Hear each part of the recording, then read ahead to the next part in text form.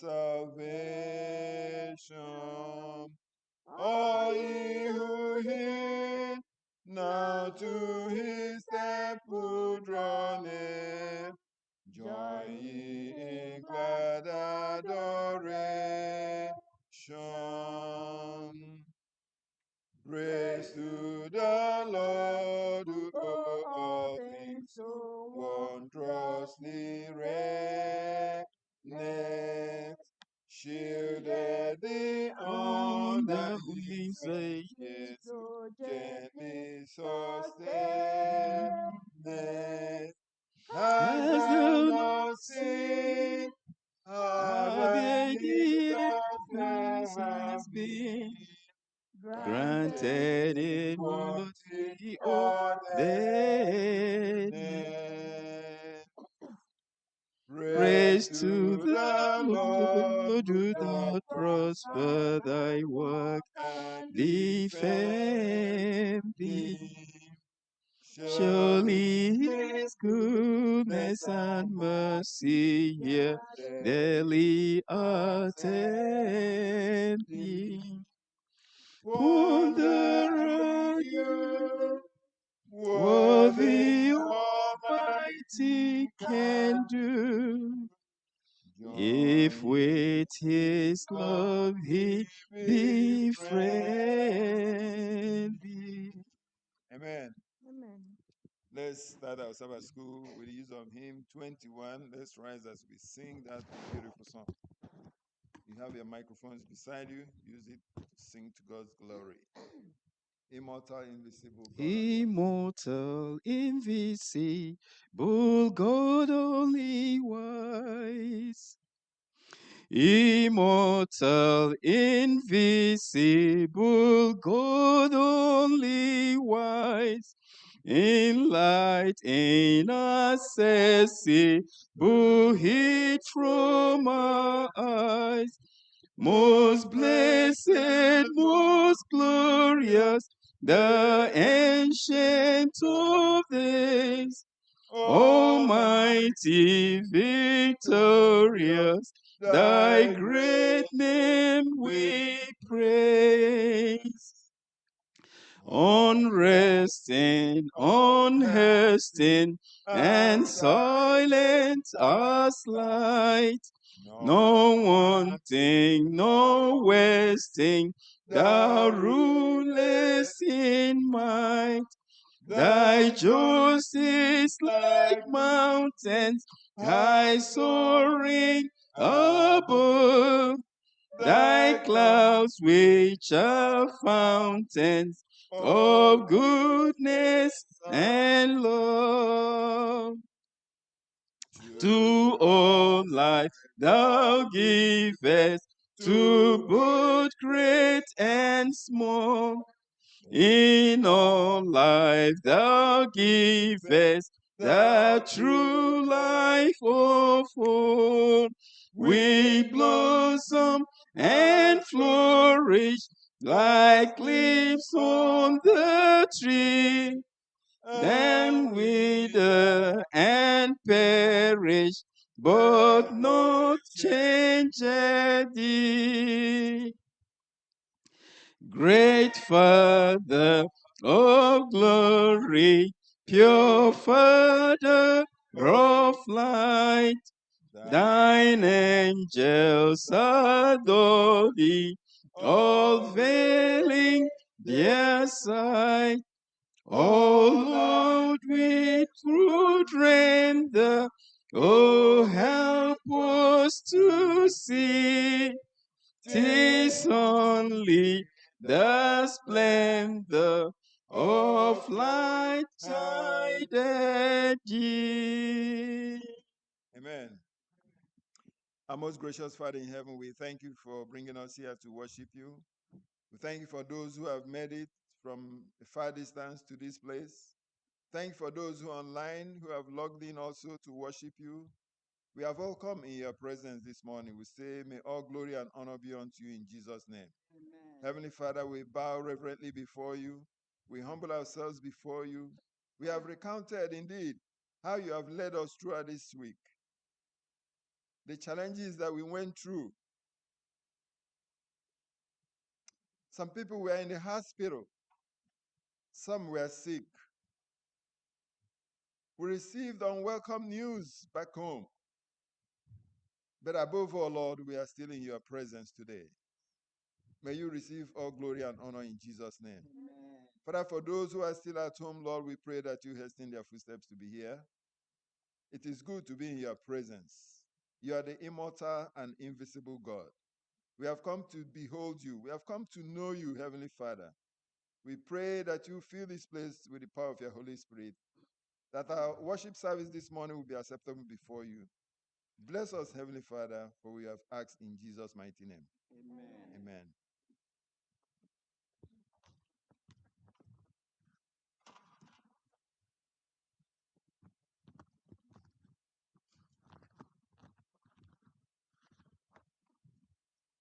Happy Sabbath, church. Happy Sabbath. We'll be taking our Bible reading from John 17, verses 3. And it reads, Now this eternal life, that they know you, the only true God, and Jesus Christ, whom you have sent. May the Lord bless his reading in Jesus' name. Amen.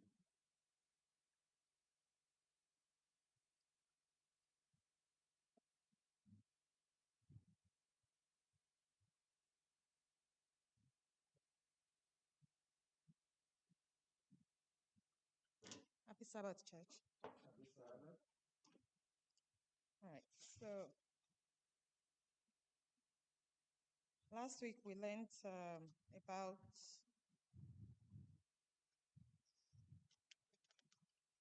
sorry. Last week we learned about reality check. And like I said, it was a good place to start. So we reassess and reevaluate where we are as far as our worship or as far as our relationship with God. Today is the second lesson, and it is to know God. And we can never truly be able to know everything about God, but what it is He wants us to know, He has revealed to us through His Word. Sometimes God isn't really so far away. We are just not seeing Him correctly. Like a foggy glass or dirty lenses, our perception can distort who God truly is. Now, this powerful lesson shows that knowing God isn't about His absence, but about removing the obstacles that block our view. And so, from His holiness that confronts us, and to His love that encompasses or embraces us, and His power that transcends everything, God truly wants us to know Him as He is. So, as we study this lesson, may our hearts be opened to embrace the truth, and may we not just be hearers, but doers of His word. And as we do this, may His name be glorified, and may the church be edified in Jesus' name. Amen. Let us pray. Our gracious Father in heaven above, we have come this day, the day that you set apart for us to worship you, a day that you have sanctified. Father, we thank you for the last Sabbath. From that time up until now, you have kept us. We say thank you, Lord. We woke up this morning, it's not by our might or our power, it's by your grace. And so, Father, we are here today to say thank you. We are here to glorify your name and worship you. Father, there's nothing we can do to show, not even quarter as much as we love you. Not as much can never be as much.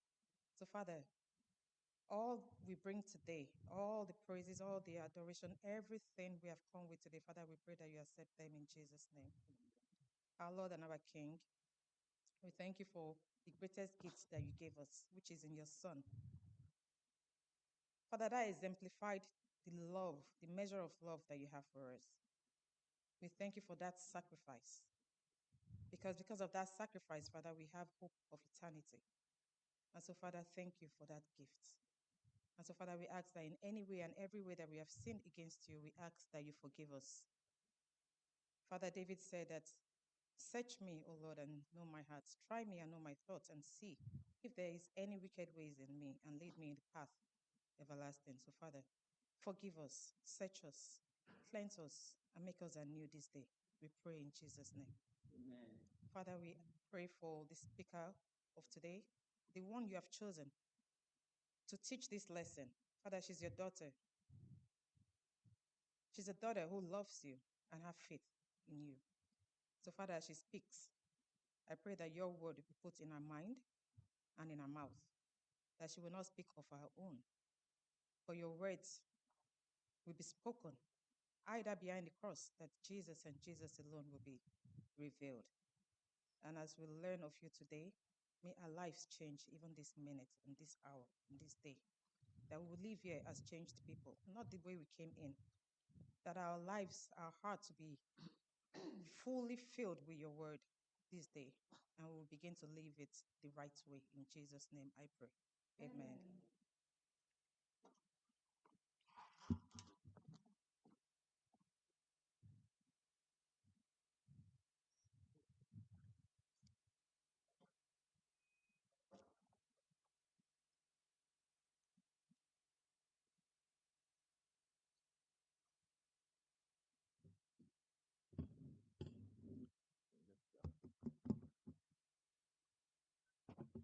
Good morning, church, and happy Sabbath.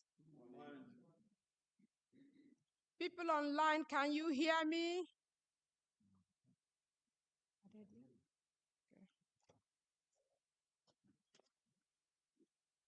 This is the second lesson of this brand new quarter, growing in a relationship with God. And it cannot get more practical than this. Some time ago, we were studying the lesson, and one of our sisters said, we need to talk about the things that are important, things that, within us, things that are happening in our midst. This is one of them. Christ, the relationship between us and Christ. We started with reality check. Last week, that lesson was beautifully analyzed, that Christ has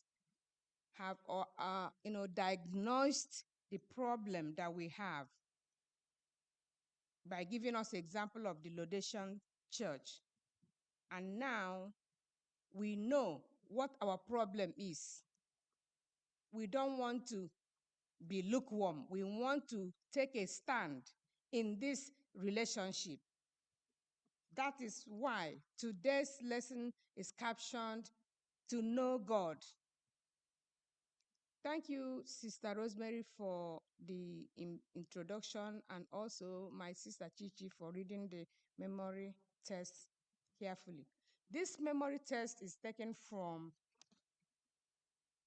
John 17:3, very popular memory test, very short but loaded. And this is eternal life, that they may know you, the only true God, and Jesus Christ, whom you have sent. If you look at the picture in front of lesson 2, you will see somebody. And what do you see in anyone can tell me, what is this person praying, doing? Okay. This person is what? Praying. According to what this lesson is telling us, do we have an idea how this person is feeling from the picture at this time that he or she is here?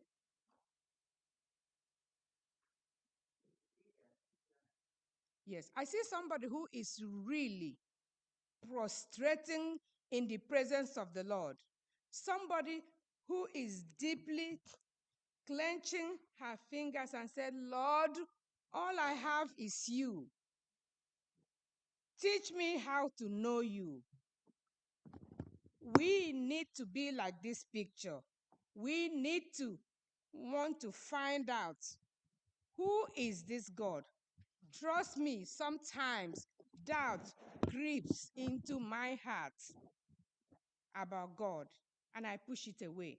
I don't know about you. It's a struggle. The great controversy is there.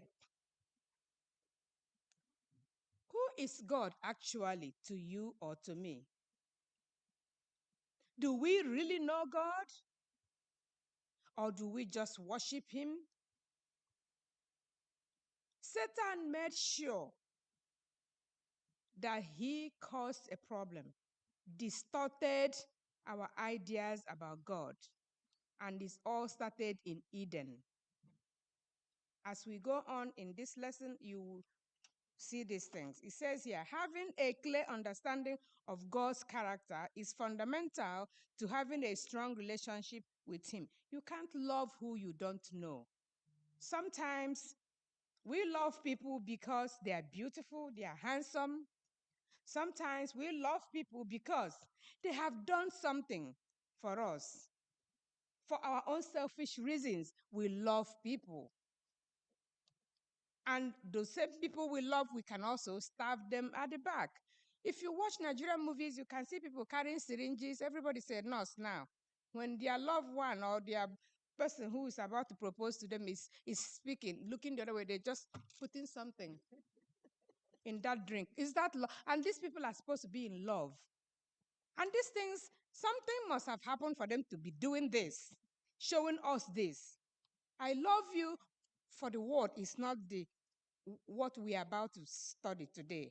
We don't know what we are doing with this word love, but this lesson is about to change our mind and blow our mind up what love involves, so that when you say I love you to somebody, you better go and read Galatians chapter 5, 22 to 23 before you can say I love you to people.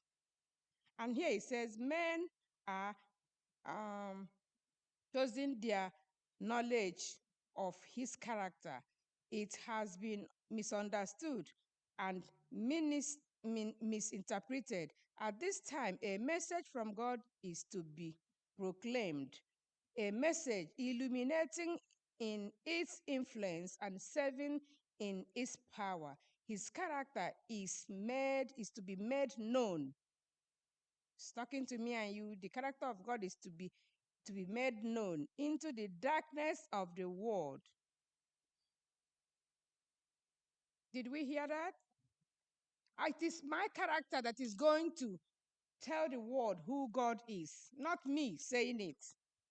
It seems impossible to describe God adequately, and so the most we can do is point to what the Bible says about what? Him. I know that even if we start from now to eternity to describe God, we don't have enough words to describe God. A clearer picture of God is painted in Sunday section of this lesson. The Bible gives the truest, clearest, and most consistent picture of God. From Genesis to Revelation, we read about the one true God who makes himself known to us through the Bible and through Jesus Christ. When we see Jesus Christ, we have seen what? God. When we see the attributes of Jesus Christ, we have seen the attribute and character of God. He is God's representative. He came on earth to show us love, humility, selfless service, to show us what God is about. The more we know about God and what he is like, the more we will love him and desire a close and abiding relationship with him. That statement is very, very deep. The more we know God. How do we know him? What is it more that we need to do? His character. If you know that you went to work today and that somebody allowed you to have a peaceful day, won't you love that person? You were going to get into an accident and you just did your steering. Wing! I say, oh my God, I nearly got into an accident. You didn't do it.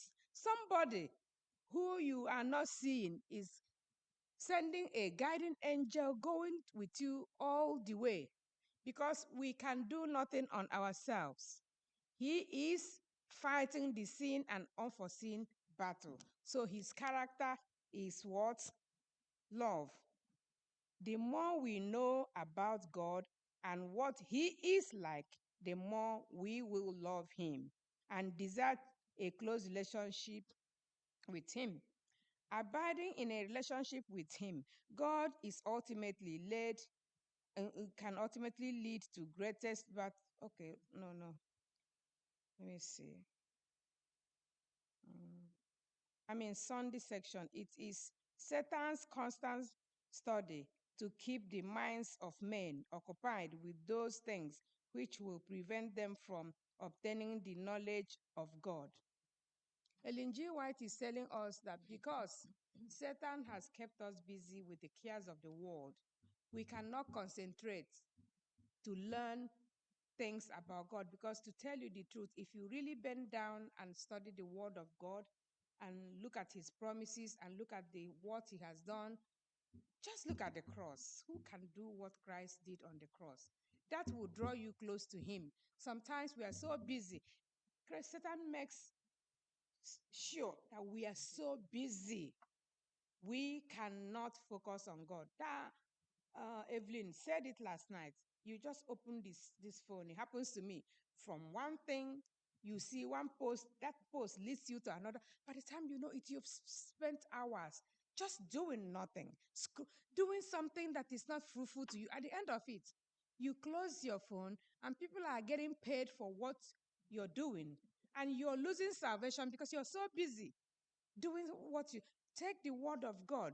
Even in the phone, the Bible is there. Satan is directing us to where we will go and get lost. But Christ is directing us today to spend more time to get to know whom he is. In Genesis 1, in Genesis 3, 1 to 5 here. What, Sister Rosemary, can you get that? Genesis 3, 1 to 5. What was Satan's goal in his conversation with Eve? What lies did he tell Eve about God's character? Now the serpent was more subtle than any beast of the field which the Lord had made. And he said unto the woman, Yea, had God said, Ye shall not eat of every tree of the garden? And the woman said unto the serpent, We may eat of the fruit of the trees of the garden, but of the fruit of the tree which is in the midst of the garden, God hath said, Ye shall not eat of it, neither shall ye touch it, lest ye die. And the serpent said unto the woman, Ye shall not surely die. For God doth know that in the day ye eat thereof, then your eyes shall be opened, and ye shall be as gods, knowing good and evil. Amen. Amen. Okay, let's bring it home. Look at Sister Eve, very naive. Let's bring it home. Look at what the devil, this is where it all began. It's not even about the fruit. It's not. This is character assassination. Yeah. This is misinterpretation, misrepresentation. This is where it began. This is where we lost it. We were deceived. You know, gossip is very sweet. Those days when I used to gossip, it used to be so sweet. It's so sweet than chocolate. When you're just honestly. Now the devil, if somebody says to you, your husband is keeping a secret that you don't know, let me tell you, your mind will just, ooh, the person has already killed you. You don't even know what the secret is. That person has sown run away from that person. The person does not mean good for you. Or your best friend has done this, has done that. People say things, insinuate things. They break marriages, they cause relationships to break down. This is what Satan did, and he was happy about it. And he got either 1/3 of the angels, they all came down. Don't be part of it. What secret is God keeping? This is a statement to get your attention. Oh, you want to hear more? What is it? You keep digging. that relationship is completely broken. Maybe it's not something serious. It's all lies. It is not, the devil is the one doing it. When you start gossiping and telling people what is not true, you are not better than Sister Eve. You are doing the same thing. He went there, the Satan was asking, discussing with her. And when she was told about the secret, she wants to know more. And now, did he tell you people that if you eat this, that you die? Then you shall not surely die, came across. And the whole 9 years and the whole place broke loose. Yeah. Do not stop, do not listen, just keep going. People will tell you things that will destroy your life, your relationship, just like Satan destroyed that beautiful relationship Adam and Eve had in the garden by just insinuating and misrepresenting God. Ultimately, Satan's message to Eve was this: God is keeping secrets from you. God does not want what is best for you. If somebody tells you this about somebody, you will ultimately hate this person. You can't trust him. Oh, that's very painful for somebody to say you can't trust God. Ellen White expands on this when she says, from the opening of the great controversy, it has been Satan's purpose to misrepresent God's character and to excite rebellion against his law. So now, coming to it, since this is how the devil thinks about Christ, what do you think about Christ? How do you feel about him? How do you know him? How is your love for him? Will people hate him because you are misrepresenting him? It is food for thought. I don't know if anybody has any contribution to give for the Sunday section of this lesson. Yeah, based on what you said, bringing it to looking from the practical aspect of it, and I'm just looking at Genesis 3, 1 to 5 that we read. Eve got that information, a counter information. What else could she have done at that moment to counter that? I'm just saying, bringing it home. Mm-hmm. Verify. Verify. Not all that glitters is gold. Go ahead. Yeah, but even more than that, it's always Satan's thing or his plan to distort the image of God. See, it doesn't matter the church that you're in. It does, even in this church, as it were, as long as it keeps you busy and keeps your mind, busy all day and painting one tiny dot of it distorted is just okay with it. Sometimes when I reflect on this Genesis 3 and the situation there, I think of the fact that if only Eve was with Adam, because they were supposed to be together always, that would never have happened. So the same illustration you gave now, somebody sowing a seed in a woman, telling her that, your husband is keeping a secret. They say, what I would do is, oh, not a problem, hold on. And I'll get my husband there. Can you please say it because my husband is here? So I'm just saying it because if she's not able to say it, then obviously you know that this person doesn't mean well and the person is lying. So the same thing with Eve. If she didn't wander away and, her mind was actually on that fruit, she was thinking about it. Mm-hmm. That was what gave way to that. So it's the same thing we are talking about, So I just pray that God will help us, even in our individual journey, that the truth we know, we should hold on to it. The Bible is the word of God. It's the way I see it with, what's his name? Philip. When Philip told Christ, show us the Father. And he said, have I been with you this long and you do not know? The same thing. We have the word of God today, which is God's character all in there. The life of Christ is the character of God. Do we know that it's the truth? Is it possible that we are like Philip, who Christ has been with all this time, yet did not know?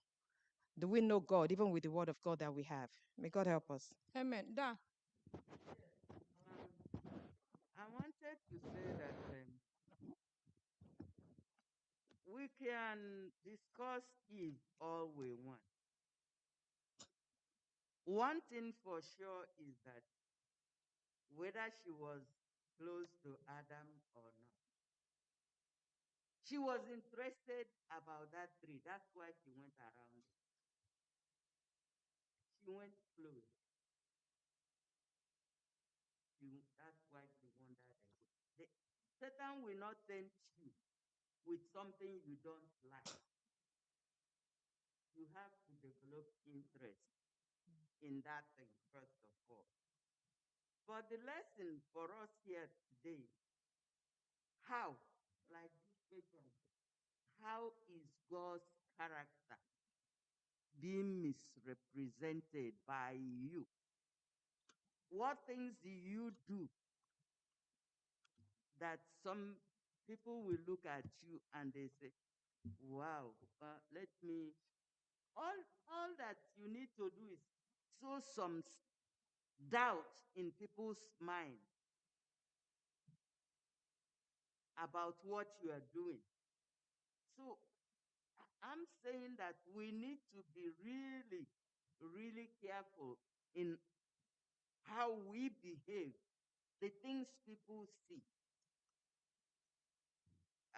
That's how people will start pointing finger. You are sowing the cord of doubt in people.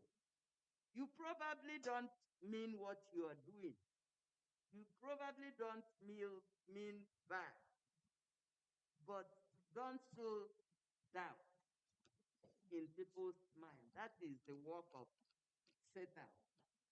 We need to be very careful. That's Thank you what so I understand from this particular lesson. Thank you so much. You're very correct.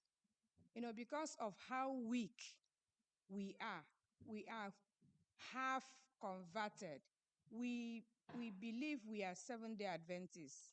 I am number one. We profess Christ, but we don't have the backbone of standing for what we believe. We cannot be identified in a society as standing different. We are shy and we cannot stand and say, hey, this is what I believe in. In our actions, not just what we say or preach in our mouths. In our daily lives, we do whatever we like when it's convenient for us. Are we Christians in the open and when we are in the private? Our lives should be consistent. We are not anywhere far from our sister Eve in our actions. We are not. We are really what the Laodicean church was. That is what we are, if we are honest to ourselves. And we need to get that backbone, not on our own, with the help of the Holy Spirit, because we will be held accountable for all these things we are studying. The word is here for us to see and hear. Sometimes when I read it and teach it, it gets me more scared because I'm not living up to standard. And we need to stop now and start doing what we need to do. If we decide to worship God in the beauty of His holiness, we have had enough fun. Now it's clearer and clearer every day that we are not doing things right and that we need to do things better. That's why these lessons are coming to us. Now we go to Monday lessons that says God is holy. See, before you move on, I think that Satan has a working strategy. He worked in heaven, and he worked when he tested Eve, and it is working now. And that's why we are learning to know God. If we know Him, then it is difficult for Him to get us on this same strategy. So I think the decision we have to make here today is to try and know God. Because if we know exactly who he is, then Satan will not get us on the same strategy. Very important. If we know him, that is, if we know him, one, this statement, there is a promise, life eternal. Who doesn't want to get that life eternal? To know him. And if we really know him, we will start with our experiences with him, what he has done for us. We cannot achieve anything without God at the background of it. We cannot. Nothing good comes except through God. He's the good giver of all good gifts. So when we get to know that that's our root, that's our background, that's our everything, then we will learn to trust him. We will not be swerved. It's because we are unsure. We think we have a degree, we're beautiful, we are tall, we think we are anything. Just let that breath go off. After 2 days, everybody will run away from where you are because you start smelling. We are nothing without him. That we may know him is important. When we know him, he is unfathomable. He owns us, owns everything. So when we get to know him, if somebody is trying to tell us something, we are not listening because we know already that what we have is better than that which is outside. God is holy. Holiness is not a word that most people use very often in their everyday language. There are too many songs about holiness. Holy, holy, holy, Lord God Almighty. Holiness unto the Lord is our watchword. Yes, that song is very beautiful. So God is holy. When something is holy, all that he does, he created the Sabbath and made it what? Holy. That's why we're gathering here. Holiness is at the center of who God is. He is so holy that when we come into his tabernacle, into his presence, we are supposed to be holy. Me, I am very, too much. If when we are here, we need to behave like we are in a holy place. Because as we go on here, there are so many Bible quotations here, and there are so many characters here that in those days, when they encounter God, they either take off their shoes, or they bow, or they prostrate down to show reverence because he's so holy. He didn't even allow any of these people to see his face. One of them, I think it's Moses, he hid him in the cleft of the rock and said, I'll pass through. You can only see my back. He is so holy. He's complete. The totality of everything is God. He is so holy that when we come here, we have to consciously try to organize ourselves better than we are doing, better than I am doing. God is holy. His temple is holy.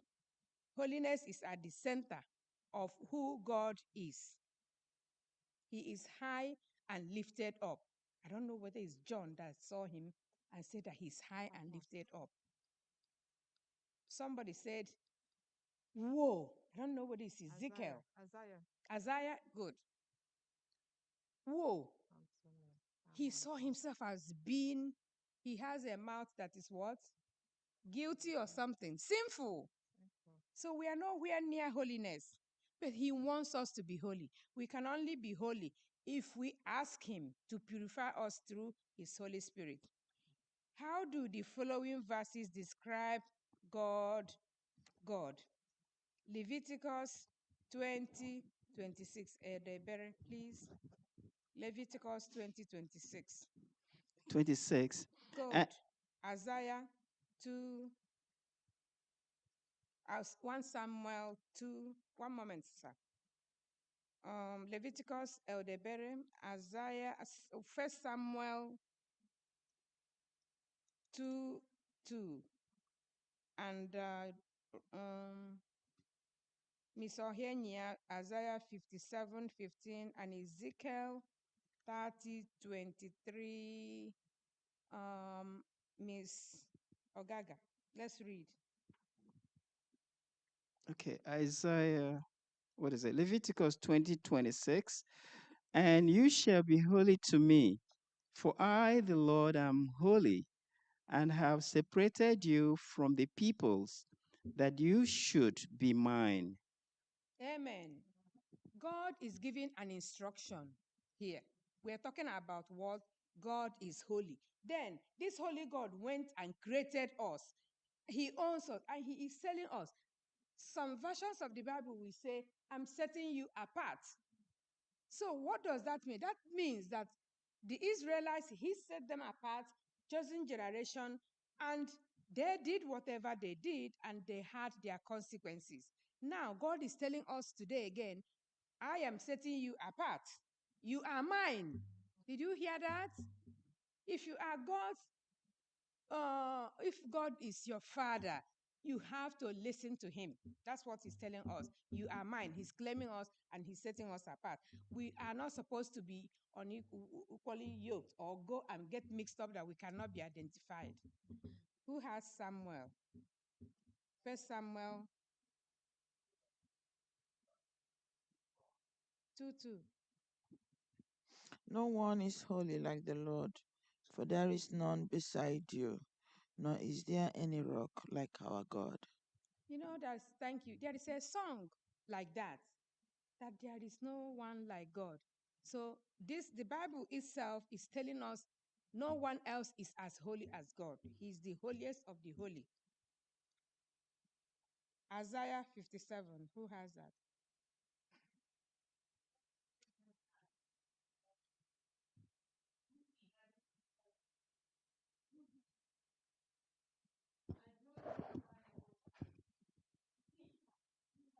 Oh, she doesn't have the microphone.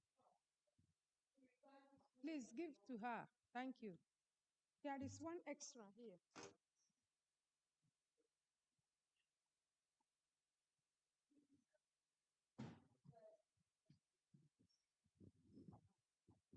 It reads, For thus says thus says the high and lofty one, who inhabits eternity, whose name is holy. I dwell in the high and holy place with him who has a contrite and humble spirit, to revive the spirit of the humble and to revive the heart of the contrite ones. Amen. Yeah, I wanted that to be loud and clear so that we can hear it. God is talking about our heart, contrite spirit, broken. God does not want that fanciness, flamboyancy, the money, the luxury. He wants the broken spirit and a contrite spirit. That's what he is. The Holy God is asking us. Who has Ezekiel? Ezekiel 38:23. I will magnify myself, sanctify myself, and make myself known in the sight of many nations, and they will know that I am the Lord. Amen. Amen. This is his authority. He is exhibiting who he is. He's a holy God. He has all the authority.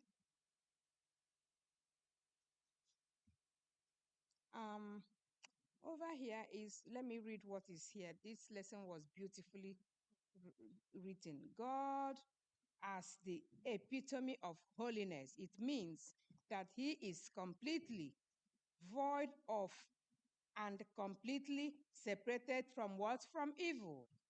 And God is 100% good from beginning to end. In the sense, God's holiness is central to all his other attributes. God's love is a pure, holy love. We talk about loving people. So before we say, I love, we need to know that God's love is pure. God's love is selflessness. And his motives for us is for us to have life and have it more abundantly. He doesn't have a selfish ambition. God's omnipotence and he's all powerful and loving to his creation. He is good from beginning to end. This is why holiness is perhaps the most important characteristics to understand about God, about God's character. Yet, perhaps it is one of the most misunderstood as well. Think about Bible characters such as Moses, Isaiah, Ezekiel, Daniel, and John, who came into God's presence. What was their first response? They removed their shoes, hid their faces, or fell down as though dead. As human beings, we are sinful and so unholy that we can't bear to stand in God's presence. Any human who looks at God's face will not live. The four living creatures do not rest day or night without saying, Holy, holy, holy, holy. What this area means is it is letting us know how holy God is and how the people who came before us were behaving when they are being in the presence of the Lord. Since we don't see God, what it means is that we should imagine that right now that he is here, since this is his tabernacle, since we are not taking off our shoes, for us to come in with a contrite spirit, to claim him as our Father, to show our own character, the selfless love that he has shown us. At least he also tells that he has shown us what is required of us, what is good. And now we have heard what is good and what does the Lord require of us. I think that's one of the Bible quotations we know very well, that he has shown us what is good and what does the Lord require of us, to love mercy and do justly. I'm trying to remember where in the Bible it is. So now we are moving to Tuesday lesson. From being holy, one of his other attributes is what? God is love. Love is perhaps the most uncommon abused word in the world. What people are forgetting is that love is actually an action word. Love is a serious action word. You can't tell people you love them without the action. You can't hate people and smile at their face and tell them you love them. The action, love is an action word. And it says here, God is love. Love is his character, the very essence of who he is. And if you are claiming to know God, to love God, you have to love like he did. For many people, their picture of God emerges from their human definition of love, which is always distorted and imperfect. Instead, our very definition of love should be shaped by who God is and what he reveals about himself in his inspired word. We should forget about our own I love you, and focus on what God is and what he tells us and shows us through his character about love. Let's go to John, 1 John 4, 7 to 19. Elder Namde. 1 John 4, 7 to 19. It reads, Beloved, let us love one another, for love is of God. And everyone who loves is born of God and knows God. He who does not love does not know God, for God is love. In this, the love of God was manifested toward us, that God has sent his only begotten Son into the world, that we might live through him. In this is love, not that we loved God, but that he loved us and sent his Son to be the propitiation for our sins. Beloved, if God so loved us, we also ought to love one another. No one has seen God at any time. If we love one another, God abides in us, and his love has been perfected in us. By this we know that we abide in him, and he in us, because he has given us of his Spirit. And we have seen and testify that the Father has sent the Son as Savior of the world. Whoever confesses that Jesus is the Son of God, God abides in him, and he is God. And we have known and believed the love that God has for us. God is love, and he who abides in love abides in God, and God in him. Love has been perfected among us in this, that we may have boldness in the day of judgment, because as he is, so are we in this world. There is no fear in love, but perfect love casts out fear, because fear involves torment.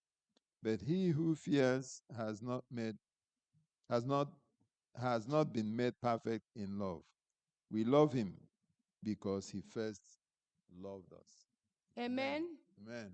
Okay, all that reading is what we know, what we have had before. Now we have to take it more seriously that God's love is what?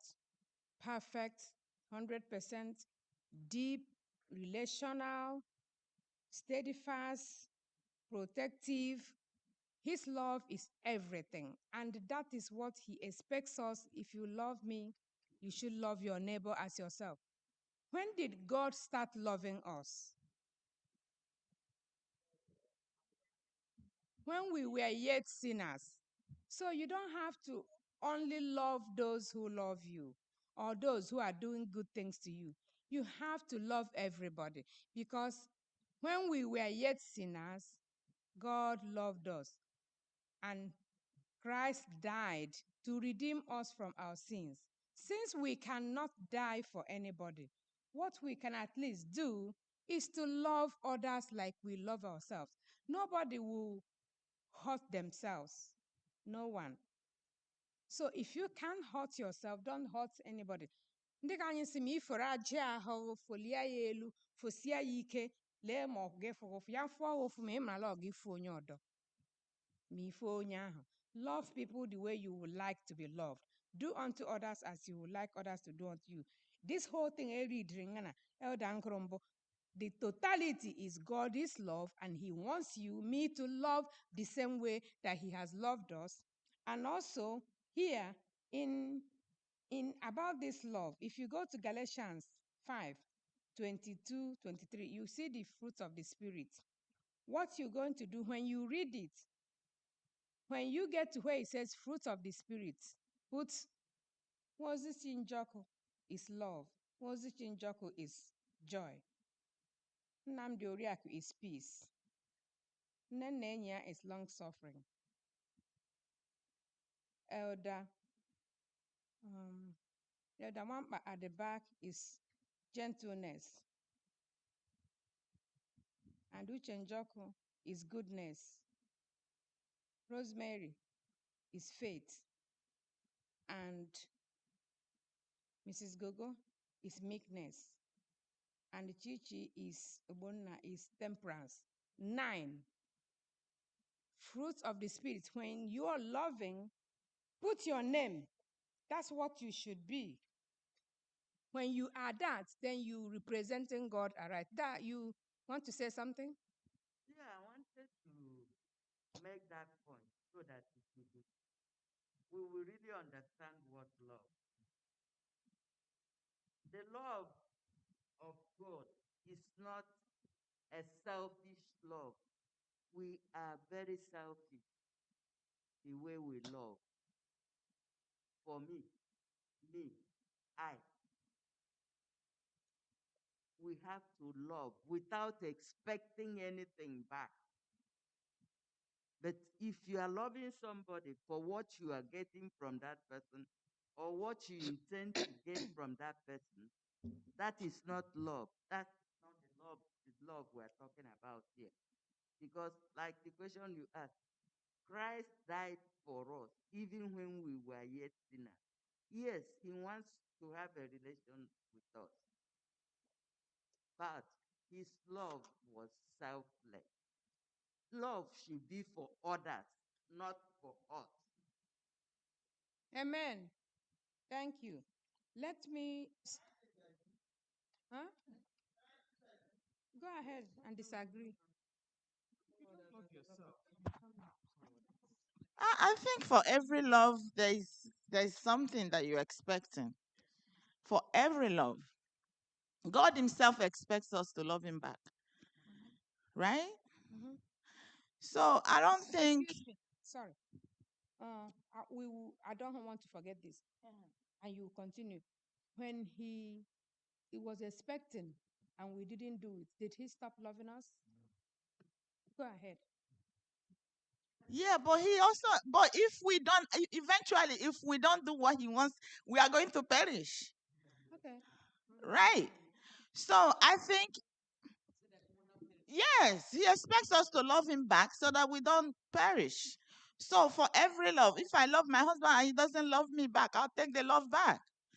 People, everybody, like no matter how we try to paint it and sugarcoat it, every love wants reciprocity. Yes, Okay. yes. It, If it does. you love God, keep His commandments. For Yes. your own interest, for you, it's Okay. for you. He's What God. we're God is a talking relational about, God. love without So expecting. God is expecting us to be loved You are because He judging wants now us. in your own love. That's what you're doing. Because he said love that's why you're not God. selfless. Yeah, that's why you're not God. Okay, okay. When the What I'm trying to explain, what I'm trying to understand is if God actually, I don't want to sound like a hidden, but I'm no, saying that, you're making a point. yeah, but I'm saying that if God didn't require anything from us, right? He wouldn't have expected us to do all these things in order to inherit the kingdom, Okay. right? So God loved us. Yes, He loved us even before we were born, even while we were sinners. But He expects something from us. That's what I'm He saying. does. Yes, yes. Yes. That still doesn't prevent the expectation that he expected. But it's But not forced. he does not stop loving. So when Yeah. you are expecting the Benko to love you and he's not loving you, and you stop, then you're not doing the right thing because Yeah, he will God will stop eventually. If we don't do what He wants us to do, He will burn us in fire. No, listen that we he cannot doesn't. He judge doesn't because stop. look at the thief by the cross. The thief by the cross, just a few minutes. We don't know. He accepted Christ at that point in Yes, time. but that was The one really that did not accept will perish. when he was It's his about choice. to die. So what if you stop loving It's his him choice. before then, and he never?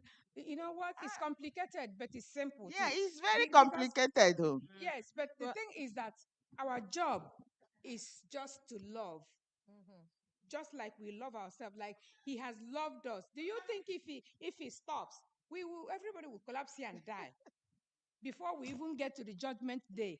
Yes, a day is coming. That day is not Love the here yet. unlovable. let me say something. The day is not here. We can't judge. What we have, the power in our hands is just to keep loving, keep loving. Yeah. He will judge all of us. That person that didn't love you, when he comes, he puts some at But the if He right hand, doesn't some people expect at the left hand. anything, So if that's God why I Not does, want to love put them without. there now. drag this lesson. But what I'm saying is, if God doesn't expect anything, why would there be judgment?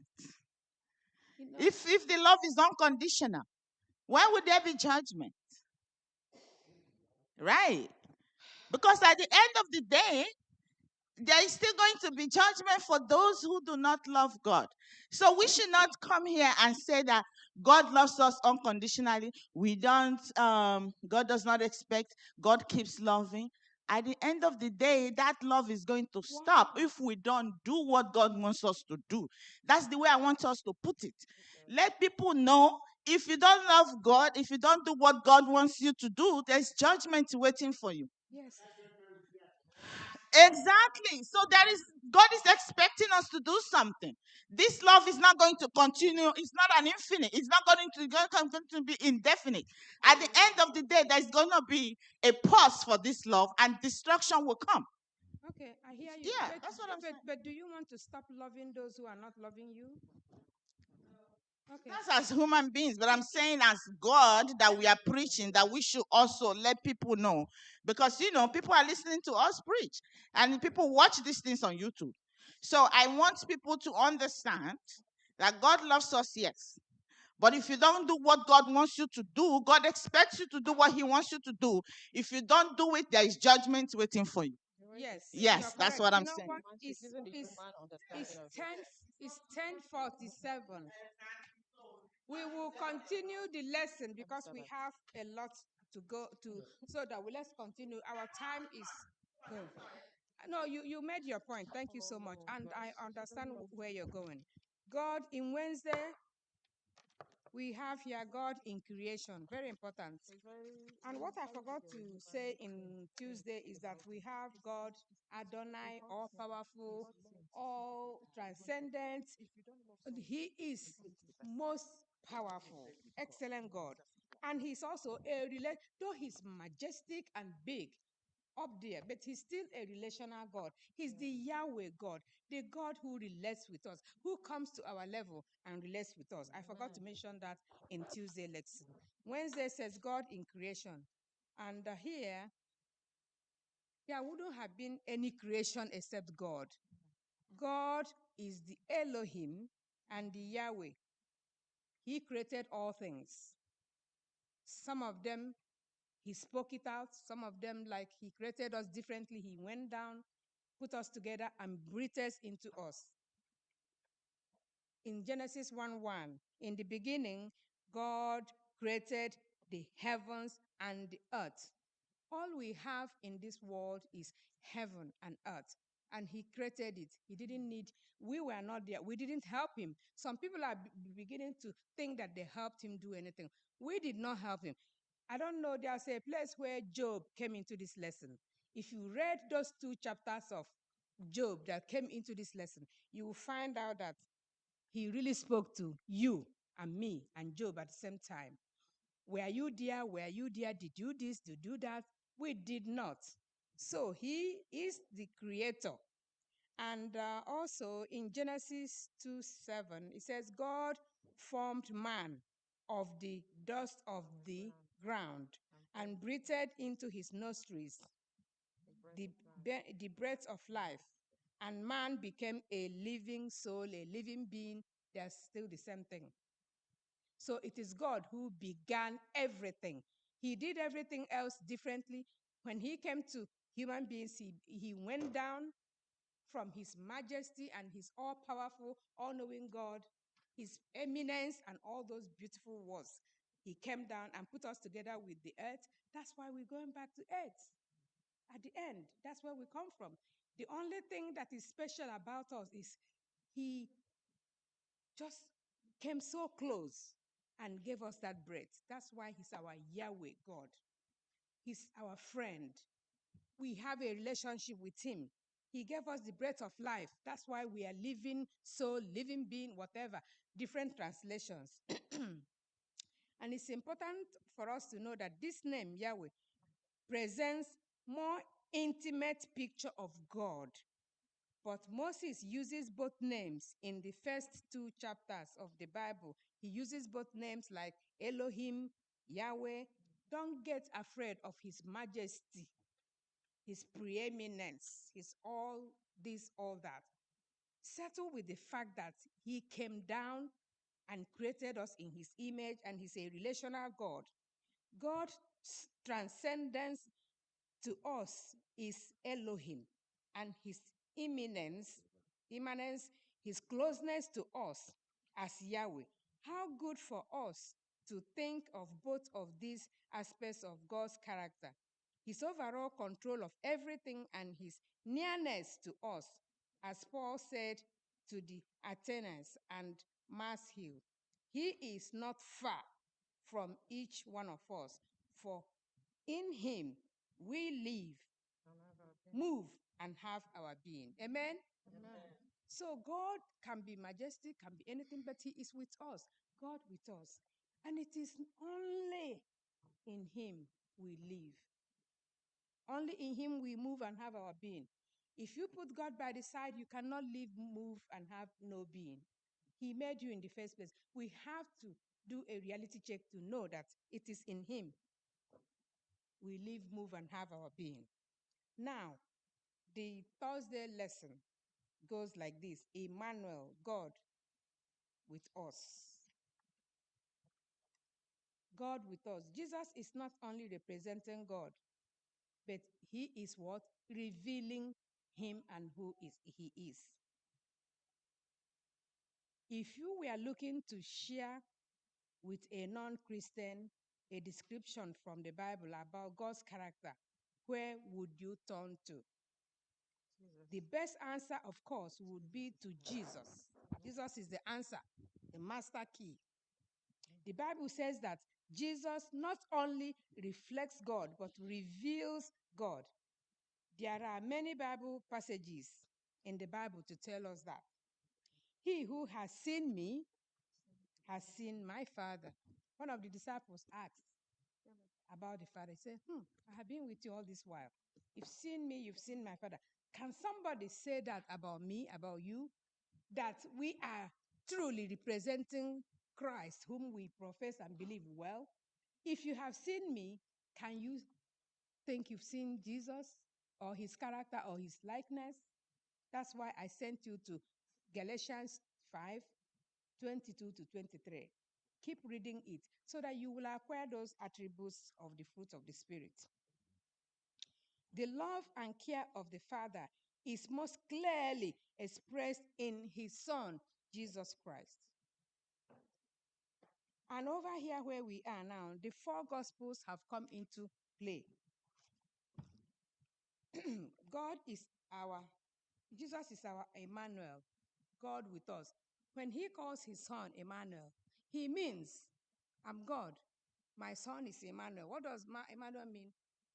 God with us. Which means Christ is always in our call and beckon. He is with us in the form of He is in the form of the Holy Spirit, interceding and helping us all the way. But when He knocks at the door of your heart with that still small voice, if you welcome Him in, He will do everything for you. So now, the four Gospels we have, the Gospel of Mark, Matthew, Luke, and John, they describe Jesus in different areas. In Matthew, Christ is presented to us as the promised Messiah. Because these four Bible writers, they express themselves differently. They're saying the same thing, but they're saying it in different ways. Just like you cannot speak like me, and I cannot speak like you. We are all different. So Matthew saw Christ as the promised Messiah or King. And when Mark, in his writing, he sees Christ as a faithful servant who gives everything sacrificially. That word faithful, are you faithful? Are you a faithful worker? Are you a faithful wife? Are you a faithful husband? These things are very important as we study this list. Christ, according to Mark, is a faithful servant who gives everything sacrificially. Luke says He is the compassionate human savior. Luke is exhibiting how he feels about Christ because of the things he saw Christ do. Christ was kind-hearted, compassionate, healing people. He saw the woman of Nain. The son was dead. She was weeping, and he raised this little young man to life. Raised Lazarus. The woman with the issue of blood for 12 years only touched the hem of Christ's garment, and she was made whole. Compassionate. He feels our pain, and he takes care of it. And finally, John says the incarnate Son of God, the divine Son of God. So all the totality of these things is that these three writers have summed up what they feel and think about Christ. For you and me today, what do we think about Christ? Do we see him as what he is, or are we allowing the world to distort us and we go the other way? I pray that the good Lord will help us to know Christ for whom he is and what he stands for us. May the Lord bless us in Jesus' name.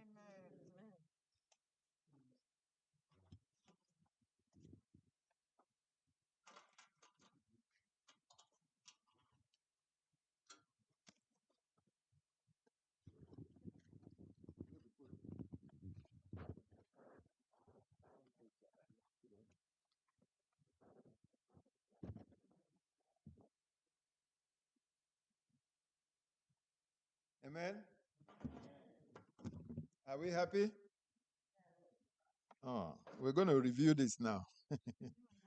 Today is our 13th Sabbath. Are we aware of that? Today is our 13th Sabbath, and we have a long list of people. Our keyboard will be on now. We have a whole lot of people that have put in their names to make presentations this morning. Yes. And we all are going to be part of it in this presentation. Yes, Dr. Gochiko want to start it off.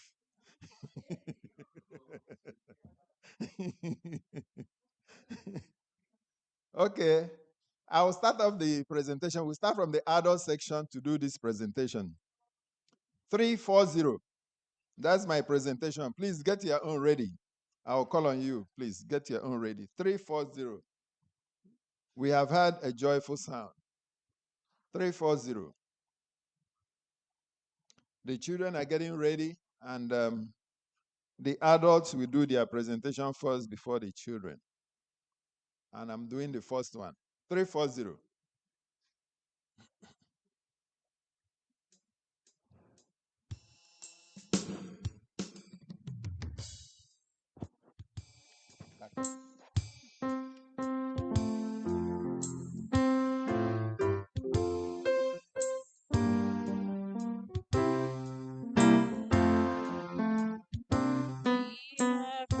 Let's sing. A joyful sound. Jesus saves. Jesus saves. Spread the gladness all around. Jesus saves. Jesus saves. Tell to every land. My past across the waves. Who was there? Somehow. Jesus saves. Jesus saves. On the rolling time. Jesus saves. Jesus saves. Down to the streets far apart. Jesus saves. Jesus saves.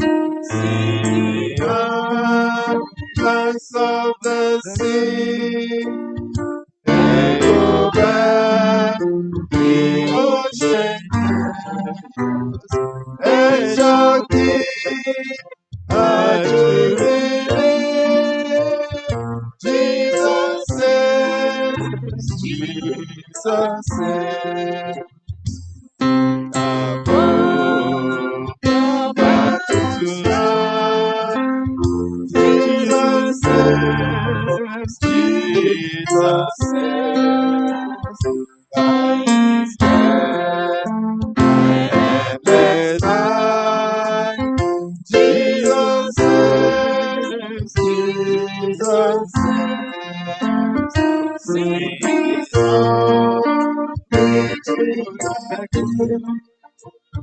When the heart for mercy, singing from your gratitude. Jesus saves, Jesus saves. Stand and get ready. You give us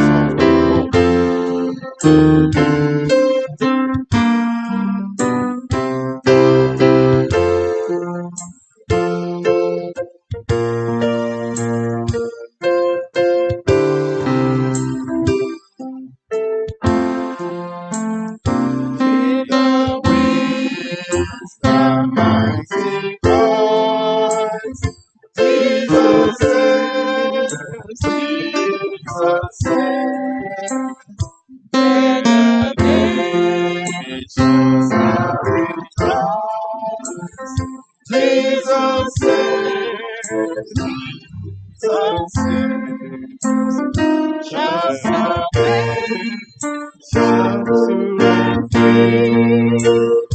By His Kings and deepest name, is the song of victory. Jesus saves, Jesus saves. Amen. Elder Berry is going to sing now. After him, Sister Chinyere will sing. Elder Berry, come. We have a backup. I thought you called Nana. Okay, good. She's getting ready. Okay, let's do 422. Come with us.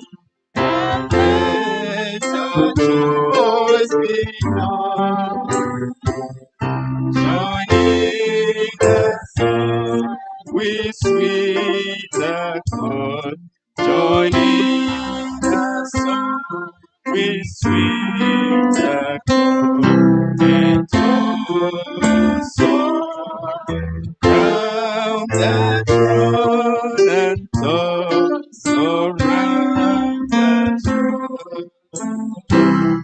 We're marching to Zion, beautiful, beautiful Zion. We're marching upward to Zion, the beautiful city of God. Let us refuse to sing forever you are God, but children of the heavenly King, the children of the heavenly King will sing. Their joys are full, we sing. Their joys are full. We're marching to Zion, beautiful, beautiful Zion. We're marching upward to Zion, the beautiful city of God. The hill of Zion will arms and celebrate before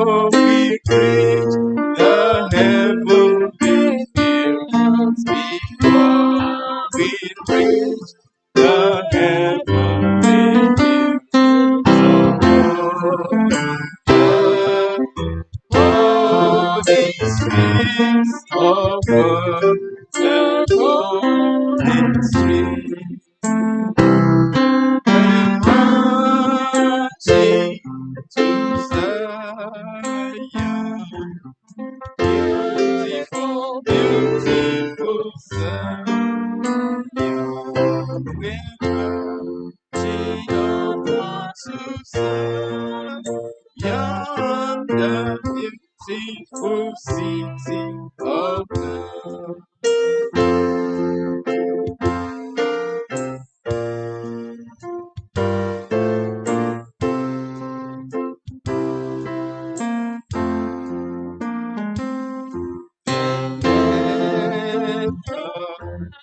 Songs and every tear we cry. We're marching through Emmanuel's town.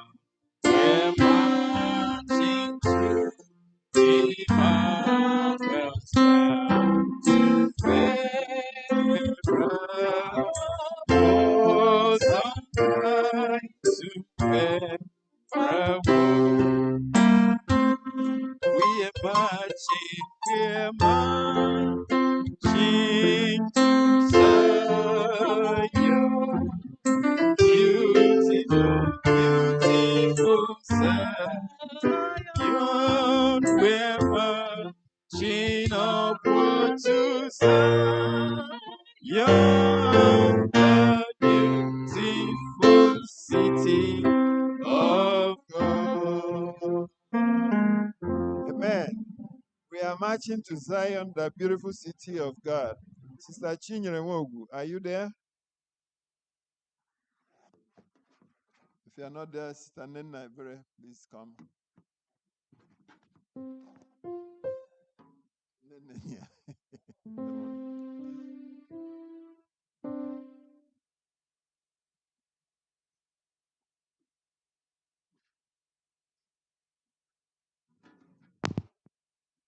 Ebere and Enya combined in one. Hallelujah. Amen. 516. All the way my Savior leads me.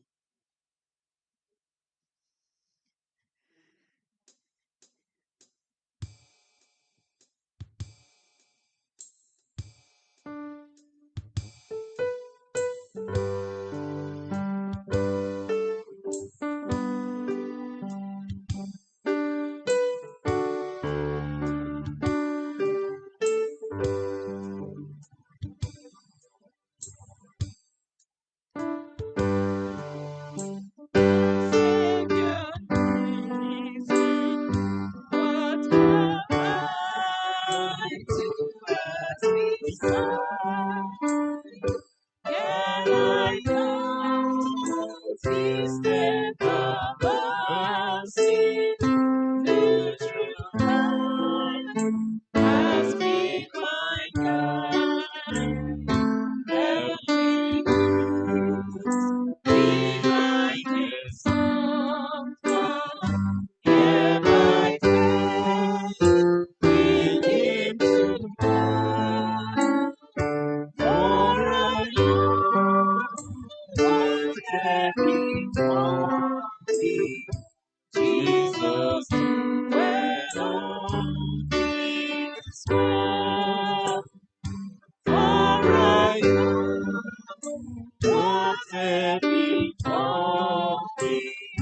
Jesus dwell on this well. Oh, where my Savior leads me, Jesus finding that I tread, gives me grace for every trial. Gives me wings to lead me where no one will. Restless me fountain, and my soul attachment you, watching from the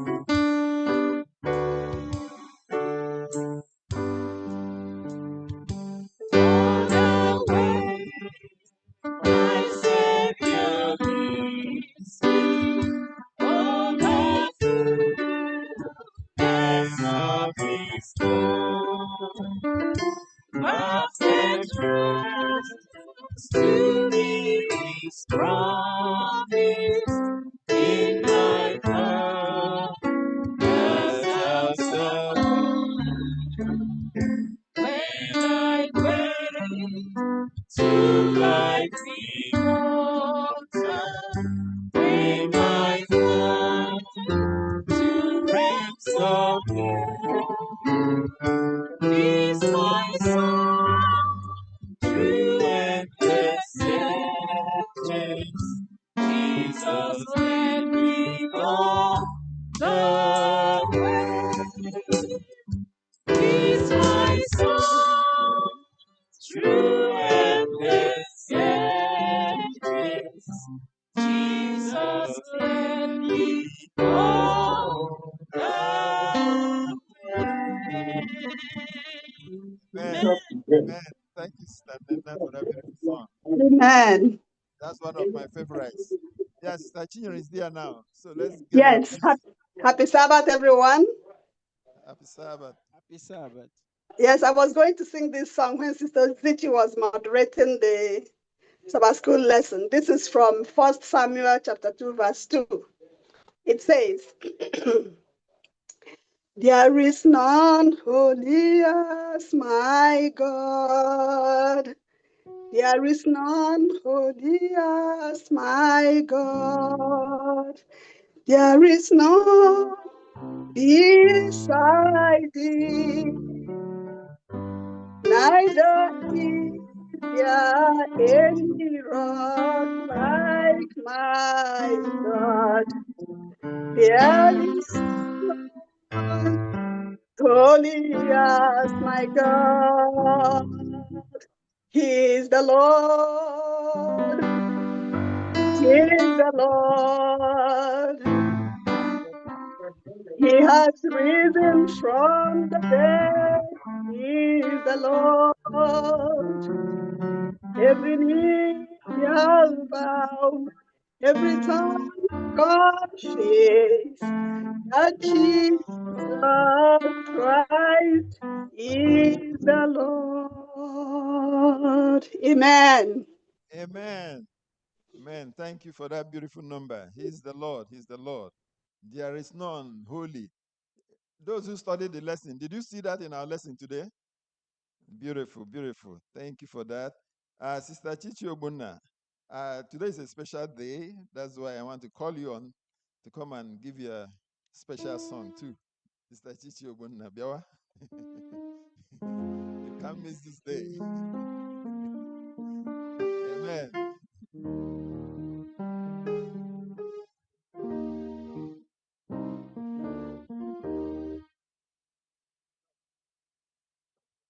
Six to five.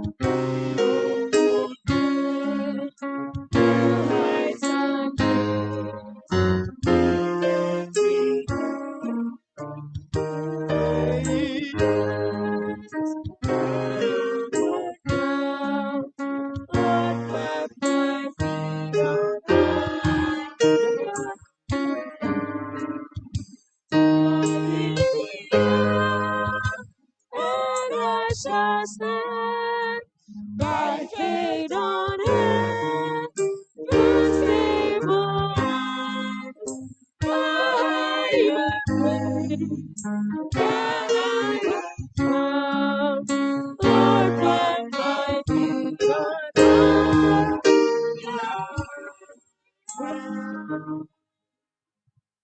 My heart has known desire to stay where that sunrise and face this day.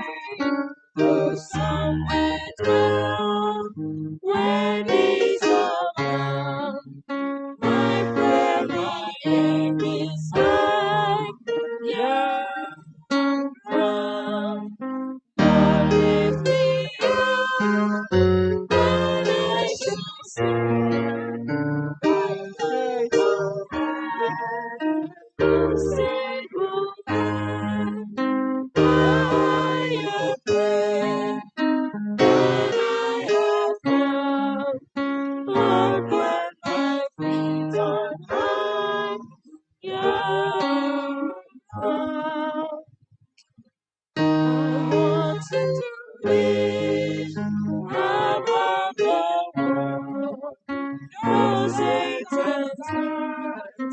happy hour, for great has come the joyful sound, the song of saints on high, yeah, God lift me up, and I shall stand by faith on high, the stable ground, a higher place than I have found. God let my feet on high, yeah,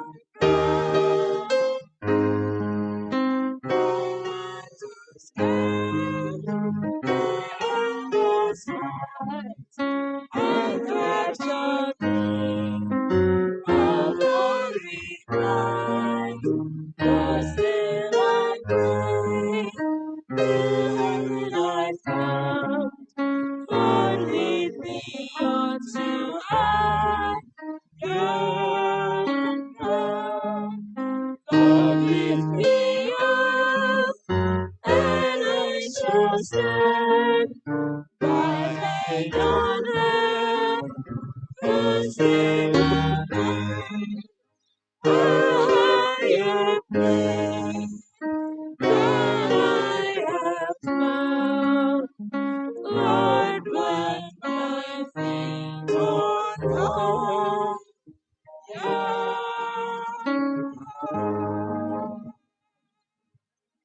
Beautiful.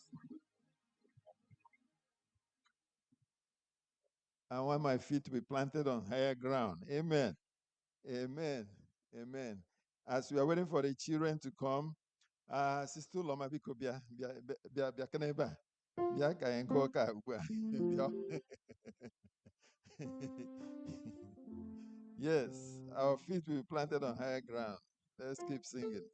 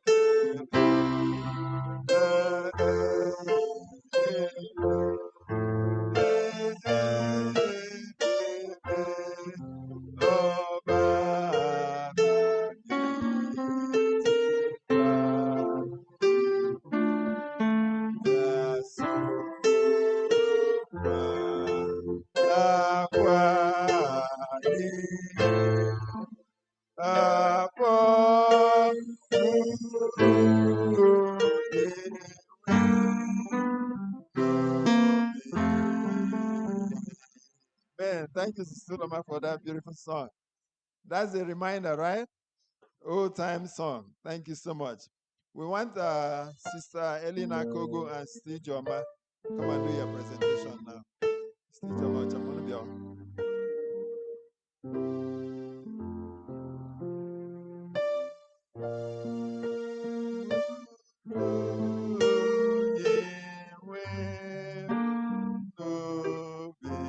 I love that song.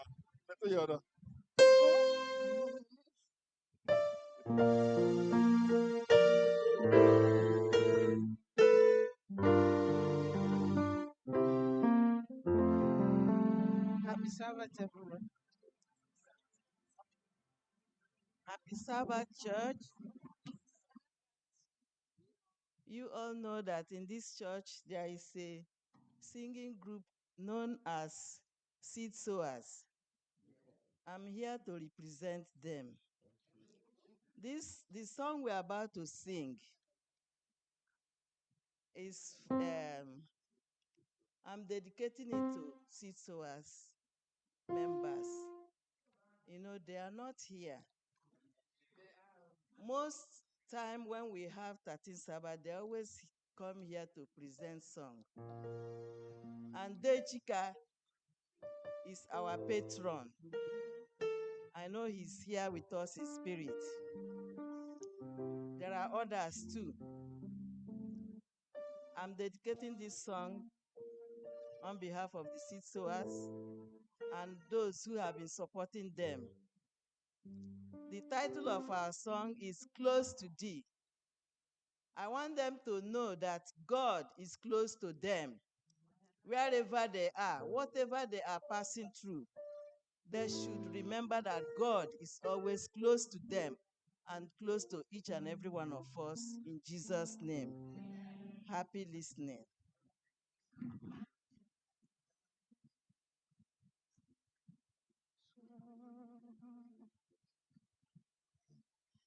Thou my everlasting portion, more than friend, all life to me, all my love, my pilgrim's journey, Savior, let me walk with thee, close to thee, close to thee, close to thee, close to thee, all along my pilgrim's journey, Savior, let me walk with thee.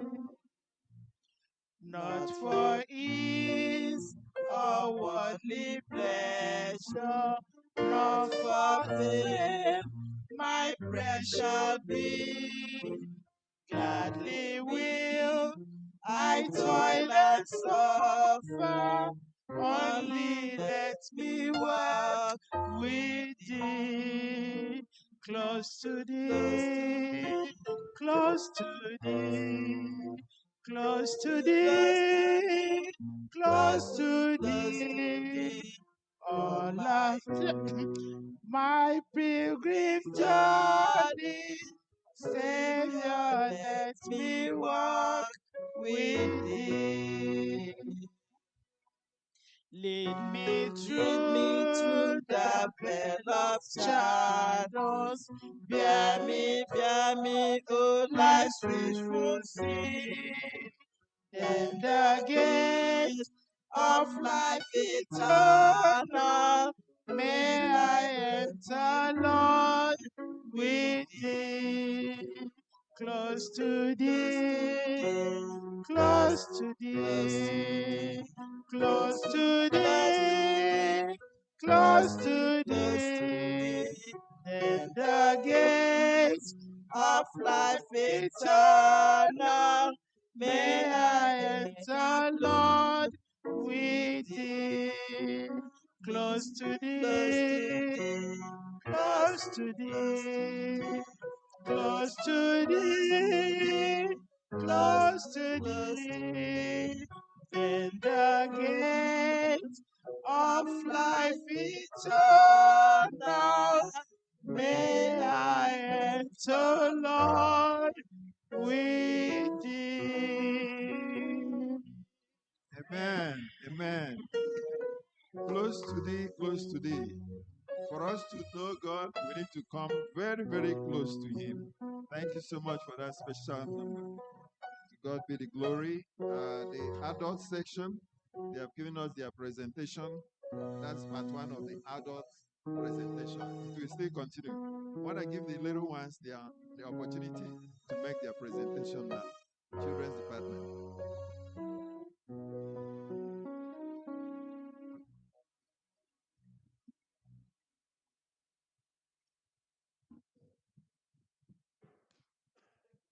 Happy Sabbath, church. Happy Sabbath. Your children are ready. So we made some changes this time around. All the children are doing 2 lessons. Can you believe it?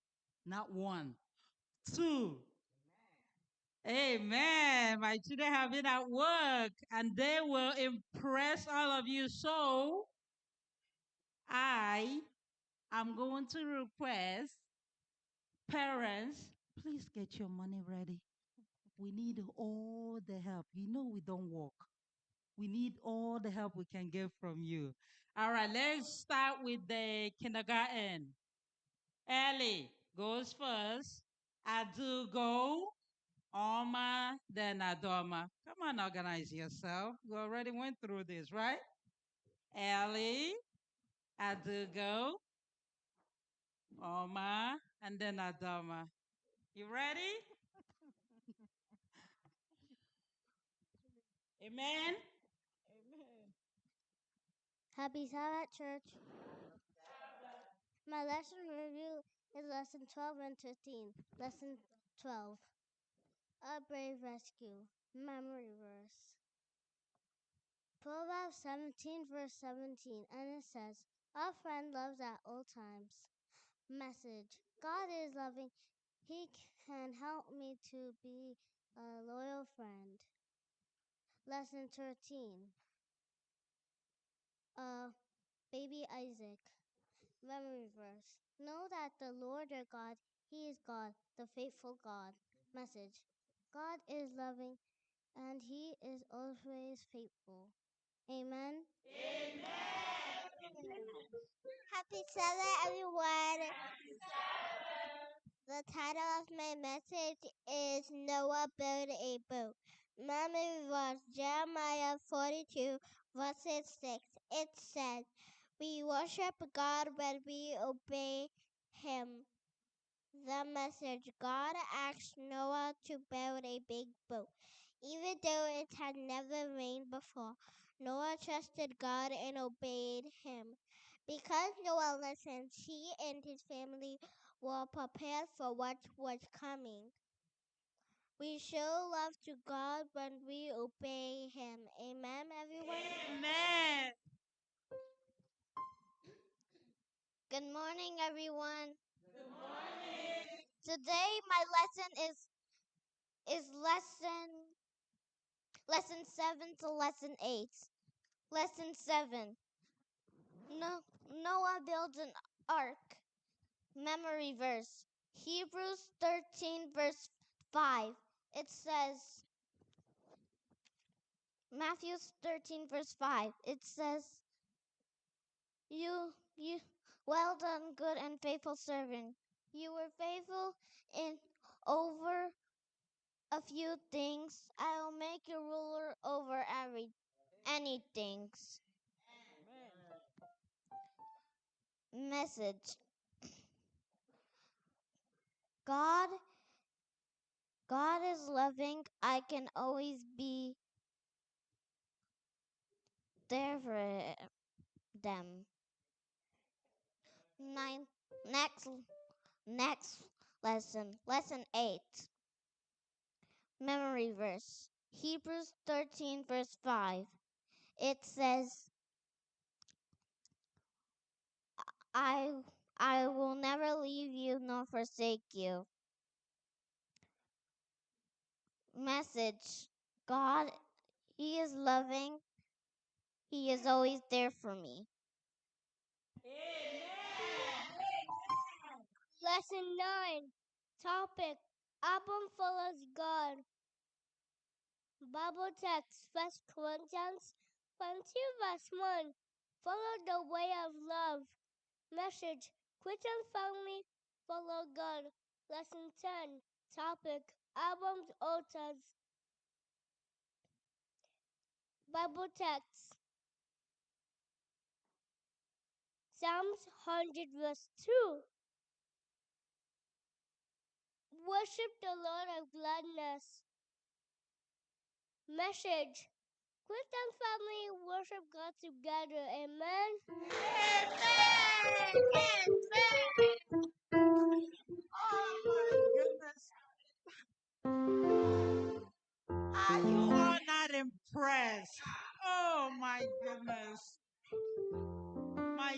my heart is, I don't know, full of joy. These kids are really impressing me. I am so happy. All right, let's go to the primary class. Let's go. Ome, Ugonaya, Elvis, Chizaram.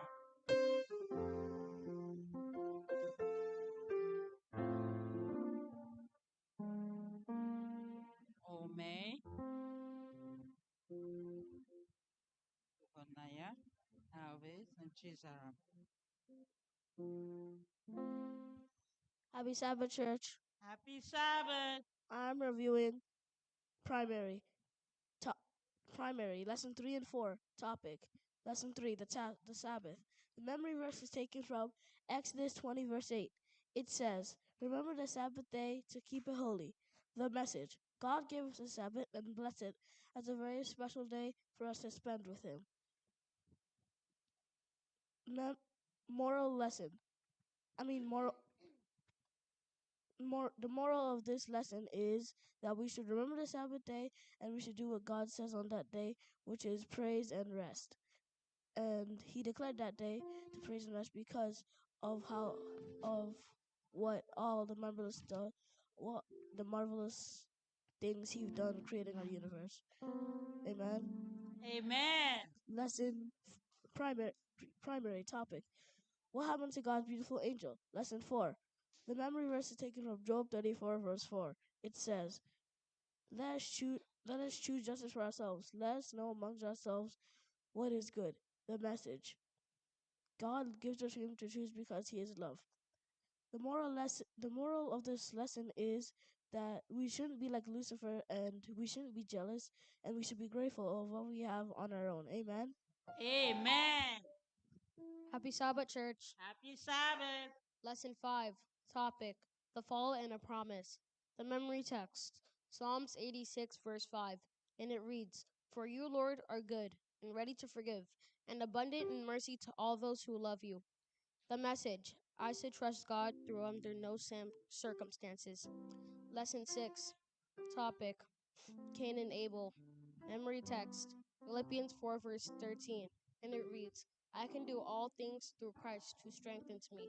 The message is that the Lord gives me wisdom, strength, and knowledge. The moral of both stories is that through Christ I can do anything. Amen. Amen. Amen. Happy Sabbath, everyone. Happy Sabbath. Lesson 7. The topic of my message is Noah built an ark. Memory verse is taken from the book of Psalm 32, verse 7. It says, You are my hiding place. You shall preserve me from all my troubles. The message. Noah trusted God and obeyed Him, and God provided a way to save Noah, his family, and the animals. This shows that God cares about those who follow Him. Lesson 8. A Rainbow Promise. Memory verse. Genesis 9, verse 13 to 15. It says, I have set my rainbow in the clouds to remember my covenant. The message. The rainbow reminds us that God is faithful and always keeps His loving promises. Amen. Amen. Happy Sabbath, everyone. Happy Sabbath. Lesson 9. Topic. The Tower of Babel. Memory verse. And you, O Lord, I put my trust. Let me never be put to shame. Message. God lets me choose to depend on Him or on myself. Lesson 10. Topic. God leads Abraham. Memory verse. Yet you shall hear behind you saying, This is the way, walk in it. Message. As God went out living the way that tell others about Him. May we work in a way that pleases the Lord. In Jesus' name we prayed. Amen. Amen. Amen. Amen. Thank you. PowerPoint. PowerPoint class. Don't go. Christopher, Vicky,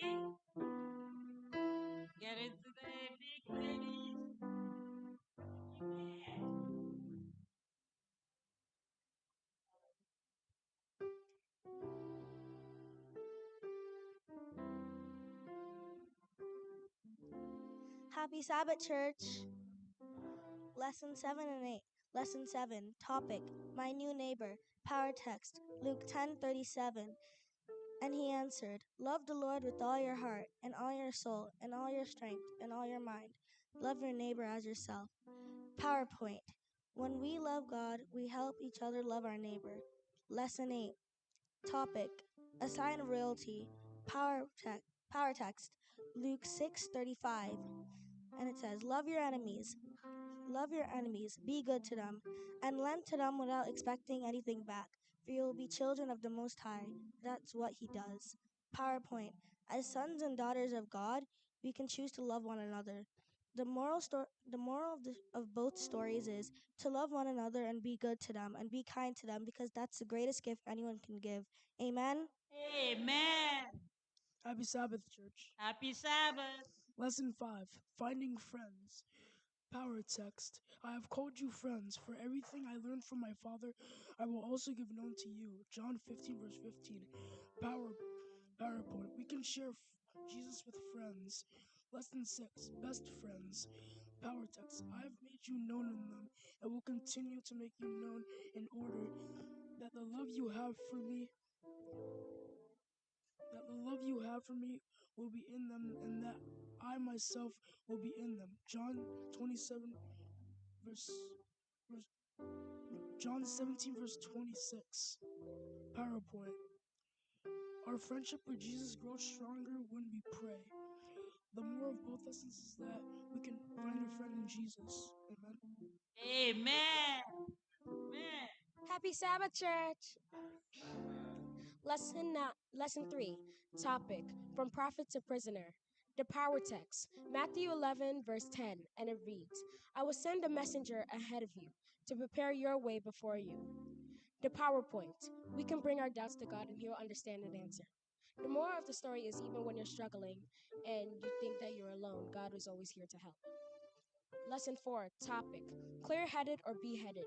The power text, Romans 12, verse 1, and it reads, Therefore I urge you, brothers and sisters, in the view of God's mercy, to offer your bodies as a living sacrifice, because this is your true and proper worship.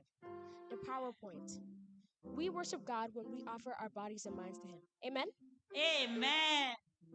Happy Sabbath, everyone. Happy Sabbath. The title of my message is The Call of Abraham. Lesson 5.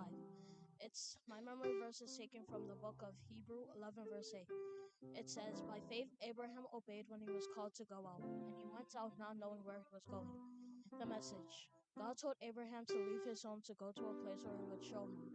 Abraham trusted and obeyed God. This shows that stepping out means leaving even when we don't have all the answers yet. Lesson 6, A Test of Faith. My memory verse is taken from Genesis 22, verse 8. It says, God Himself will provide the lamb. The message. God told Abraham to offer Isaac as a sacrifice. Even though it was difficult, Abraham trusted that God will provide. And at last, God provided the lamb for the sacrifice.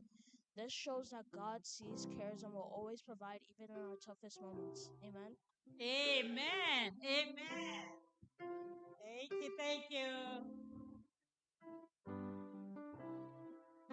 All right. So we did create 2 extra classes, and I don't even see the rest of them yet. Real time faith and cornerstone. Come on, Jason and Bennett. And while we're waiting for them, let's display the Paul's family. Once they finish, then the Paul's family will go.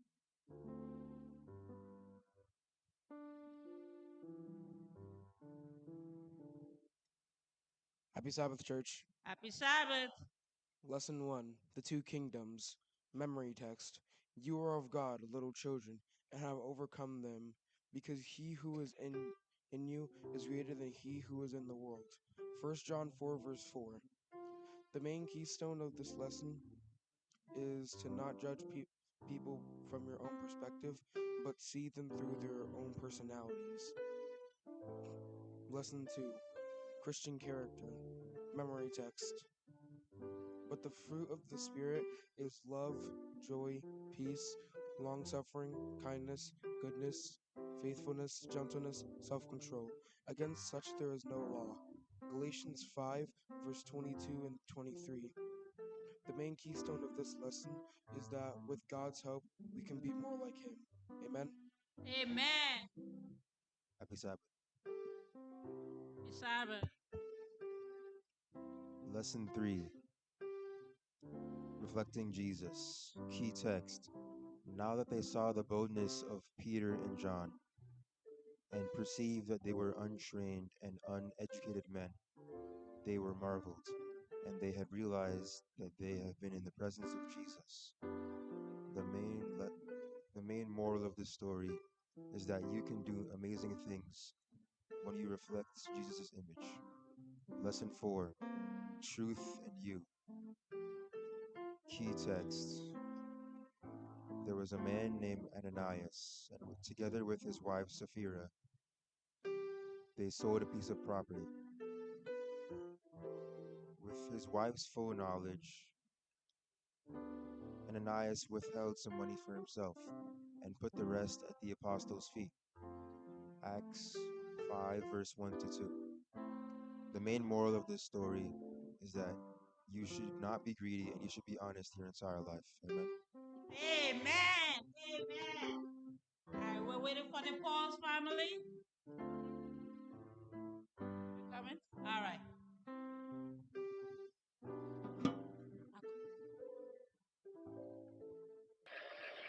All right. Happy Sabbath. And reviewing lesson 1 and 2. Lesson 1. Topic. In the beginning.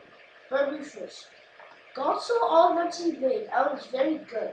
Genesis 1 verse 91. The message. God made a wonderful world because he loves me. Have you ever made a good picture and felt pleased about it? God made real life animals in a whole new world, and it was very good. The story from the book of Genesis in the Bible tells how God created the world in a beautiful and meaningful way. In the beginning, everything was dark, quiet, and covered with water. God looked at a place of darkness and water. It was too dark to see anything, and there were no sounds except the sound of water. Then God spoke, "Let there be light," and suddenly light appeared. God separated the light from the darkness, calling the light day and the darkness night. This was the first day. On the second day, God made the sky, stretching us wide above the earth. On the third day, God gathered the waters so dry land could appear. He called the dry ground land and the waters seas. Then he made grass, trees, and colorful flowers grow, filling the earth with beauty and food. On the fourth day, God placed the sun in the sky to shine during the day, and the moon and stars to glow at night. On the fifth day, he filled the seas. With fish and great creatures like whales, and birds of every kind, seeking and flying freely. On the sixth day, God made animals to live on the land, huge ones like elephants and small ones like rabbits. The world was now full of life, movements, and color. After everything he made, God saw that it was good. More of the story. The story teaches us that the world is created with care and purpose by God. Everything, the plants and the animals has value. We should appreciate and take care of them. Lesson 2. Topic. God's friends. Memory verse. God said, "Let us make mankind in our image." Genesis 1 verse 26. The message. God made people to be his friends. Do you have a friend? Do you have people you like to spend time with? In the beginning of the world, God made two special friends. This is how it happened. God looked at the beautiful world he had created and felt happy. Everything was perfect. Fresh air, warm sunshine, green grass, tall trees, and colorful flowers. Birds sang in the sky. Fish swam in the water, birds sang in the sky, and animals played all over the land. It was a joyful and peaceful place. But God decided to do one more special thing. He said, "Let us make a man in our image." So God made forth a man from the dust of the ground. At first the man was still and not alive. Then God gently breathed life into him, and the man began to live. The first thing he saw was God. God named him Adam. God placed Adam in a beautiful garden called Eden and asked him to take care of it. Adam looked at the animals, but he noticed something. Each one had a companion. God saw that Adam should not be alone. So God caused Adam to fall to a deep, deep sleep. While he was asleep, he made a woman from one of Adam's ribs. When he woke up, he saw her and was happy. He named her Eve, and together they became the first family. God blessed Adam and Eve. He told them to fill the earth and enjoy everything he had created. God blessed Adam and Eve. He wanted them to live happily and care for the world. When he looked at after everything he had created, he said, "This is very good." Moral of the story. The story teaches us that we are meant to love one another, taking care of the world. It also shows the importance of gratitude to God for the life and beauty we have. Amen. Amen.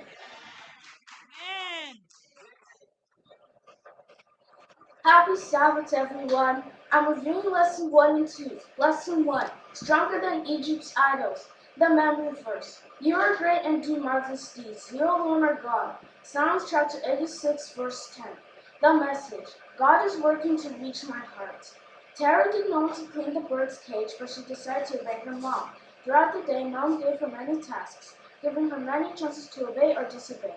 In the same way, Pharaoh, the king of Egypt, was given many chances to obey God, but he kept disobeying.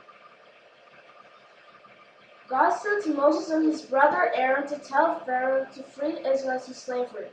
Pharaoh refused, so God showed his power through plagues. He showed that he alone was the true God. First, Moses struck the water of the Nile River with his staff. The river turned to blood, and the fishermen died, and the river began to smell bad. The Egyptians could not drink the water, but Pharaoh still not let the people go.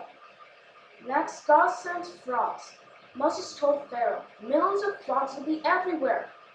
They were even in people's beds. Pharaoh shouted, "Get rid of these frogs and I'll let your people go." But when the frogs died, Pharaoh refused. Then God sent gants. Aaron struck the dust with his staff, and a flock of ear-piercing gants covered the land. The gants covered the Egyptians and all their animals. The gants drove the Egyptians crazy. Then next, God sent flies. Moses told Pharaoh, "If you refuse to let my people go, millions of flies will be everywhere. They'll be in people's houses and they'll cover the ground. But there'll be no flies in Goshen where my people live." The flies came very big, but when the flies disappeared, Pharaoh refused to let the people go. Moral of the story. This story teaches the importance of obedience and humility. Just as Tara chose to obey her mom, we are given chances every day to do what is right. Ignoring warnings or refusing to listen can bring consequences, but listening to God's guidance and making good choices can bring us protection, blessings, and peace. Lesson 2, A Night to Remember. The memory verse. The memory verse. The memory. Celebrations help us remember what God has done for us. The message. Celebrations help us remember what God has done for us. Moral of the lesson. The lesson teaches us the importance of obedience and faith. The Israelites listened to God's instructions, listened carefully to God's instructions and followed them, and God protected them. Special celebrations like the Passover help us remember important events in the history and greatness of God. Amen. Amen. Happy Sabbath. I'm reviewing lesson 1 and 2. Lesson 1, topic, the voice, power text. We were therefore buried through baptism into death, in order that just as Christ rose from the dead through the blood of the Father, we too may live a new life. Romans chapter 6, verse 4. PowerPoint. God's love leads us to depend on Jesus and to be baptized. Have you ever been confused over what somebody said? It sounded important, it sounded right, but you needed a while to think about it. Imagine John the Baptist sharing his message with somebody around your age. John was a noisy outdoorsman. He had spent many of his years alone with God, but now his life was filled with people seeking his guidance. One evening, as the sun was setting, John sat on a rock by the Jordan River. Suddenly, a young man approached him and sat down beside him. After a moment's silence, the young man spoke up and asked, "I want to know why you tell people to repent, and why are you baptizing them?" John asked for guidance from God, and then he replied and said, "The Messiah is coming. I've been sent to show people the way. Confession means that you need God. Repentance means you're sorry for mistakes you've made and you turn your life over to God.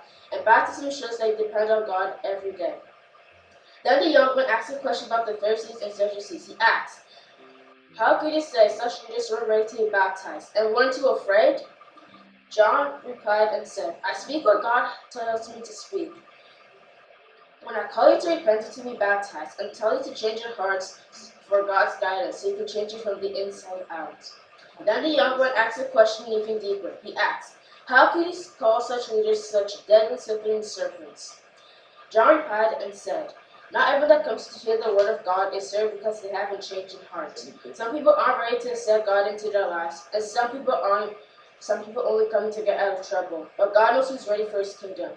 Being a teacher or preacher doesn't make you ready for God's kingdom, but by changing hearts." More of the lesson. The more of the lesson teaches the importance of repentance, sincere faith, and reliance on God, rather than going through the motions. Being ready for God's kingdom comes from a changing heart, not from outward appearances. Lesson 2. Topic: Guarding the gates. Power text. Do you not know the Holy Spirit who's in you, who you received from God? You are not your own, but were bought at a price. So honor God with your bodies. 1 Corinthians chapter 6, verse 19 to 20. PowerPoint. 3. We respond to God's love when we dedicate ourselves entirely to Him.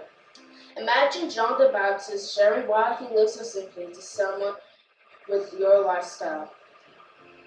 The crowds had left, and John was now alone, with nature and with God. He loved these moments especially when he could talk to God alone. The young man he had spoken with a few days earlier had stayed behind. John asked him to come over. The young man then asked a question. He asked, "I want to know why you live so simply." John thought thoughtfully and replied and said, "There's no easy answer. I was dedicated to God before I was even born. I'm answering that call." More of the lesson. More of the lesson teaches how our bodies, minds, and hearts are temples of God, and how we should maintain them for God's guidance.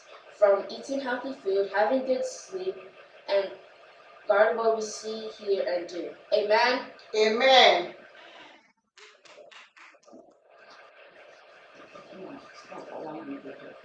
Happy Sabbath, everyone. I'm reviewing Lesson 1 and 2. Lesson 1, Last Words and Witnesses. Key text. He said to them, "It is not for you to know the times and dates the Father has set by his own authority, but you will receive the power when the Holy Spirit comes on you, and you will be my witnesses in Jerusalem and in all of Judea and Samaria and to the ends of the earth." Acts chapter 1, verse 7 to 8. Flashlight.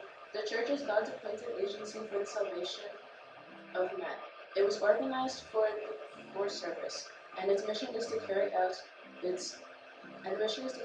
the gospel to the world. From the beginning, there has been God's plan that through His church shall be revealed to the world His fullness and sufficiency. The members of the church, those whom He has called out of darkness, are to show forth His glory. The Acts of the Apostles, page 9. Lesson 2. The Promised Gift. Key text. Suddenly a sound like the blowing of a violent wind came from heaven and filled the whole house where they were sitting. They saw what seemed to be tongues of fire that came to rest on each of them. All of them were filled with the Holy Spirit and began to speak in other tongues as the Spirit enabled them. Acts chapter 2, verse 2 to 4. Flashlight. It is not conclusive evidence that a man is a Christian because he manifests spiritual ecstasy under extraordinary circumstances. Holiness is not rapture. It is an entire surrender of the will of God. It is living by every word that proceeds out of the mouth of God. It is doing the will of our Heavenly Father. It is trusting in God in trial, in darkness as well as in light. It is walking by faith and not by sight. It is relying on God with unquestioning confidence. It is resting in His love. The Acts of the Apostles, page 51. Amen. Amen.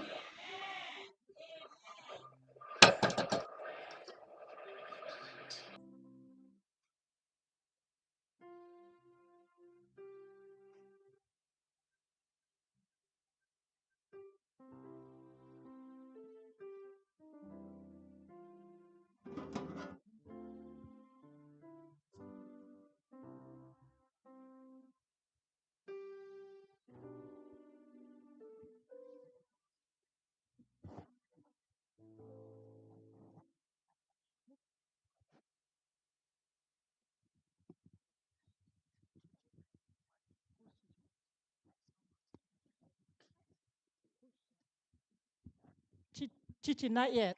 Not yet.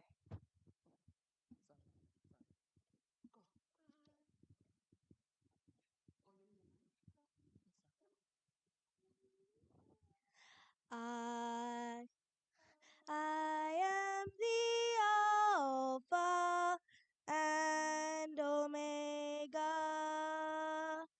I am the Alpha and Omega, says the Lord. I am the Alpha and Omega, the Alpha and Omega, the beginning and the end. I am the Alpha and Omega, the Alpha and Omega, the beginning and the end. I am the Alpha and Omega, the Alpha and Omega, the beginning and the end. I am the Alpha and Omega, the Alpha and Omega, the beginning and the end. Yeah, I'm the Alpha and Omega, the beginning and the end. Yeah, The Alpha and Omega, the Alpha and Omega, the beginning and the end and the end. I am the Alpha and Omega, the Alpha and Omega, the beginning and the end and the end. I am the Alpha and Omega, the Alpha and Omega, the beginning and the end and the end. I am the Alpha and Omega. I am the Alpha and Omega.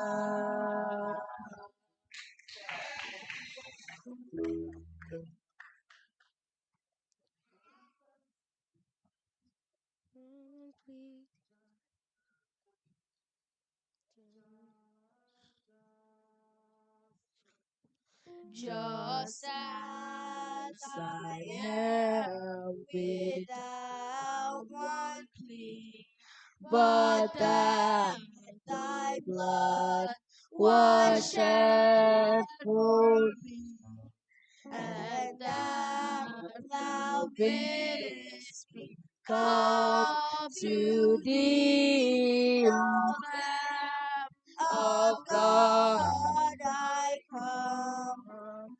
I come just as I am, and waiting not to rid my soul of one dark blot. To thee, whose blood can cleanse each spot, O Lamb of God, I come.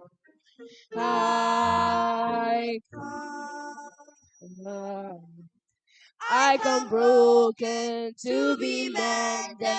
I come wounded to be healed. I come desperate to be rescued. I come empty to be filled. I come guilty to be pardoned by the blood of Christ the Lamb. And I'm welcome with open arms, praise God, just as I am. Just as I am, I would be lost, but mercy and grace my freedom brought and now to glory in in your the cross, O Lamb of God. I come, I come. I come broken to be mended. I come wounded to be healed. I come desperate to be rescued. I come empty to be filled. I come guilty to be pardoned by the blood of Christ the Lamb.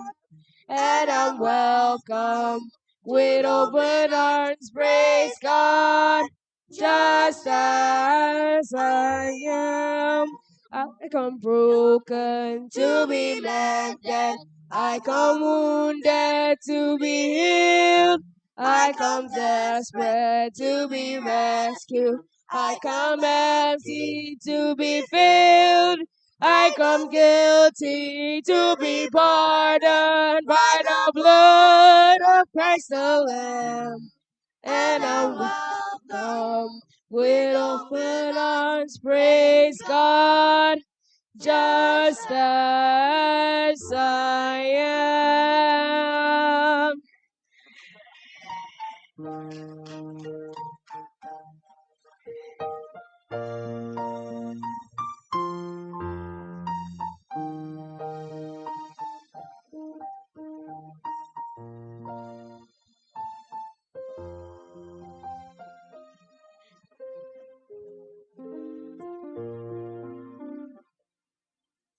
All right, we're ready, Chichi.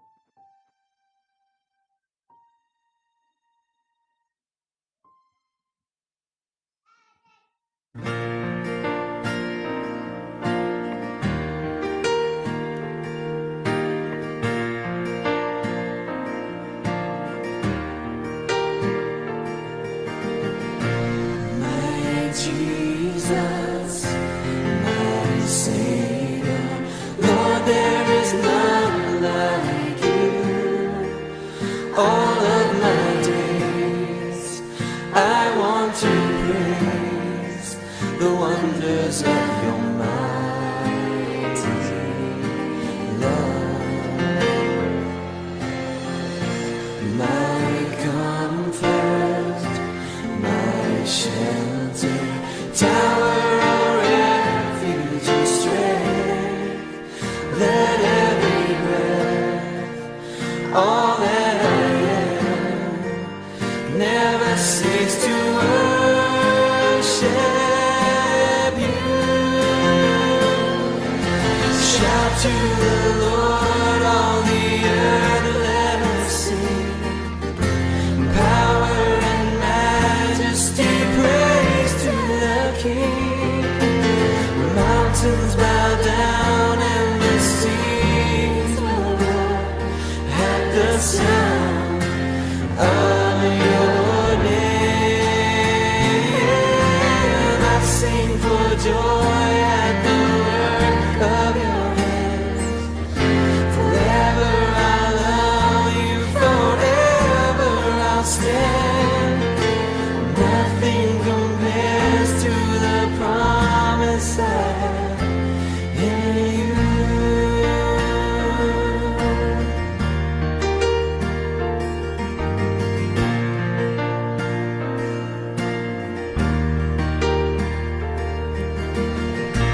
My Jesus, my Savior, Lord, there is none like you. All of my days, I want to praise the wonders of your mighty love. My comfort, my shelter, tower of refuge and strength. Let every breath, all that I am, never cease to worship you. Shout to the Lord, all the earth, let us sing. Power and majesty, praise to the King. The mountains bow down and the seas will roar at the sound of your name. I sing for joy at the work of your hand. Forever I love you, forever I'll stand. Nothing compares to the promise I have in you. Shout to the Lord, all the earth, let us sing. Power and majesty, praise to the King. Mountains bow down and the seas will roar at the sound of your name. I sing for joy at the work of your hand. Forever I'll love you, forever I'll stand. Nothing compares to the promise I have in you.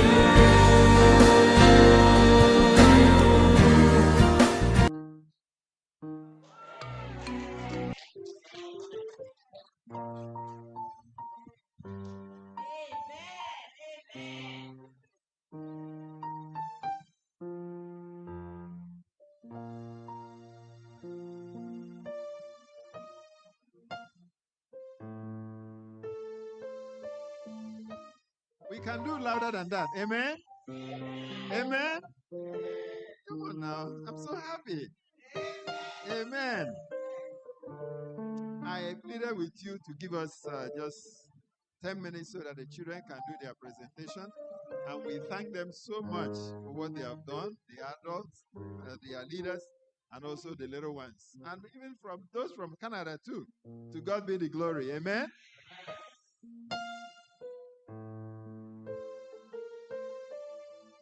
So we want to finish up with the adults. We have few people that want to sing, and I want to give them this time. Sister Ozichinjoku is coming up. After her will be Sister Oluebere, and then Damage. Quick, quick, quick. Let's go. Let's go.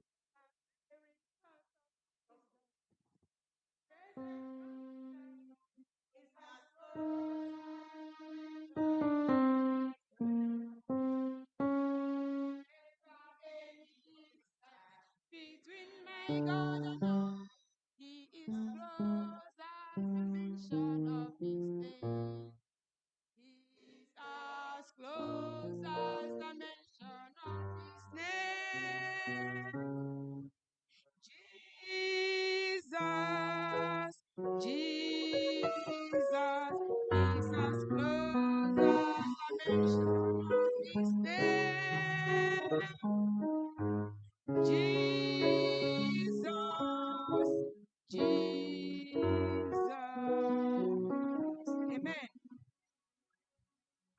think that's my favorite chorus in English because I'm going to sing in Igbo so that those who don't hear Igbo can just take this one. Amen?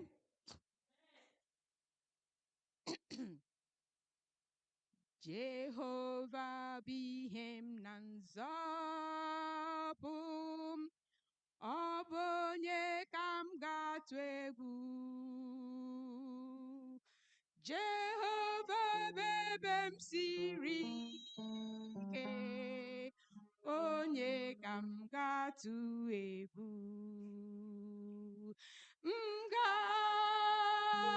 Mgatwegu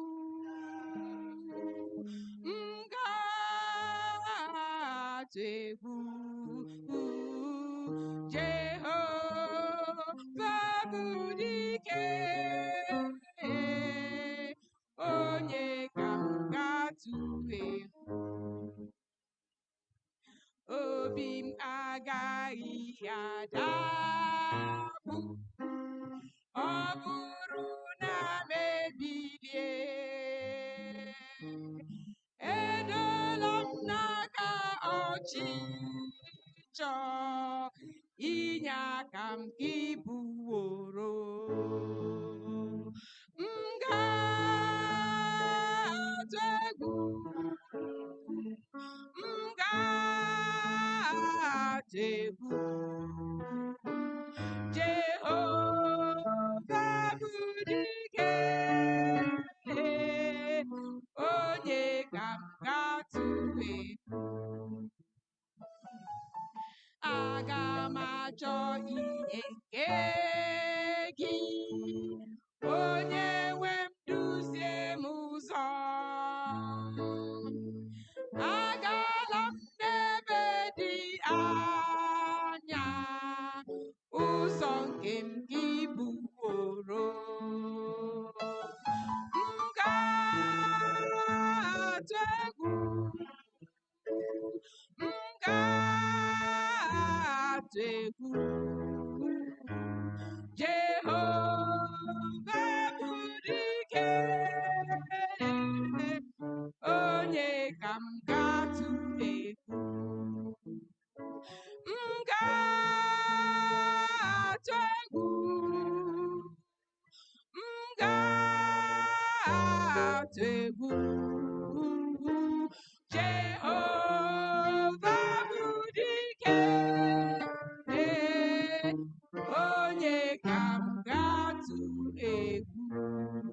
This is message in song. No matter what life throws at you, do not fear. God has your back. Amen. Amen. Amen. Amen. To God be the glory. I have a reason for calling these people to sing. They've gone through so many challenges within the week. So, Sister Lebre, can you come and sing?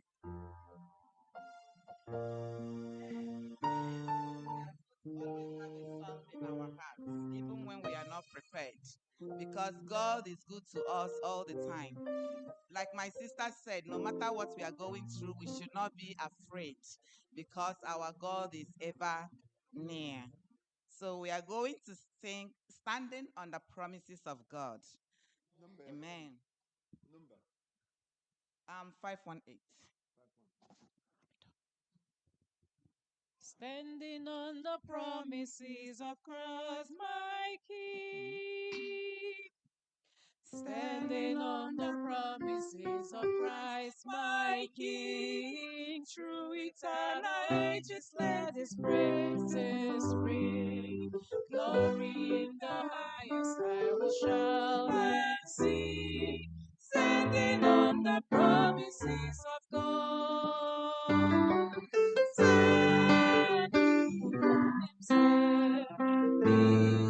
Standing on the promises of God, my Savior. Standing, I'm standing. I'm standing on the promises of God. Last. Standing on the promises of Christ the Lord, bound to Him eternally by love's strong call, overcome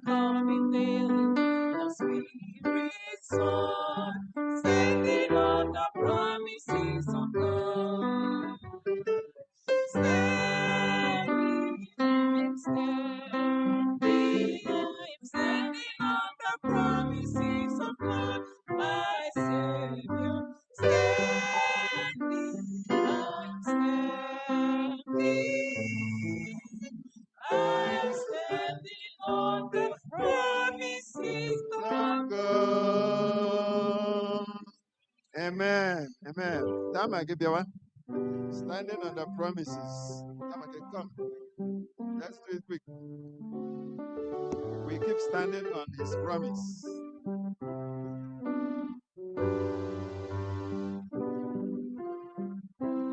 I saw Sister Bliss one by here. She's going to sing after Tamake.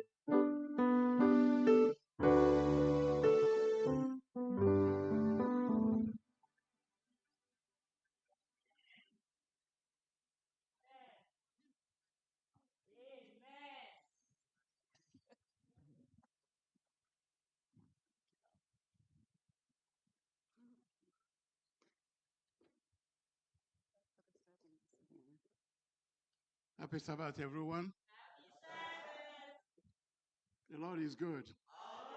All the time. I just want to thank God this Sabbath morning for another opportunity He has given us to come to worship and praise His name. Our God is good all the time, no matter what we go through. So this morning, it's only a miracle that I'm here. Therefore, we have to praise God and thank Him as we do all the time. We're going to sing hymn number 537. That's one of my favorite songs. And Loriak knows that. Loriak, you know that, right? Yes. Okay. He leaded me. It's only God that leads us. When He leads, we follow. Yes. No fear, because it's God leading us. So 537, He leaded me.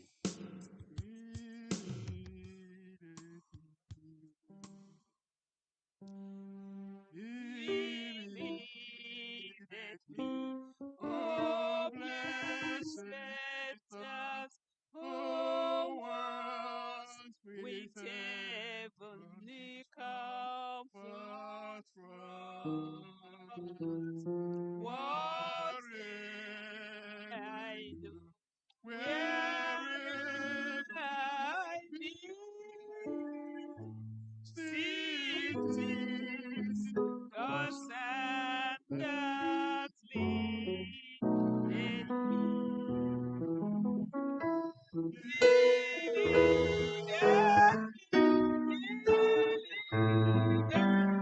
me by His hand, lead me. His way. I would follow His hand, lead me. Sometimes, Happiness, sometimes, I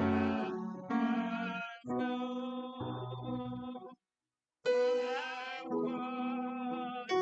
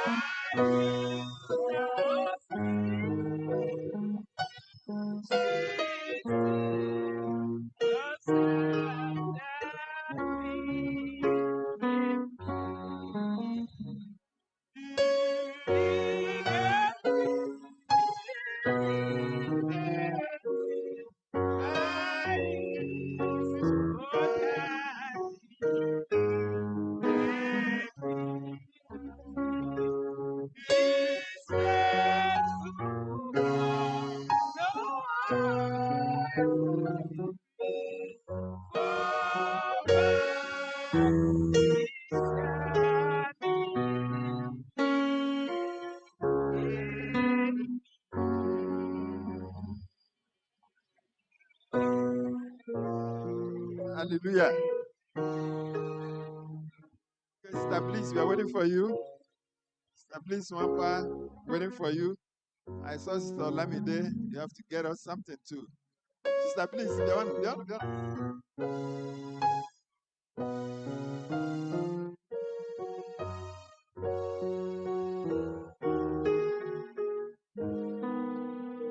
He needed me. He needed me.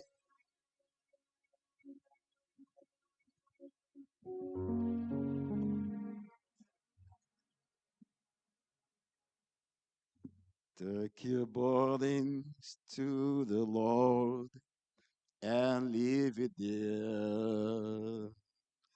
Leave it there. Leave it there. Take your burdens to the cross and leave it there. If you trust and never fail, He will surely bring it out. Take your burdens to the Lord and leave it there. Amen. Happy Sabbath, saints of God. Yes, we all have burdens, but we are best served if we know where to take our burdens to, which is at the foot of the cross. So we will present SDH 476. 476. There's a field. There's a field With sorrow and care, hearts are lonely and dear. Bodies are lifted at Calvary. Jesus is very near. Bodies are lifted at Calvary. Calvary, Calvary. Bodies are lifted at Calvary. Jesus is very near. Cast your care on Jesus today. Leave your weary and fear. Burdens are lifted at Calvary. Jesus is very near. Burdens are lifted at Calvary. Calvary, Calvary. Burdens are lifted at Calvary. Jesus is very near. Last. Troubled soul, the Savior can see. Every heartache and tear. Burdens are lifted at Calvary.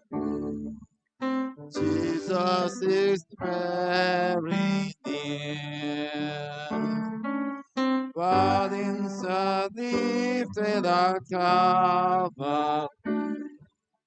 Calvary, Calvary.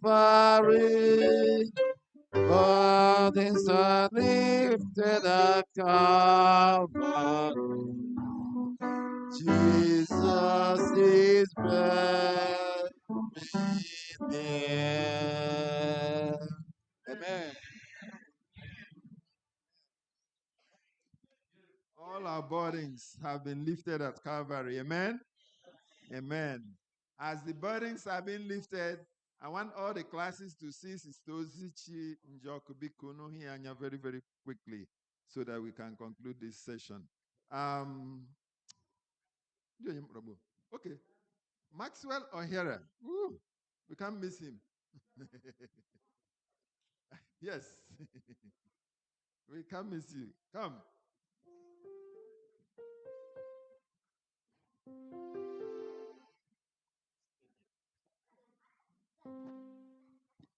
Happy Sabbath, church. Happy Sabbath. Yes, we all are here smiling, and most of us are grieving as well.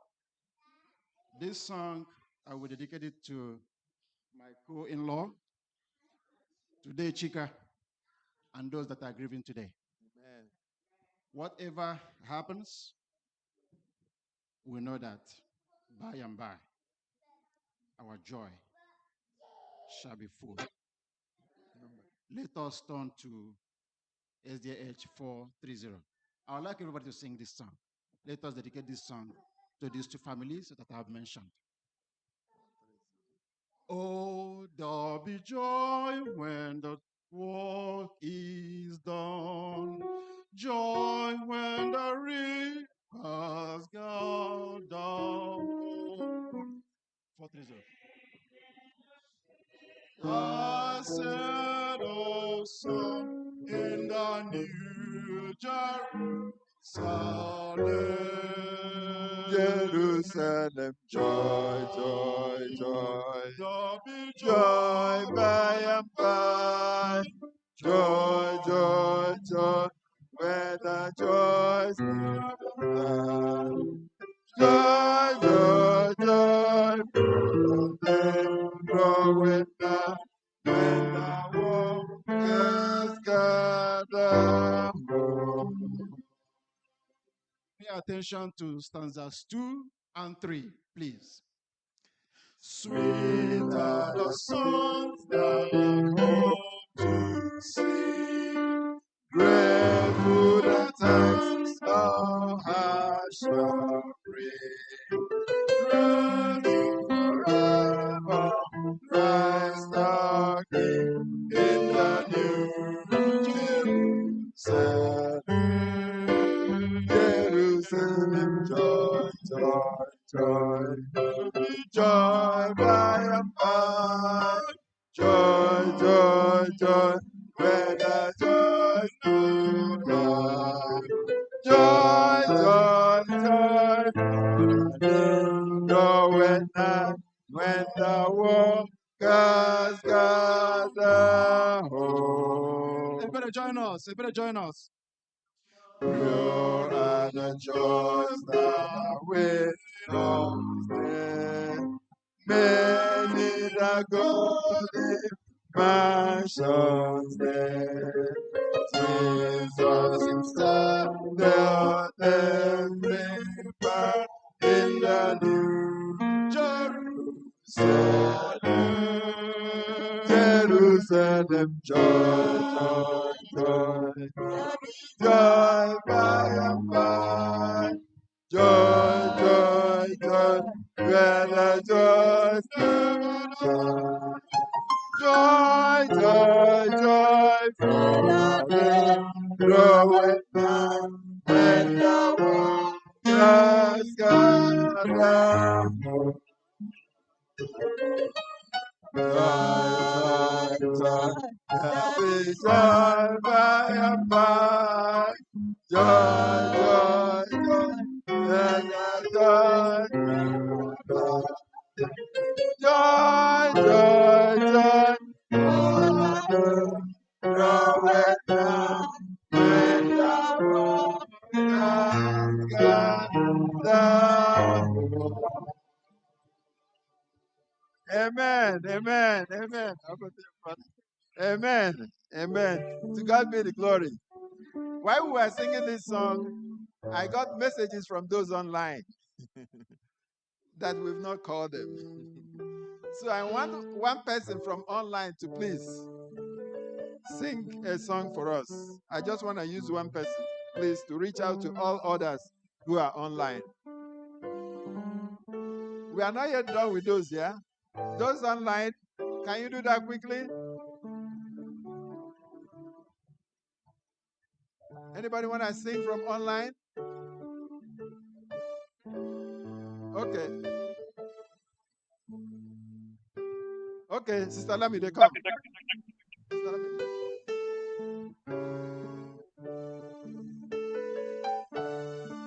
When she finish, I sing mine. Good morning, church. You're not standing like you're excited to see me.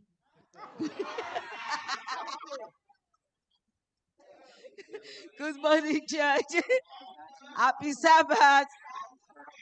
That's right. Thank you. Been away. Anyway, to God be the glory. To God be the glory. God is alive. And I'm excited to be in church. I don't know those of you that have the privilege to come to church every Sabbath. You don't know what God is doing for you. Don't take it lightly. Praise the Lord.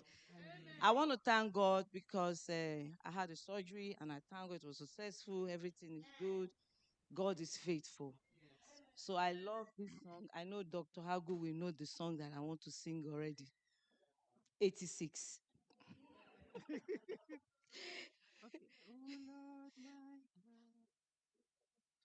When I in awesome wonder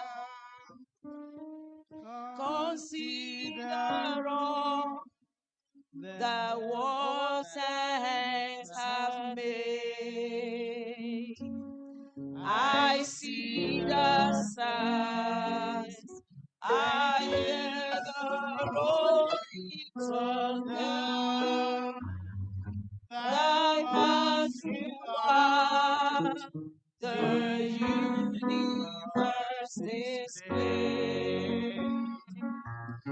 Then sings my soul, my Savior God to thee. How great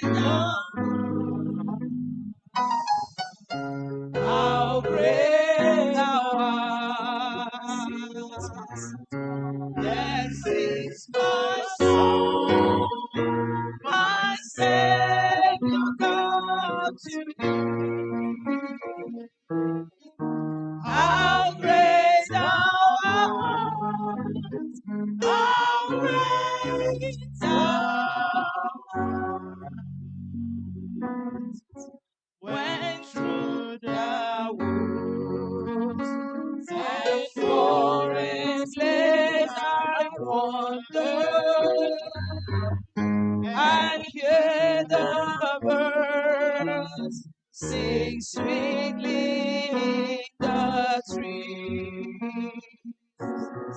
When I look down from lofty mountain Gradon and see the brook and feel the gentle breeze, then sings my soul, my Savior God to thee. How great thou art, how great thou art. Then sings my soul, my Savior God to thee. How great thou art, how great thou art. Let's take the 4. When Christ shall come with shouts of acclamation and take me home, what joy shall fill my heart. Then I shall bow in humble adoration and then proclaim, my God, how great thou art. And sings my soul, my Savior God to thee.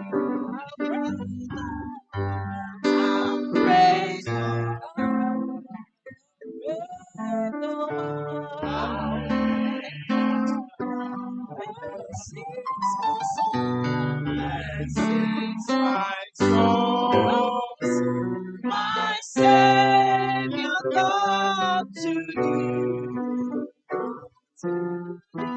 how great thou art, how great thou art.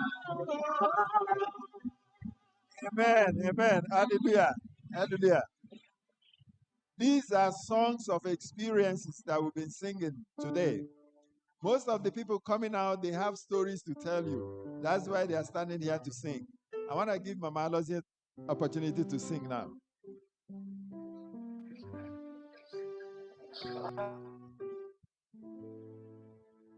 Good afternoon, church.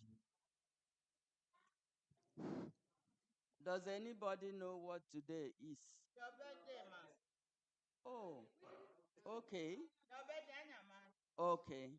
And somebody else knows again something that happened on my birthday. Okay. I want everybody in the church. My voice is not going to be good, though, but I want everybody to get up. Please change it. Change the plate so that I will know who gave it. Everybody will get up. If you like me, come and give. If you hate me, come and give. Yes. Okay. Thank you. With the song of joy and gladness. Number 34. Okay. Okay. With the song of joy and gladness, he the bright dawn of blessed place, banish every thought of sadness, pouring forth your highest praise. Sing to him whose care has brought us once again with friends to meet. As though he was lost on Jesus sweet. Wake the sun, wake the sun, the sun of joy and gladness. Wake the sun, wake the sun, the sun of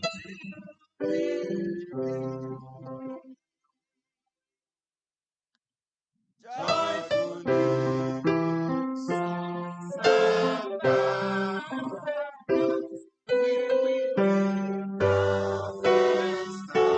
yesterday. Shout aloud the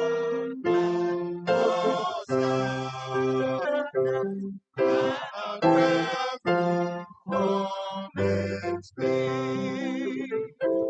We will chant our Savior's glory, while our tongues praise our Lord, telling still your story, gracious to redeeming love.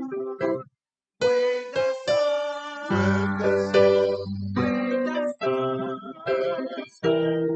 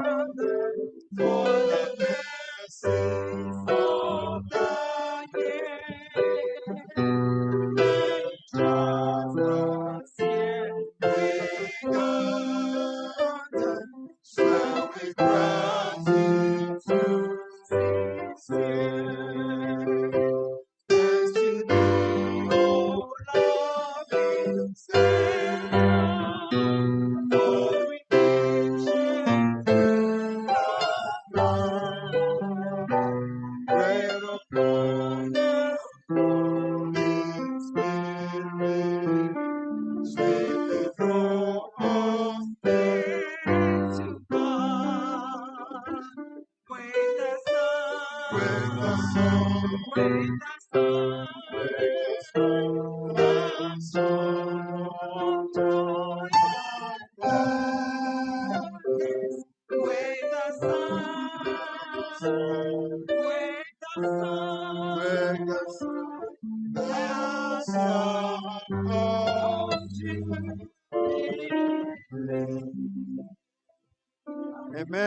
Amen.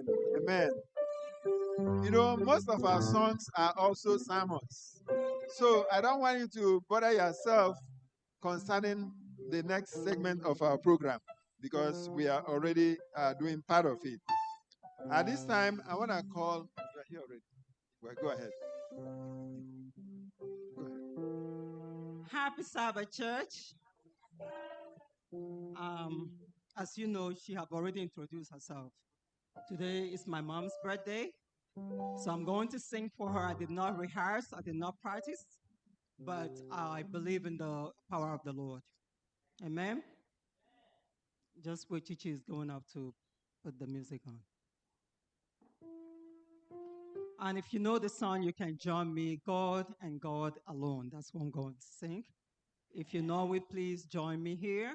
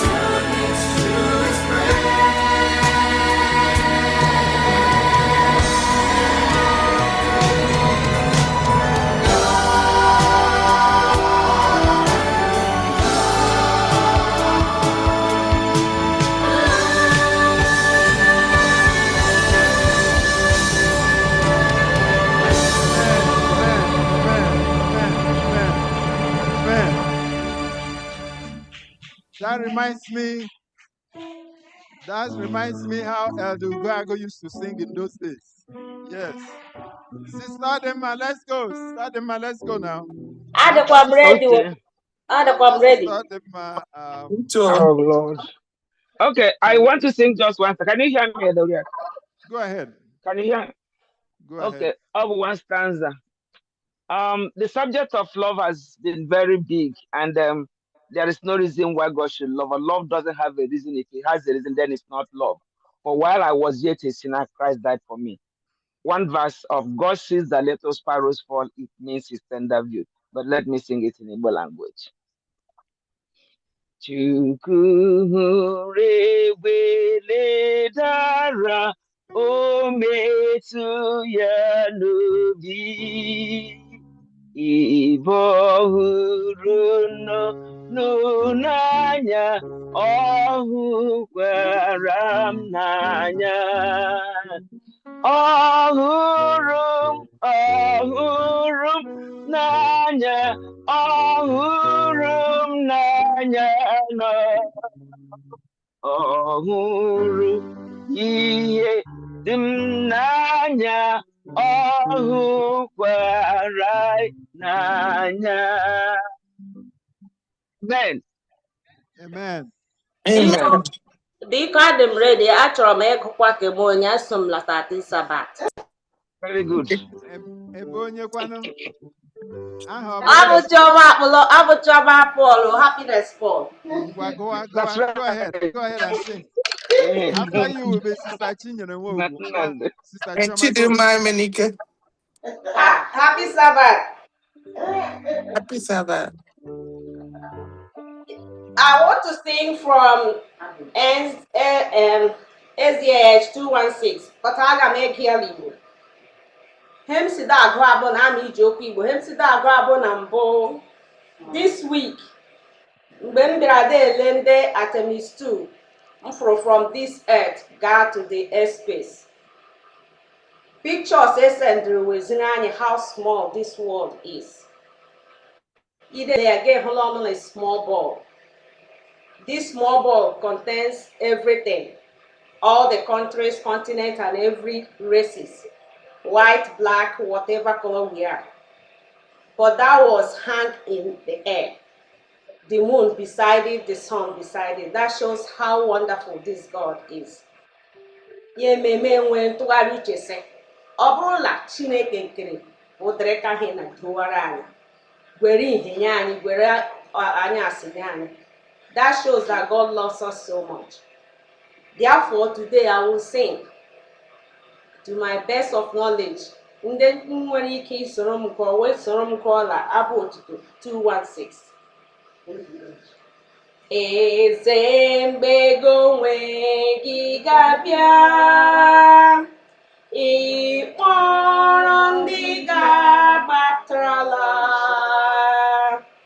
ga-adị n'etiti ha, agahụ onye ọjọọ dịka kụjọ ọnwụ na-atụ atụ, guzo n'aka nri gị. Ọ na-atọ m iso ha ugbu a, kpọọ isi ala n'oche gị, ma onye na-adịghị ike apụghị ịnagide nka bụ ịrapụ ịkpọta ha, mgbe ị ga-akpọ aha. Ka chọta m n'etiti ndị nsọ, kpee obi ndị mmụọ ozi ga-ada, ihu ire ọma gị, gbahụ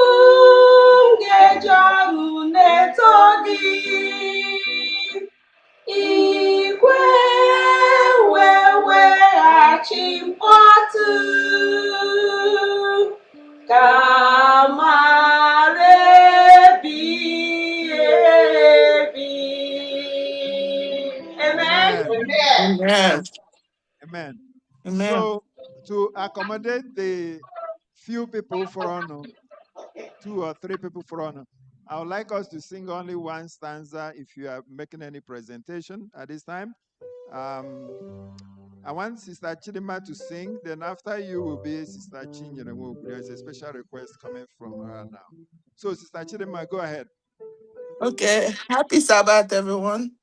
Happy Sabbath. Good afternoon. My song is Amazing Grace, hymn 108. This song is related for me. God has been so amazing, and His grace has been very great to me, and I'm very grateful to Him. And I just want to sing this. And Doc, please help join me, or everyone join me to sing this song.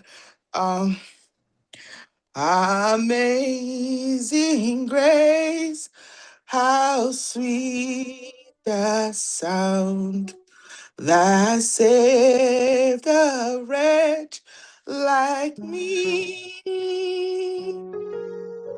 I was lost, but now I'm found.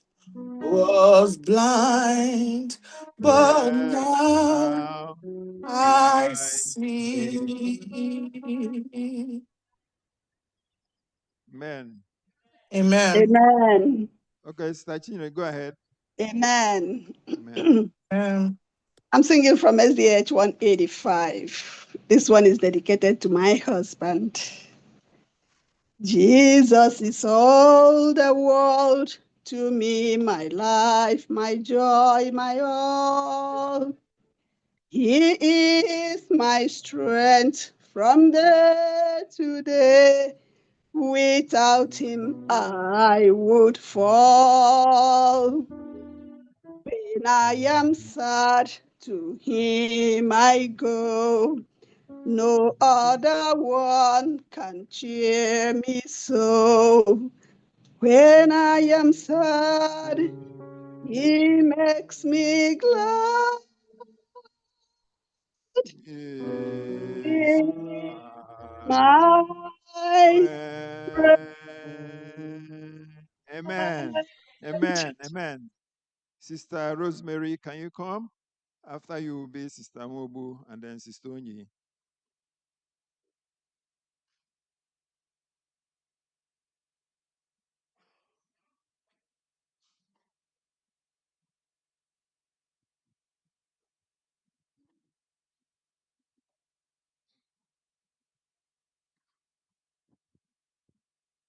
Happy Sabbath, church.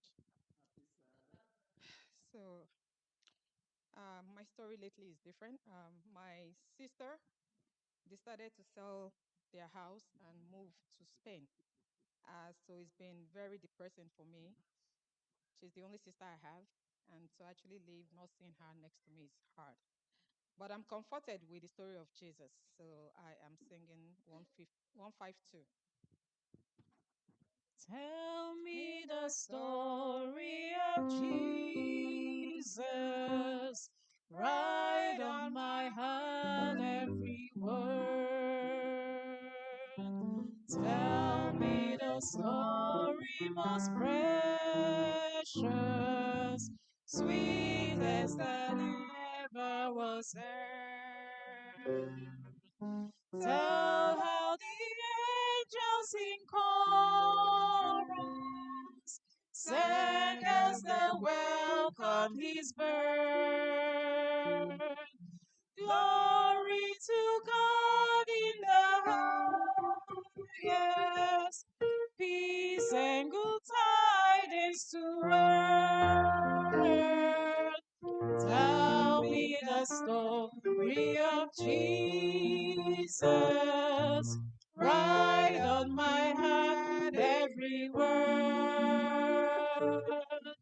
Tell me the story was precious, sweetest that ever was heard.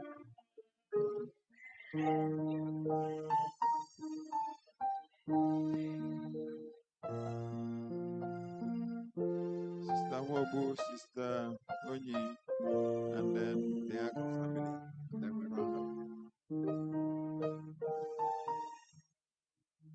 Happy Sabbath, everyone. Happy Sabbath. Okay, I'm going to sing hymn number 493. I particularly like the wording of this song. It may not sound right on my throat, but I'll try. Like the woman at the well, I was seeking for things that could not satisfy. And then I heard my Savior speaking, draw from my well that never shall run dry. Fill my cup, Lord, I lift it up, Lord. Come and quench this thirsting of my soul. Bread of heaven, feed me till I want no more. Oh, fill my cup, fill it up, make me whole. There are millions in this world who are craving the pleasures earthly things afford, but none can match the wondrous treasure that I can find in Jesus Christ, my Lord. Fill my cup, Lord, I lift it up, Lord. Come and quench this thirsting of my soul. Bread of heaven, fill me till I want no more. Fill my cup, fill it up, and make me whole. Amen. Amen. May the Lord fill all our cups in Jesus' name. Why, Sister Onyi, Biawa? We are waiting for a class to come and see Sister Ozichi Njoku. Where we go here, Anya?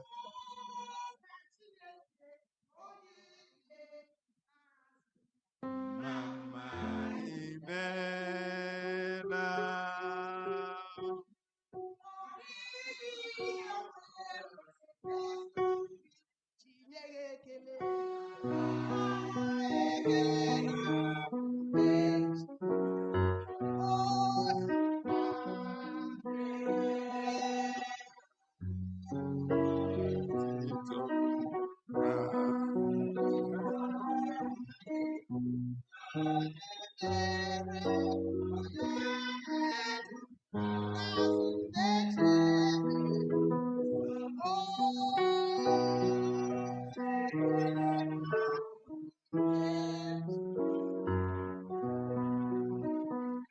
Amen. Praise the Lord. Happy Sabbath, everyone. I know you guys just imagine what is wrong with her and what happened. And this is my song. This is my song. And Amarachi will be saying, what is wrong with her? I know everybody will say that, but Amarachi will definitely say that. Look what happened is this. You know, I'm a blessed child. I always say it. And this is my song. When you guys think about this song, you guys need to sit down one day, sing this song, and reason and know what it means. Yesterday, around 4 o'clock, I just closed from my work. I said, let me rush down and get something on my way coming back. I was wearing sneakers. I wasn't wearing heel. I wasn't going barefooted. So I just want to cross the road. The lights has already stopped. And one car was just coming. So I said, let that car go, and then I stopped. On my way crossing, only God knows what happened. I found myself on the floor. On the main road. Nobody was there. except a passing by picked me up. My mouth swollen. That's my problem. I just everywhere broke my teeth, everything. Yes, that's my problem. My mouth. Somebody like some people here will say, "Oh, look at her mouth." And my hand, I don't know, is swollen and it's hurting me. I said, God, I want to raise this hand up. My husband and my children said I shouldn't come to church. Everybody said, oh, I don't know. But I'm here. Jehovah Chineke, onye na-edum n'azụ m.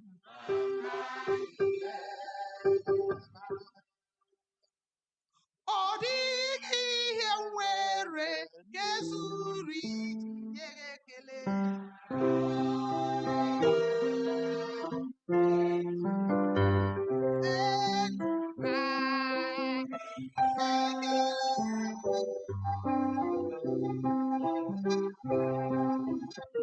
Jehovah Ibu, onye mere, onye na-edu n'azụ na-eche ụzọ ndụ, nara ekele na abụ nke jiri ya.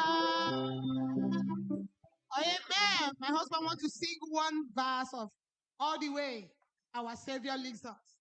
And you know, that's our another song that we use to fight a battle.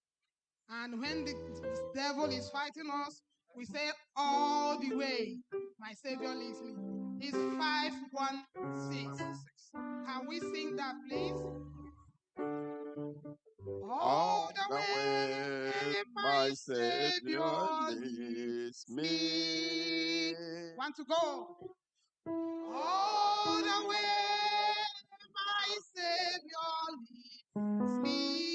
What I have to the side, and I know He's tender mercy has been my guide, and it is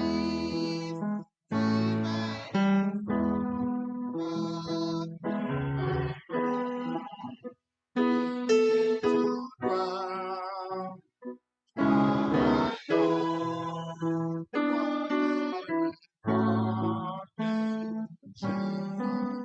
When all things well, for I know what is for me.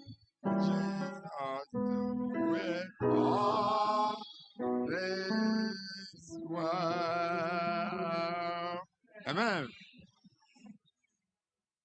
Amen. The Agu family will round up this session. The Agu family.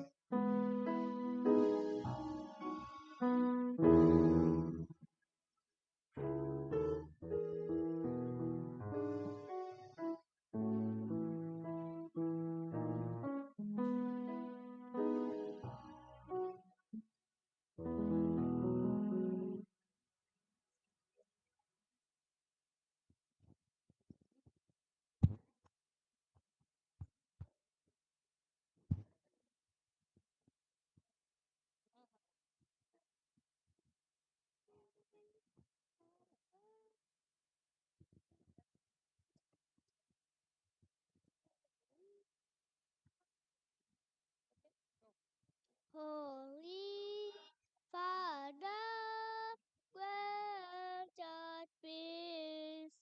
Holy Father, grant us peace. Holy Father, grant us peace. Holy Father, grant us peace. Holy Father, grant us peace. Holy Father, grant us peace. Holy Father, grant us peace. Holy Father, peace. Holy Father, grant us peace. Holy Father, grant us peace. Na Son ye Udo. Na so biko ye Udo. Na so ye Udo. Na so biko ye Udo. Holy Father, grant us peace. Holy Father, grant us peace. Holy Father, grant us peace. Holy Father, grant us peace. Na Son ye Udo. Na so biko ye Udo. Na so ye Udo. Na so biko ye Udo. Na so ye Udo. Na so biko ye Udo. Na so biko ye Udo.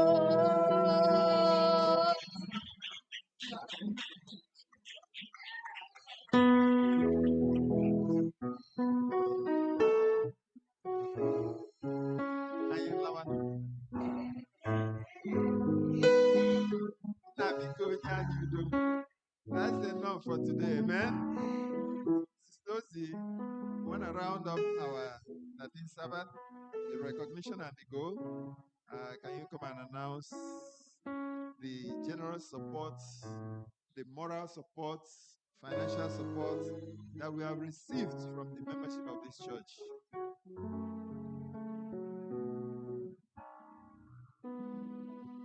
Thank you, everybody that has contributed to this program. It was awesome and it was beautiful. And I know that the Lord is rejoicing on our head. May you richly and richly be blessed in Jesus' name. Our classes have returned graciously what the Lord has blessed them with this quarter. Class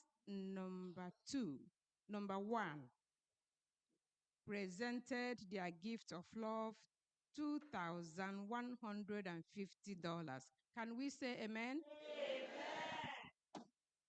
The children department, they presented $2,250. A loud amen? Amen. And the most wonderful and unshakable class number 2, they have done it again. And they have given us a whopping sum of $3,100. May we say amen.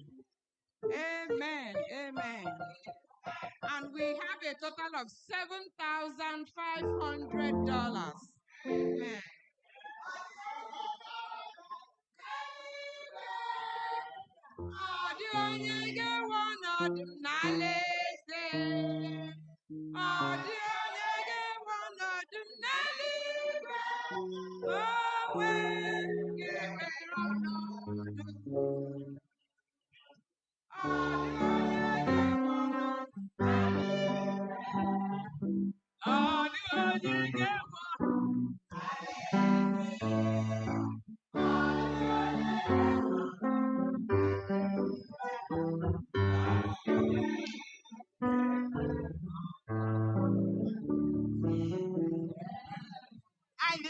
Bennett invites over here. Bennett, be coming. Bennett Joseph. I've recruited him now. Ndị ka anyị oge anyị agaala. Class number 2. Even though unu enwe na-ekwela ọdọ, there is always room for improvement. Let's continue to work in Jesus' name.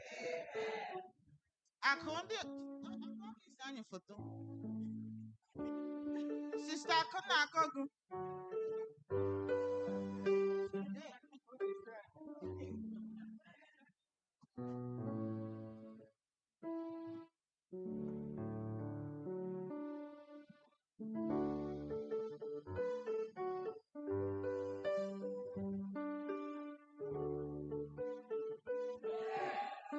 Amen. So class number 1, unu bịa. Class number 1, unu bịa no. Bịa were shield unu. Ọ dịghị onye ga-ewe ọnọdụ m n'eluigwe. Ọ dịghị onye ga-ewe ọnọdụ m n'alaeze. Ọ dịghị onye ga-ewe ọnọdụ m n'eluigwe. Ma onwe m ga-ewere ọnọdụ. Ọdụ nsọ ma nke bulie n'isi n'elu.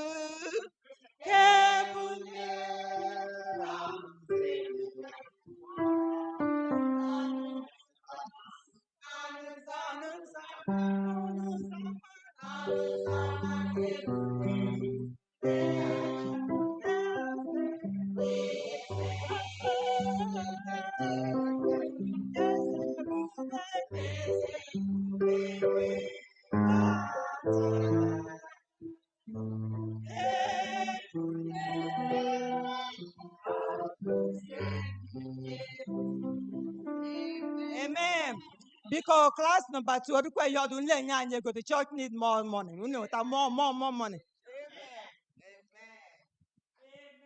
Amen. Amen.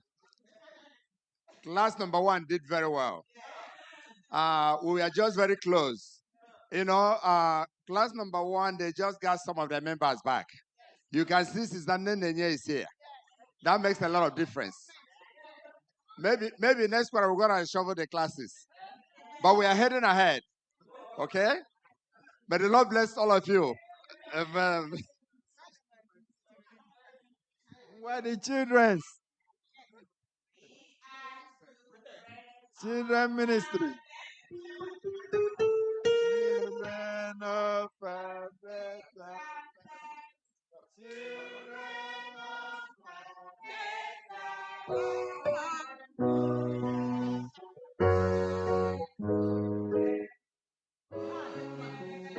Oh, yes. All right, parents. You know, parents, what surprises me is we don't have a job, and yet, for some reason, we carry this cup every 13th Sabbath. We should be getting all the gifts. We don't have a job. We still manage to maintain this every 13th Sabbath. So if you win, you shouldn't even be talking. We should be talking. Amen, kids? Amen. Thank you to our parents. We are so thankful for all you have done for us.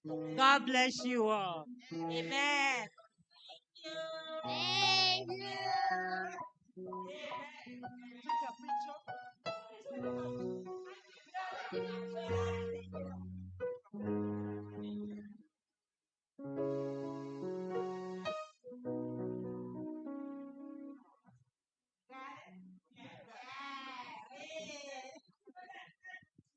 Oh, one more. All right.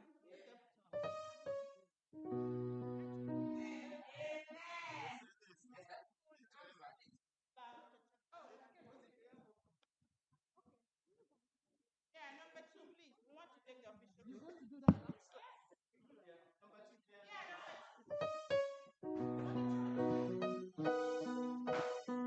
Number 2, unu bịa quickly.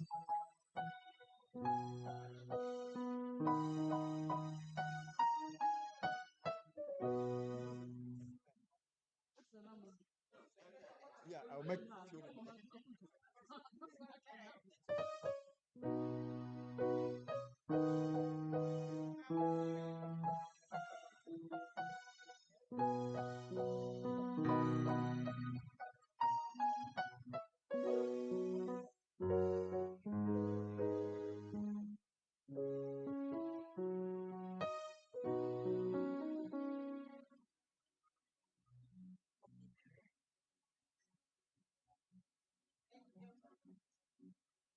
We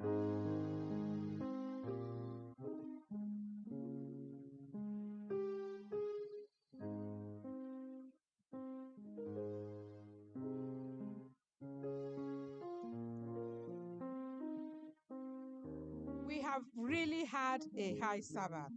Last week was high Sabbath. Today is high Sabbath.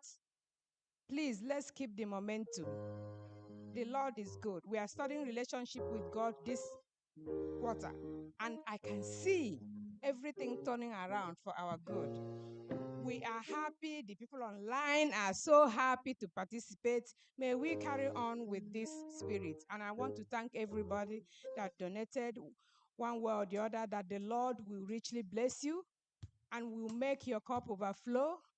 May the blessings of the Lord abide with you now and forever in Jesus' name. We are rounding up this beautiful Sabbath school, 13th Sabbath, with SDAH number 10. SDAH number 10.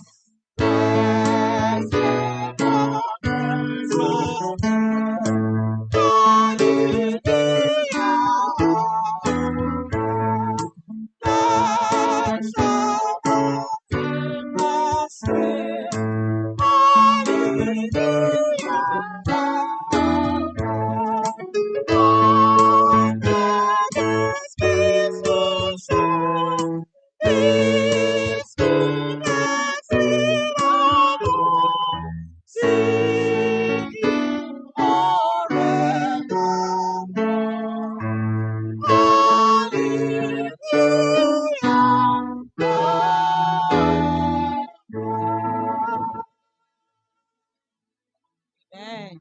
Let us pray. Our Father and our God, we thank you. Thank you, O God, that as we have brought the 13th Sabbath to a close, we thank you for how you were with us. We thank you for how you're going to be with us even as we move into the divine service. We thank you for the blessings that we received. We thank you, O God, that we were able to express our gratitude to you in our songs of worship, both on site and online. Our prayer is that, oh Lord, you will accept our sacrifices of thanksgiving today in the name of our Lord Jesus Christ. And all that we have thanked you for, they shall be permanent in our lives in the name of Jesus. For in Jesus' most precious name, we have prayed.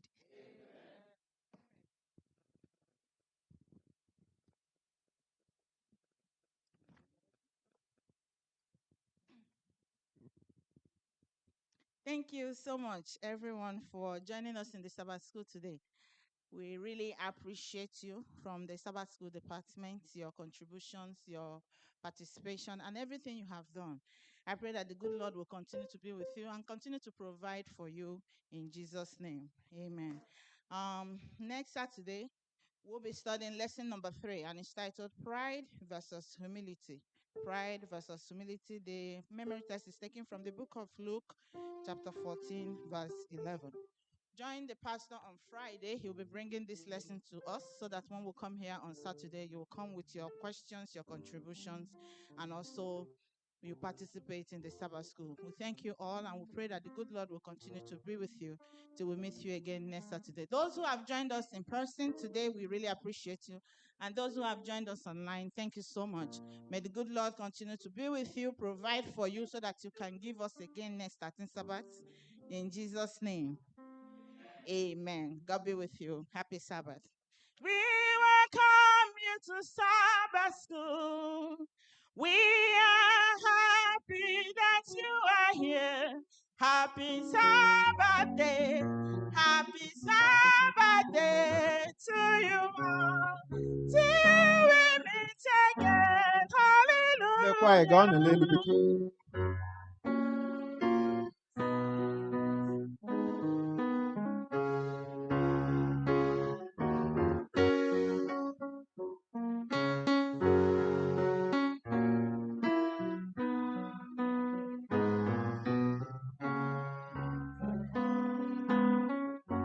Hallelujah. Hallelujah. We welcome you to Sabbath School. Happy Sabbath day. We are happy that you are here.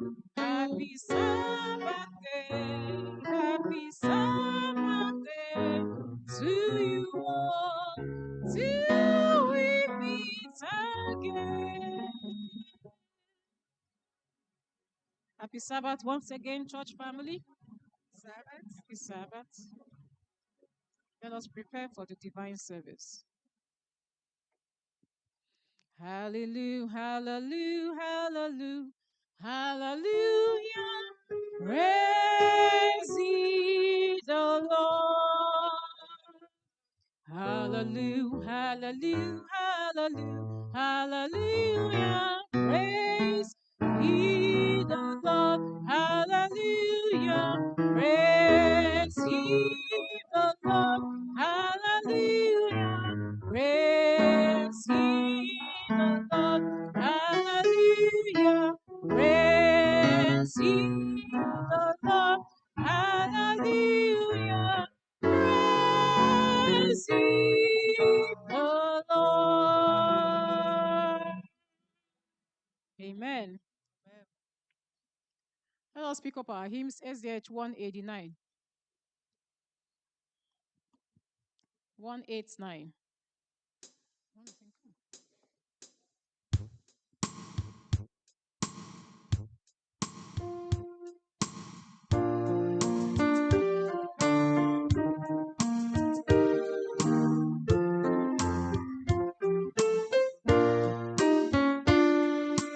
Look at children like Jesus, by His presence so divine. True and tender, pure and precious. Oh, how blessed to call Him mine. Oh, the dreams my soul is Jesus. He is more than life to me. And the fairest of 10,000 in my blessed Lord I see. Love of Christ so freely given, grace of God beyond degree. Mercy higher than the heavens, deeper than the deepest sea.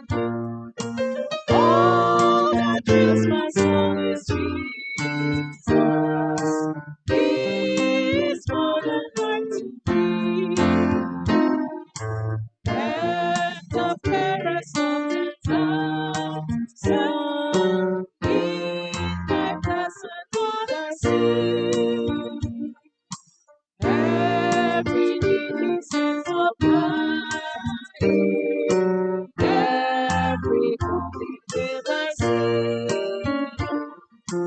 All His strength divine renightly. He is all to me. All that thrills my soul is Jesus. He is more than light to me. And the fairest of 10,000 in my blessed Lord I see.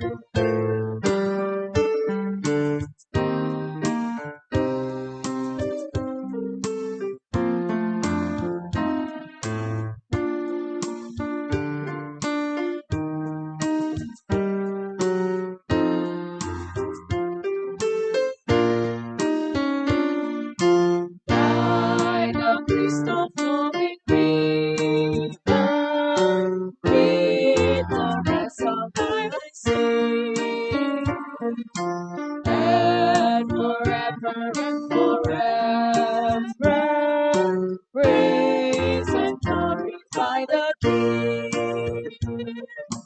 All that thrills my soul is Jesus. He is more than life to me. And the fairest of 10,000 in my blessed Lord I see.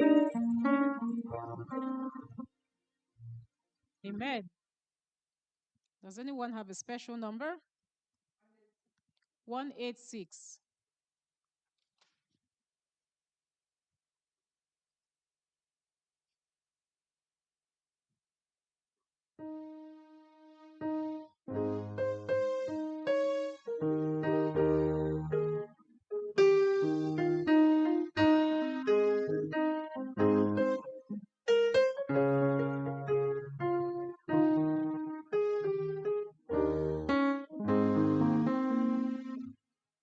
I found a friend, oh, such a friend. He loved me, I knew him. He drew me with arms of love and course. He found me to him and wrote my heart so closely twined. Those times which none can soothe, for I am his. Is mine forever and forever.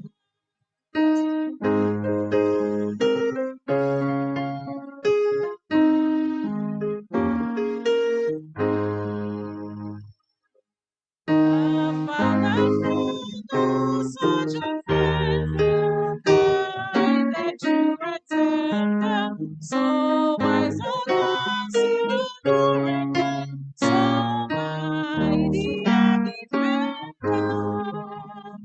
From evil love that be so well, not one my soul can serve, shall die for it, all eternal. Oh, I am His forever. Let us rise as we wait on the choir.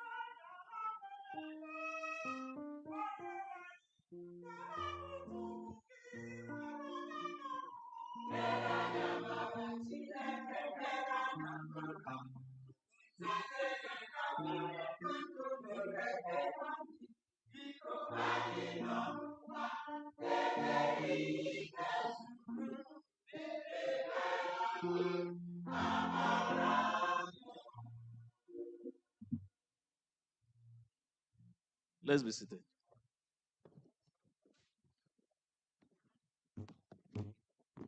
The Lord is good, and all the time,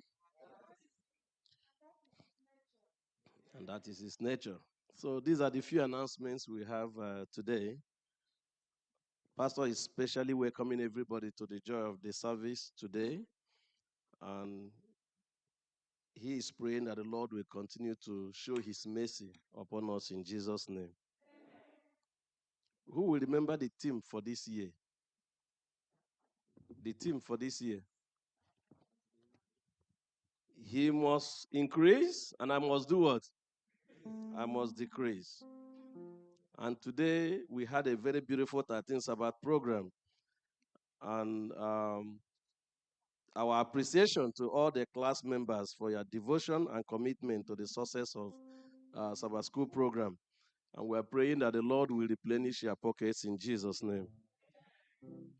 Last week was a very beautiful weekend. We started with child dedication of our brother, Deacon Chinedu Ejike. And he is thanking the church for the support and the love that you showed to him. And he is praying that the Lord will also bless you all in Jesus' name. And he's also asking that you continue to pray for his family. Also, that same last weekend, we had 2 events for our pastor. One was the traditional marriage after church service, and the next one was the wedding service. I don't know how many of you that saw our pastor dancing. It was such a very beautiful moment. It was a very beautiful time. I expected that. I refused leaving until I see pastor do that. Yes. But on behalf of the church and also pastor, he's extending his appreciation to everyone for your prayers, for your support, and for the attendance at the wedding of Chibikem and Okuchi Erondu last weekend. He's also praying that the Lord will bless every one of you for being part of the success of that wedding in Jesus' name.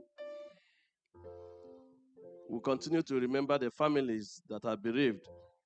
With heavy hearts, we want to announce to the church that we lost our own dear sister, Deaconess Oluchi Ruth Wantru, the elder sister today, Chikawo.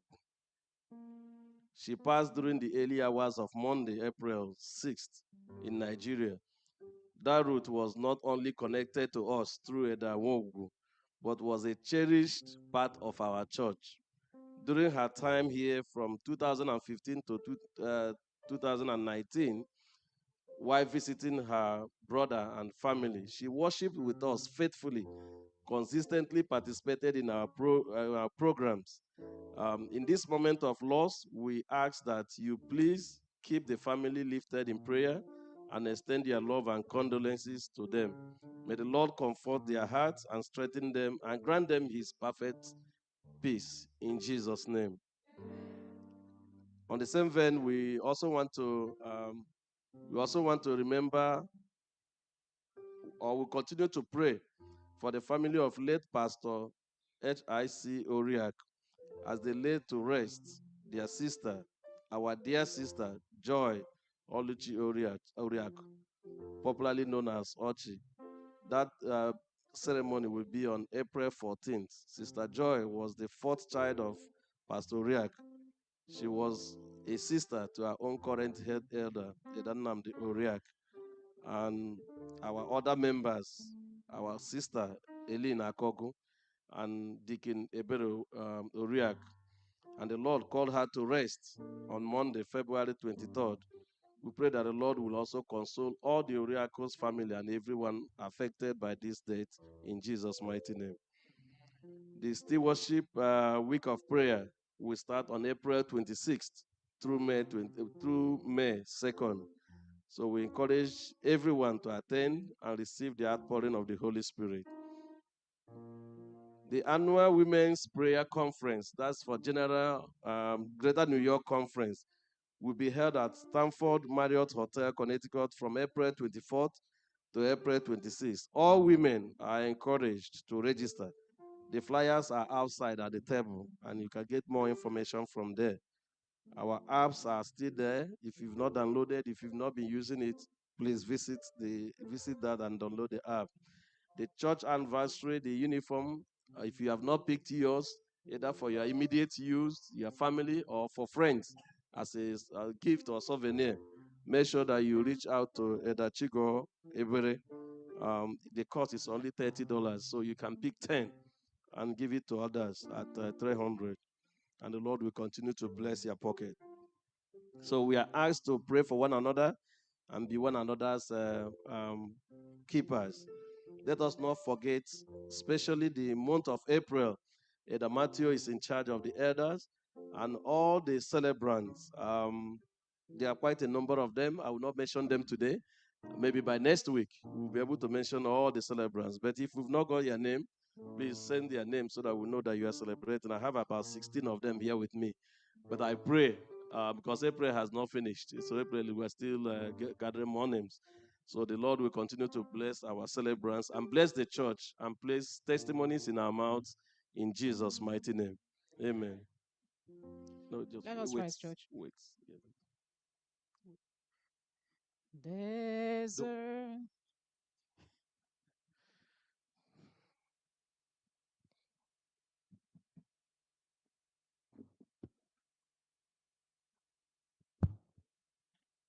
All right. At this time, we have Sister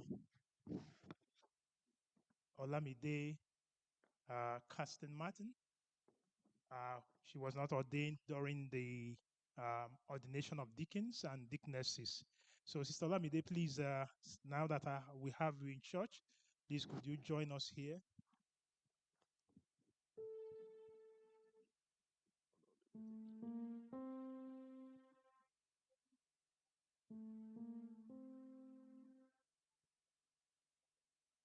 As I invite my wife to join me here, and all the elders, please join me as we dedicate Sister Olamide into ministry. Hold this. Sister Olamide, the church at this time has called you to be one of the deaconesses, and this is a very, very important ministry. And as you serve, know that it's not just lifting the plates, you're also a minister in the vineyard of the Lord. And I pray that the Lord who has called you will enable you, will empower you, and will use you mightily to the glory of his name. Amen. So we're going to pray. If you can kneel, then one of us will just, if not, just, okay. Please, elders, let's just come around and pray with her. Please. Heavenly Father, kneeling here is your daughter who has accepted the call to become a deaconess in your vineyard here in First Igbo Seventh-day Adventist Church. So, Father, as you have called her, she's saying, use me. She's saying, Lord, whatever is not of thee, please take out of me, so that I will be a worthy vessel for you. So please, at this time, as we lay our hands of ordination on her, we ask that you will empower her. So we ordain her now to ministry in the name of the Father, in the name of the Son, and in the name of the sweet Holy Spirit. And let everyone say, Amen. Amen.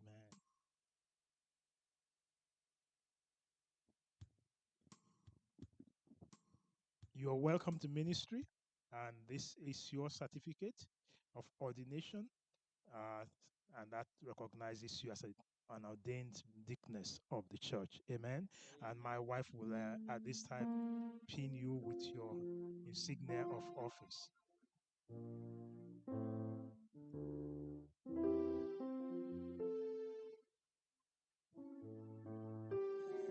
Yes, let's all.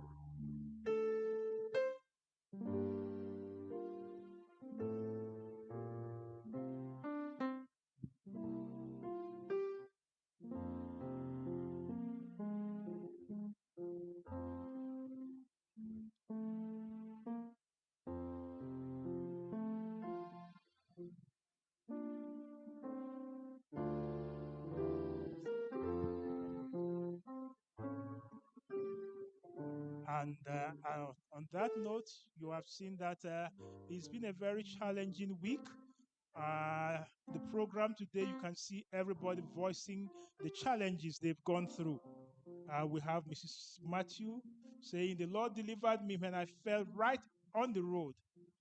The Lord sent an angel in the person of a passerby who lifted me and brought me up. And today she's here giving thanks. Amen. And again, we have the family of the Nwogus right there on Sunday. While the program was going on, we got the news that Sister Ruth went to rest on that day. So we also want to lift this family in prayer at this time. And as I do that, I also invite the Oriakos to please join me, because on 14th, that is on Tuesday next week, they will also be laying to rest their own sister. So the Oriakos, please join me as we also lift you all in prayer.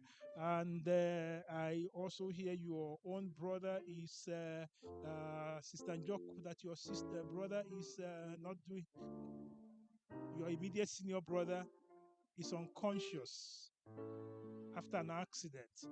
So you can just see it's been a very trying time. So I believe the Wogus, are they on the line? So let's all just please invite all the Oriako family to join me here, and all those and any other person going through other challenge or bereavement.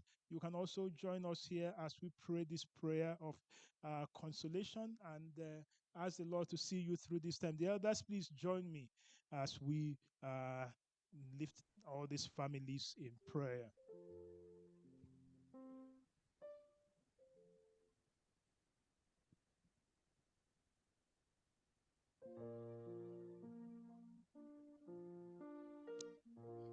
All right, let's all bow our heads as we pray. Heavenly Father,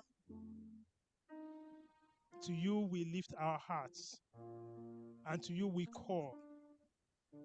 You are our strength and our strengthener. So in times like this, we need you. So please, each one standing here and those online, the Wogugus also, they are all going through their story, going through their challenge. And everyone is singing, whatever my Lord, thou hast taught me to say, it is well. So Father, whatever the lot of anyone here and everyone here, the Njokus, the brother is unconscious after an accident. Healer God, we have always called on you from here. And you have always gone to whatever corner our family members or relatives have been. So please, you know where her brother is at this time. Unconscious as he is, Father, restore his health. Restore life into him. So that we also return back here to give you testimony. For the oracles, Tuesday will be another challenging day. So as they lay to rest their sister, please, their daughter, I pray that you will also console them in Jesus' name. May they know that it's just for a while. Soon and very soon it will be good morning, because now is good night. So console them in Jesus' name. To the Wogus, thank you. You have always been their shelter in this time of storm. The storm is raging. But Father, we just pray that no matter how raging this storm is, that you will always be with the Wogus in Jesus' name. For the family of that root, the children, the grandchildren, everyone connected with the Wogus and that root and everyone. We pray that you comfort each one of them in Jesus' name. So, brother, sister, I don't know what you're going through. Each one under the sound of my voice. May the Lord be there for you. May the Lord comfort you. May the Lord carry you. Thank you for what you did for Mrs. Matthew, Onyechi Matthew. You sent an angel right there to pick her up. And she's saying, today I'm right here to give you praises. So, healer God, since you saved her, heal her. That soon and very soon she will remove this band-aid and she will say, my Jesus, who is my aid, has restored my health and I'm back fully again. So to everyone, whether health, whether sickness or whatever, the Lord is your keeper. The Lord is your shield. The Lord will protect and guide you now and forever. And let everyone say, amen.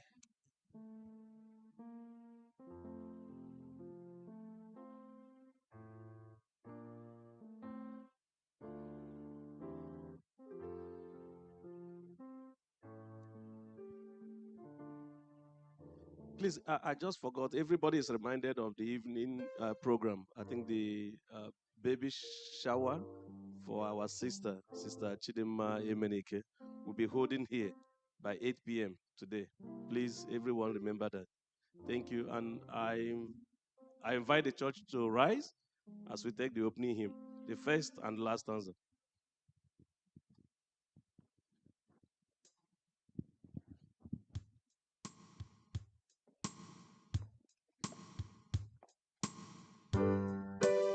Let us rise.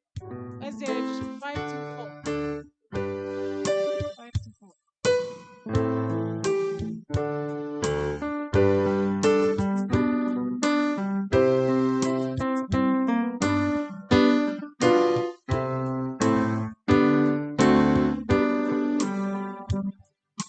Jesus, sweet to trust in Jesus, trust in Him at His word, trust in rest upon His promise, trust in God, just eternal.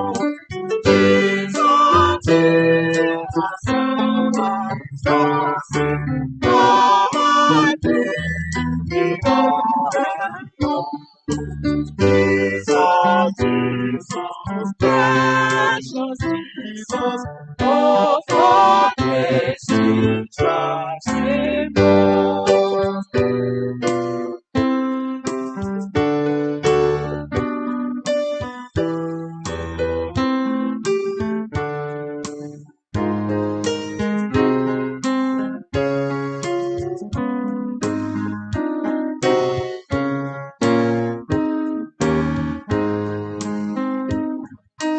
I'm so glad I learned to trust Him, precious Jesus, ever friend.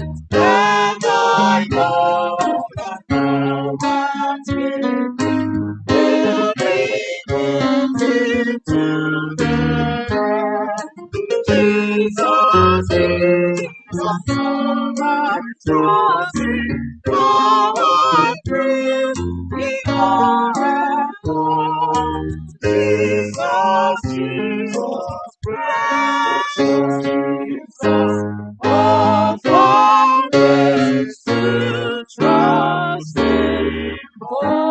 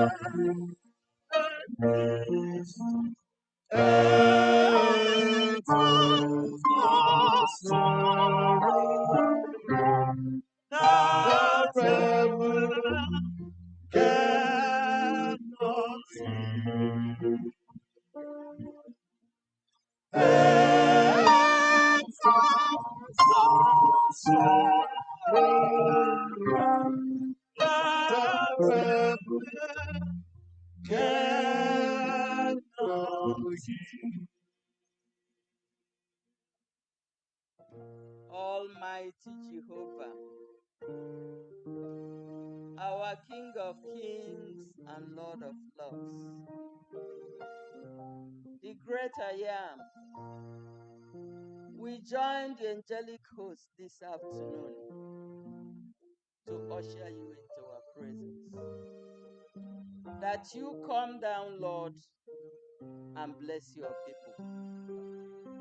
We thank you because Thou hast made it possible for your people to leave our individual homes to come and worship you according to your law. There are promises for those who keep the Sabbath holy. Since, Lord, we have appeared in Zion, we pray that you bless your people according to your promises in the name of Jesus Christ. We join the 24 elders and the 4 living things to say, holy, holy, holy is your name, Lord God Almighty. Our shelter in the time of storm. We thank you for what you have done in our midst. Even those who were supposed to maybe be crushed by the enemy, you sent a helping hand and lifted them up. So we glorify your name. We thank you, Lord. We honor you. We magnify your name in the name of Jesus Christ. We thank you for healing our diseases. So many of us were sick this past week. Some of us had news that we didn't like. But through it all, you have kept us. We thank you for extending our life. Some of us, you have added an extra year to their life. Lord, I pray that we will be able to make use of this year that you have given us freely and come closer to you, that we might know you, the only true God, whom to know is life eternal. We pray that you bless us, Lord, in a special way as we have come today. There are people in your presence who have drawn closer to the altar. They are in need of one thing or the other. I do not know what their need is. But you, the Almighty King, the all-knowing, thou who reads the mind of every one of us, because it's like a Bible open to you. I invite you, Lord, to touch every heart in your presence here this afternoon. May they not go home with the same problems that they came forward with. Answer our prayers, Almighty God. For those of us that are mourning, Lord, I pray that you send comfort. Send the comforter to comfort us so that we do not weep as those who have no hope. Next week, my sister-in-law will be laid to rest. I invoke your spirit, Lord, so that this ceremony will go according to your will, that everything will be done smoothly, and at the end, praises will come up to you and the blessings will be for your people in the name of Jesus Christ. Our brother is sick in the hospital. Pastor has already prayed. We know that our prayers have been answered, and soon testimonies will gather. Hear our prayer, O Lord, in the name of Jesus Christ. At this point, I pause to remember those who are sick, that you extend your right hand of righteousness and heal them. Heal them so that they will be healed, Lord. Father in heaven, the young man who is going to speak to your people today, we pray that you place the coal of fire on his tongue so that he will preach, speak to us more than he has ever done before. Let the holy angels, let the holy comforter take hold of him so that he will speak to your people and give us that listening ear, my Lord. Help us so that we might hear to our life eternal, not to our condemnation.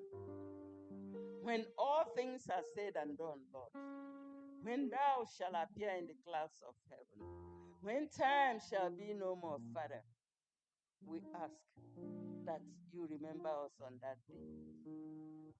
If we be dead by then, Father, I pray that the first sound we will hear will be that your voice, and we will all wake up and say, glory to our King who has come to save us. And if we be alive, Father in heaven, we pray that we all will join hands together with our families and our loved ones to say, this is our Lord. We have waited for him, and he has come to save us. Grant us that opportunity, Lord. Help us to have a good relationship with you so that when you come, you won't leave us here behind. For we have prayed in the mighty name of Jesus Christ, our Lord and our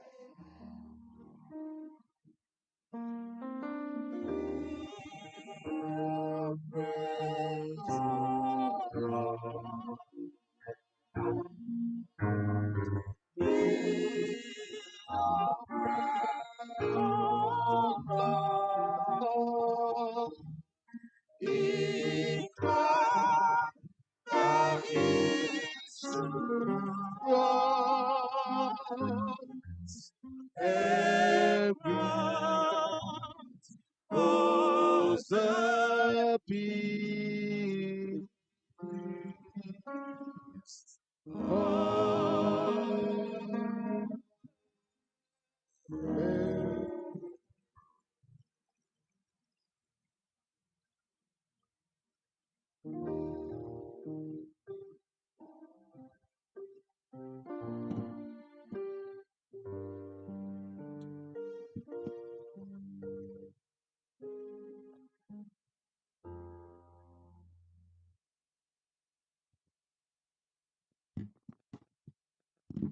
Sabbath Church.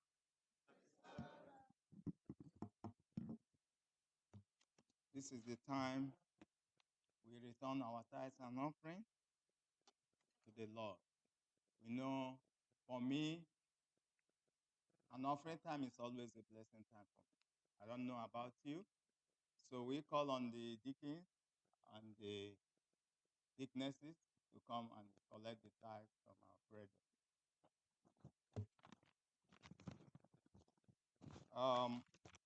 Our sister, our auntie, and our mother is thanking God for adding another year. She was born in the month of April, and she is thanking God for adding another year to her year. Most of us were born in the month of April, and I can see a number of us here, a good number of us here. So we all are thanking God for adding another year. We say, may his name be exalted. Amen.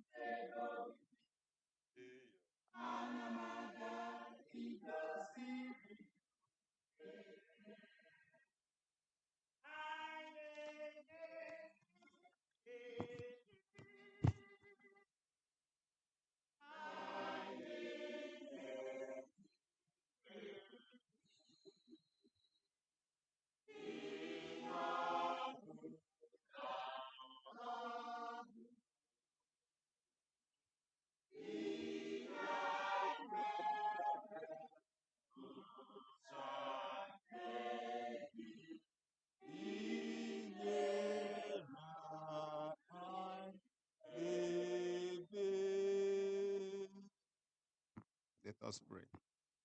Our most gracious Father in heaven, we thank you for the way you have led us throughout this week. We say, may your name be praised. We thank you. We have come here to worship you. Now we have returned our tithes and offering.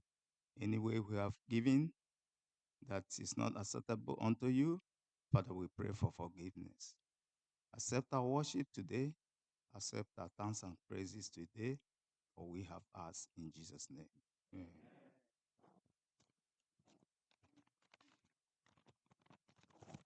As we are standing, let's take our Bible and turn to the book of John, chapter 1, 29 through 34. John, chapter 1, 29 through 34. I'm reading from an NIV version. The next day, John saw Jesus coming towards him and said, Look, look, the Lamb of God who takes away the sin of the world. This is the one I meant when I said, a man who comes after me has surpassed me because he was before me. I myself did not know him, but the reason I came baptizing with water was that he might be revealed to Israel. Then John gave his testimony. I saw the Spirit come down from heaven and as a dove and remain on him. 33. And I myself did not know him, but the one who sent me to baptize with water told me, the man on whom you see the Spirit come down and remain in the one who will baptize with the Holy Spirit. I have seen and testify that this is God, God's chosen one. May the Lord bless this reading in Jesus' name.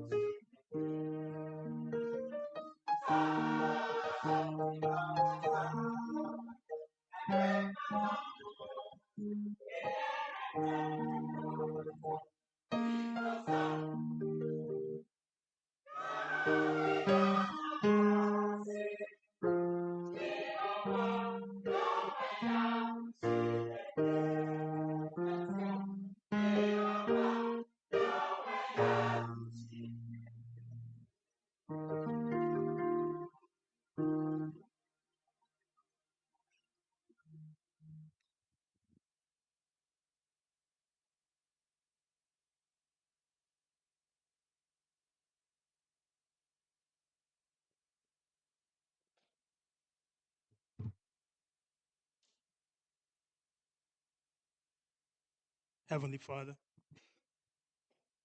speak life into us now. Thank you in Jesus' name. Amen. We're going to the discourse of Jesus in John chapter 1.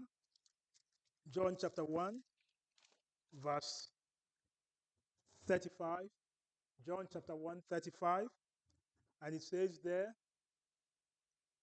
the next day, John stood with two of his disciples. Looking at Jesus as he walked, he said, "Behold, the Lamb of God."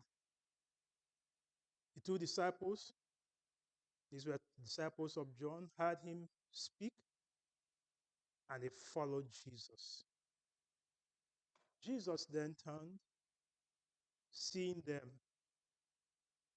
following, said to them, "What do you seek?"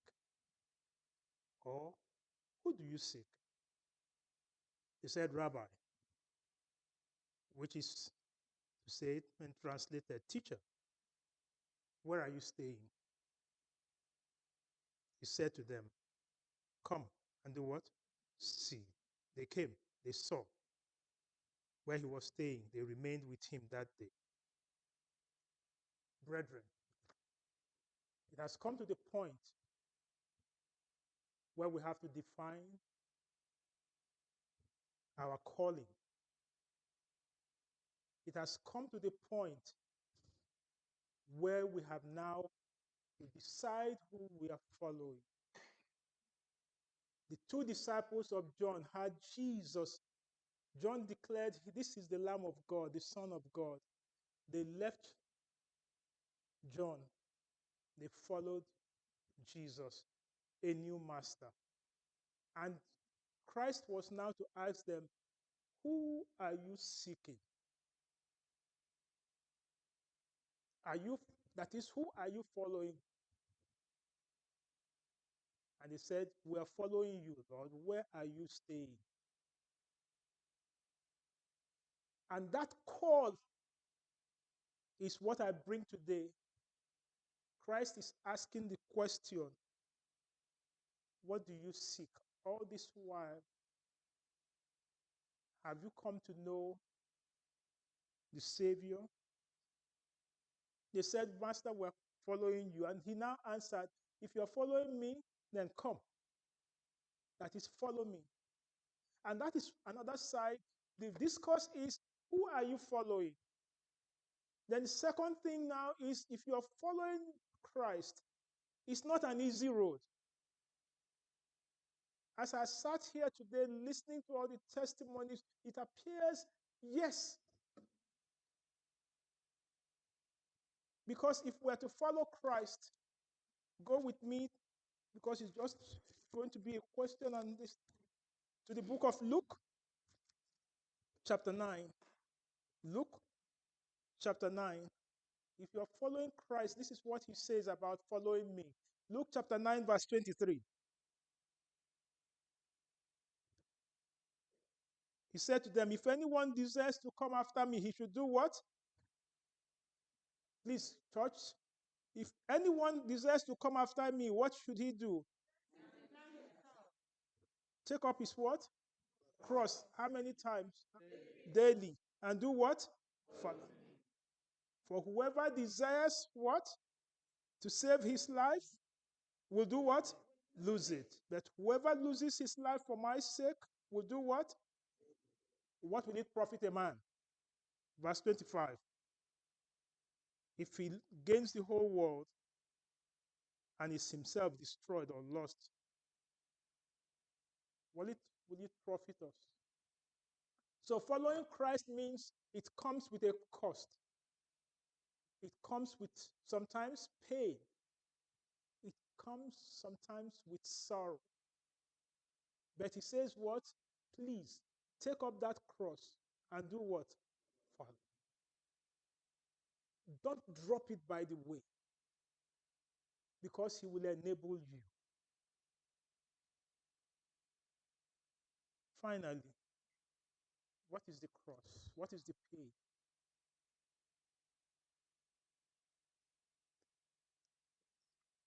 Go to the book of Romans. Romans chapter 8, verse 35. Your cross, find your cross in this one. Romans 8, 35, and I'll read down. He says, who shall or what shall separate us from what? The love of God. So tribulation, distress, or persecution, or famine, or nakedness, or peril, or sword. Please, before we go into this passage, there is, just as if the choir we planned together, there is the norm that when anyone is going through any trouble, one, it's either his sins are now catching up with him. Two, it is either what you have done. Three, it is either somebody is after you. And when it comes in series like that, it will now be go and find out. Don't laugh, because even in our midst, some would say, let's go. And you know, the most interesting, it is coming into the church, and we now say, let's begin to the prayer team, let's go after them.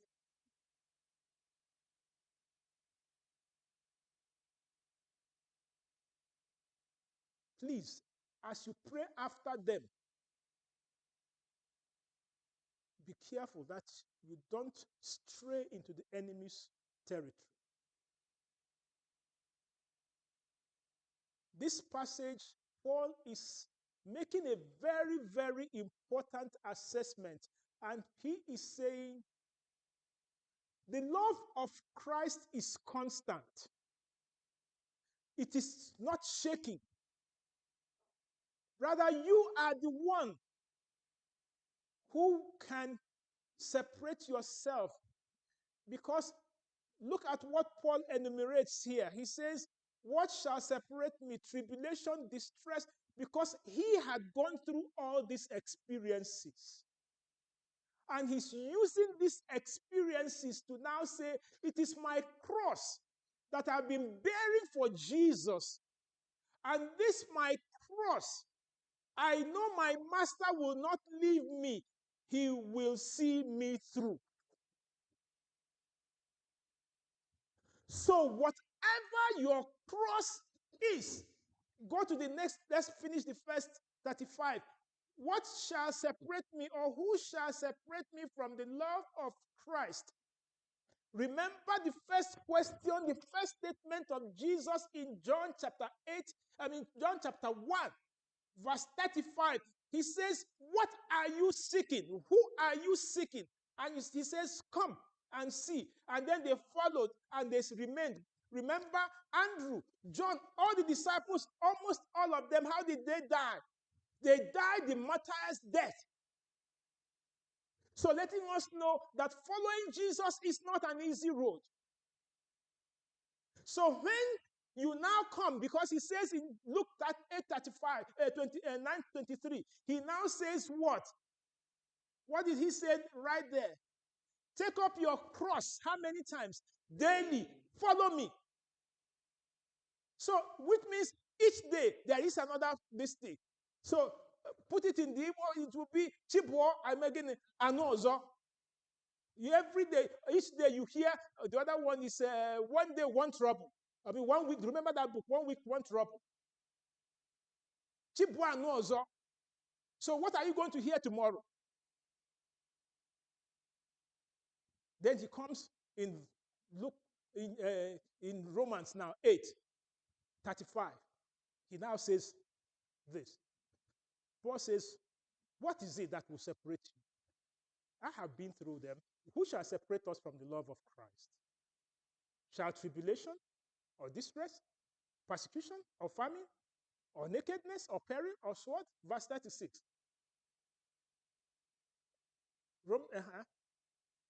For your sake, we are what? Killed all day. For following you, we are killed every day. We are even counted as sheep for the slaughter. Go ahead, please roll that. Nay, in all these things, we are what? Conquerors. Through him that loved us. We are. We will constantly conquer.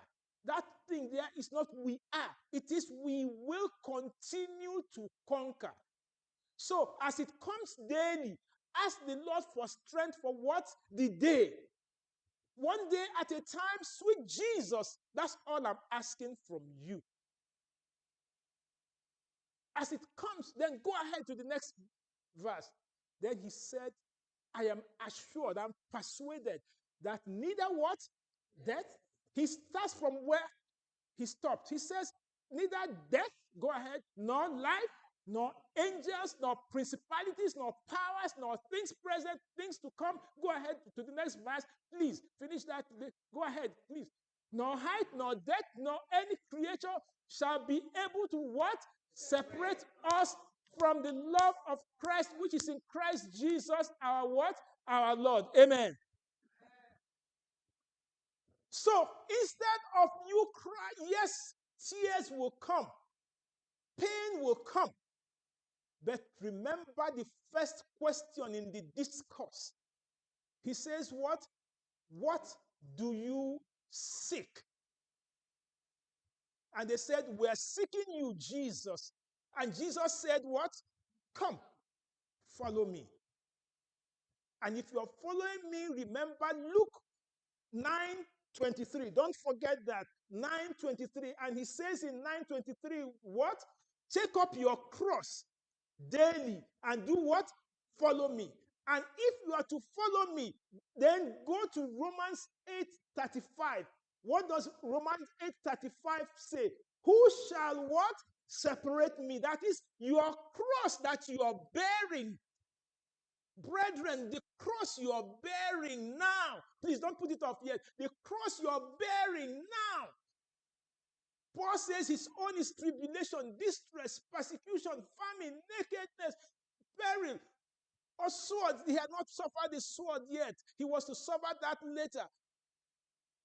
He says, so maybe your own cross is not included in this one here. In his own narration. So maybe your own will be sickness, death in the family, and extreme poverty. Whatever it is, that is your cross. He says what? It is not able to separate you from the love of Christ. The love of Christ constrains you, and it will be there for you. Brethren, because as I was, it's been a challenging one this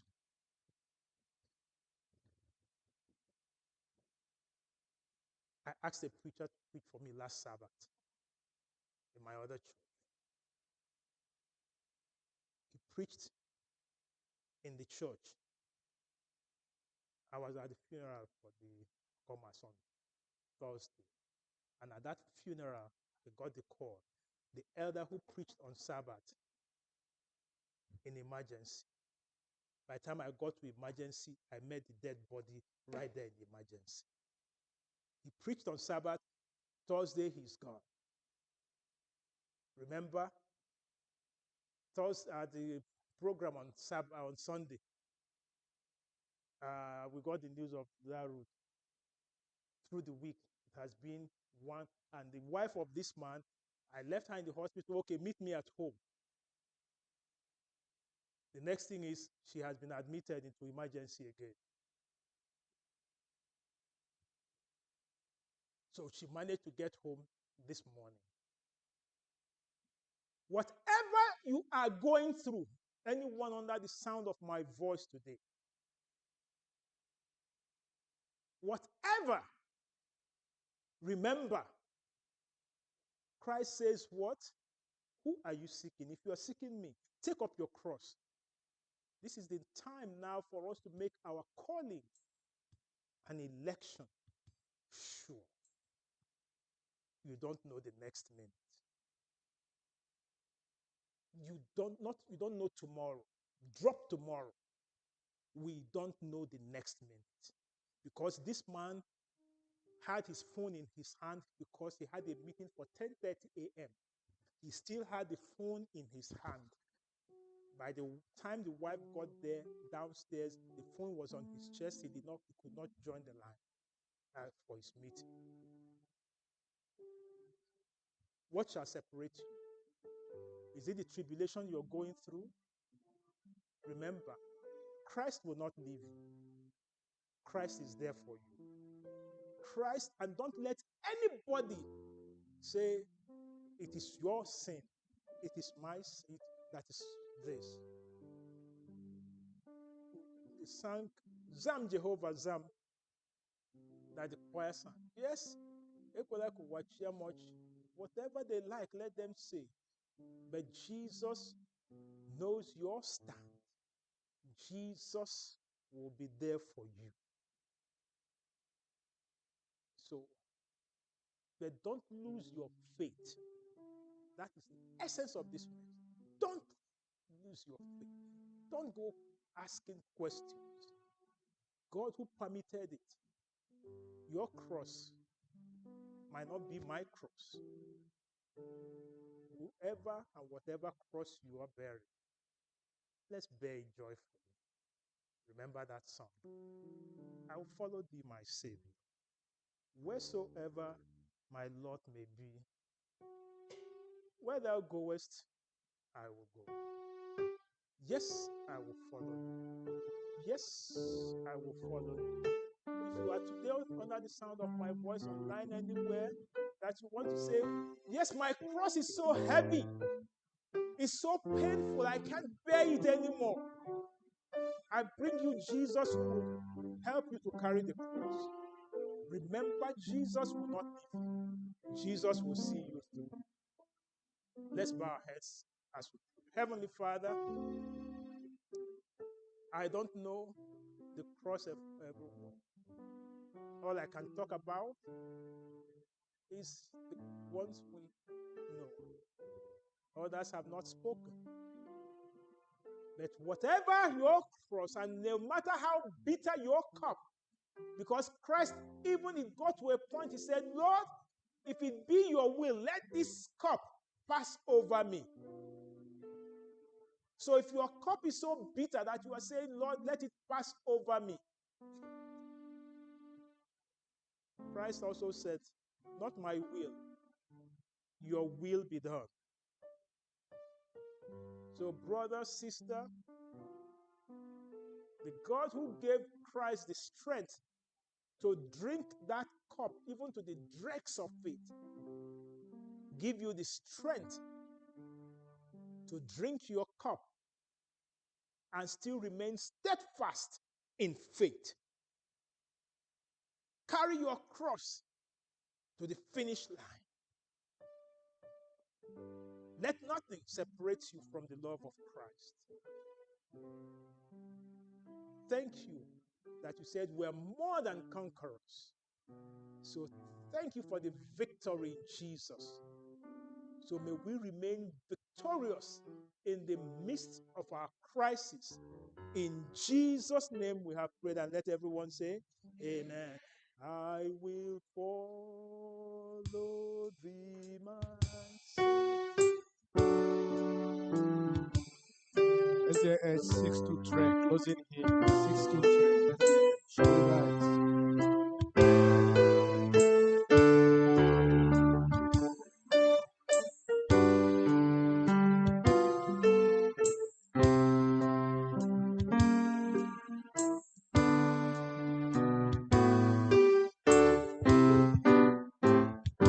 I will follow thee, my Savior, wheresoever thou may be.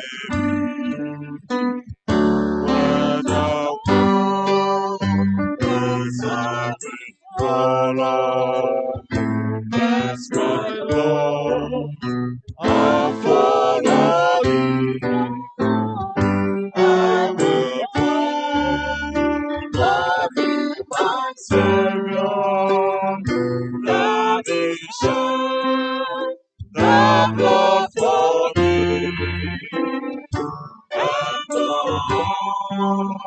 that should forsake me. By thy grace, I follow thee. Oh, the rising of victory, strike the sun, star falling sea. Thou hast won this land before me, and thy glad before thee. I will follow thee, my Savior. God is shed thy blood for me, and all that should forsake thee.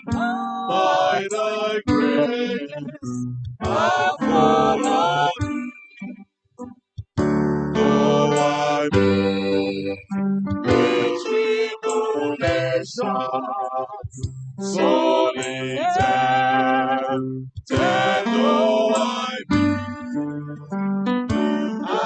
remember that thou wast tempted and rejoice to follow thee. I will follow thee, thy Savior. Thou didst shed thy blood for me, and all that should forsake me. By thy grace I follow thee. Though thou leadest me to affliction, or forsaking the right, thou wast stated, afflicted, and thy own before thee. I will follow thee, my Savior. Thou didst shed thy blood for me, and Lord, that you forsake me. By thy grace I follow thee.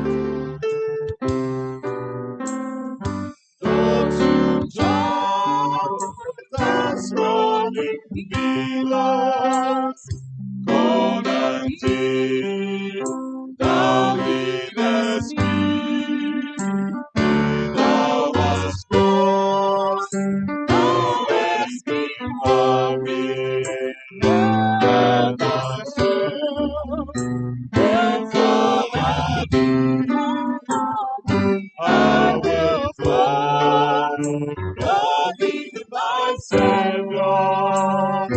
God is shed the blood for me. And no one should forsake me. By thy grace, thou follow me. I will go. God is my Savior. Thou didst shed thy blood for me. And no wrong they should forsake me. By thy grace, thou follow me.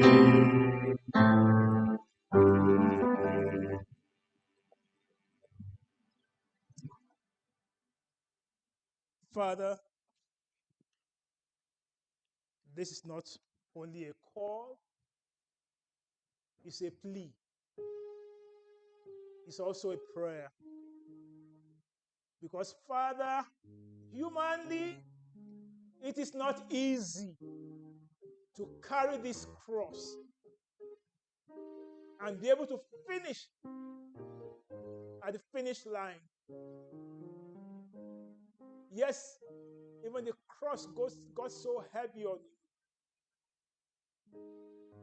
So today, Lord, we're saying, help us, strengthen us, abide with us.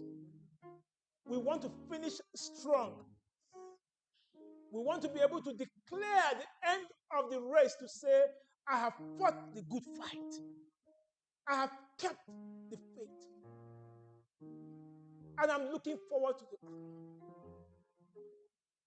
So please, today, we just pray, Lord, we'll follow thee. Because you say, who are you seeking? We are seeking you, Lord. And we'll not go back. We'll carry this cross to the end. Thank you. So I pray now, Lord, thou who can enable each one under the sound of my voice today. Not only enable, equip. Not only equip, strengthen. So the Lord go with you. The Lord be gracious unto you. The Lord make his face to shine upon you. The Lord lift you up when you fall. The Lord wipe your tears when you cry. The Lord turn your sorrow into joy and dancing. And may rejoicing be your testimony. Into the Lord's hand I commend each one now. Brother, sister, be faithful unto the Lord, unto the end. In Jesus' name we have prayed, and let everyone say,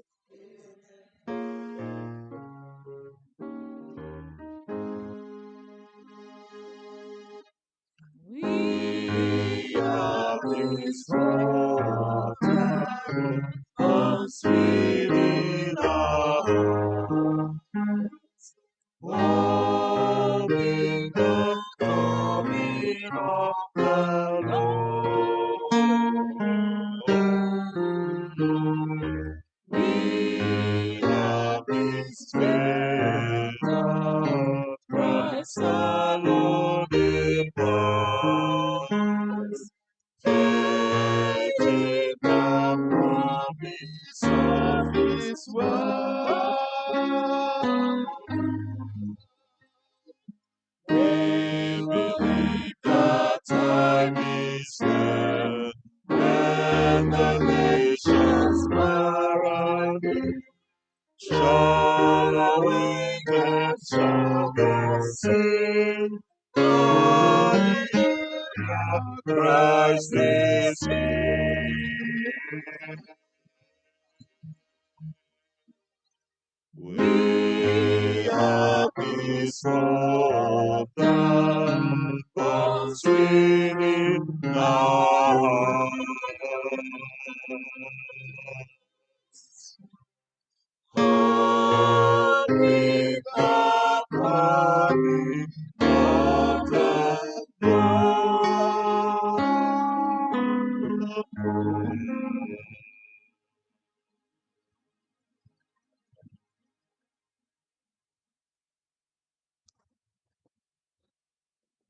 Let's all be seated for a moment of meditation.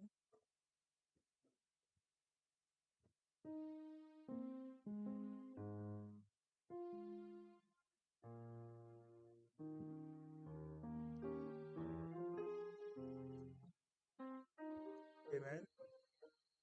We're going to have a special prayer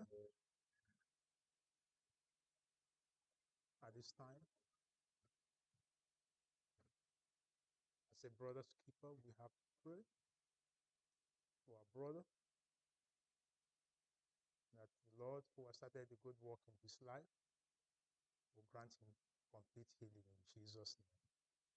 Church, if you can kneel with me, whichever way.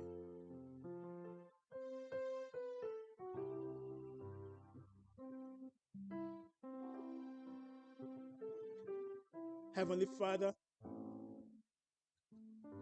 you say burdens are lifted at Calvary, and we are kneeling right here on your altar to pray special prayer, because when the church gathered together to pray, even the gates of prisons will obey your voice and open. Even the shackles will be loosened and your people will go free. When the church gather and pray earnestly, the Son says earnest prayer. Prayer of faith now. Even the sick will be made whole. So your manservant now, we are praying as a church, as a family. Because that song says, I need the prayer of those I love. So as a loving, caring church, we're lifting him up in prayer now. Lord of the Sabbath, grant him healing in Jesus' name. You have started a good work in his life. Complete it. Perfect it. And let that testimony ring that is also back home and strengthened all over again to continue on this journey. We bless your name. We thank you for healing him now and bringing him back home. And we will testify of your mighty power. In Jesus' name we have prayed, and let everyone say, Amen.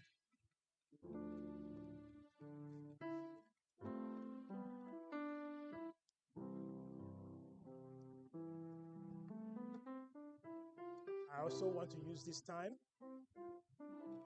to thank the church for standing by us on Sabbath evening and Sunday. Finally, April 4, April 5 came, and it's been glorious. Amen.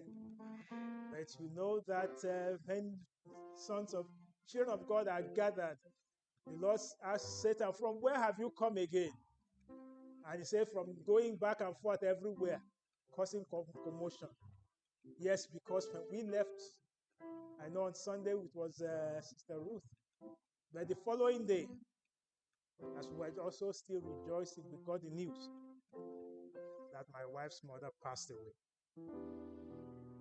So please, we need you to just continue to lift us up in prayer. Pray for the newly wedded, that the Lord will bless them, and pray for her, pray for us all. We'll all continue to press together and rejoice in the Lord. Amen. Remember, we must finish strong.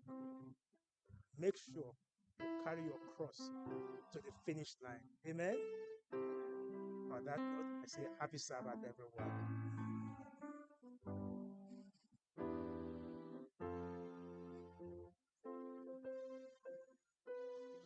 Pastor has prayed for everybody, and we are are going to pray for this one. Nubia.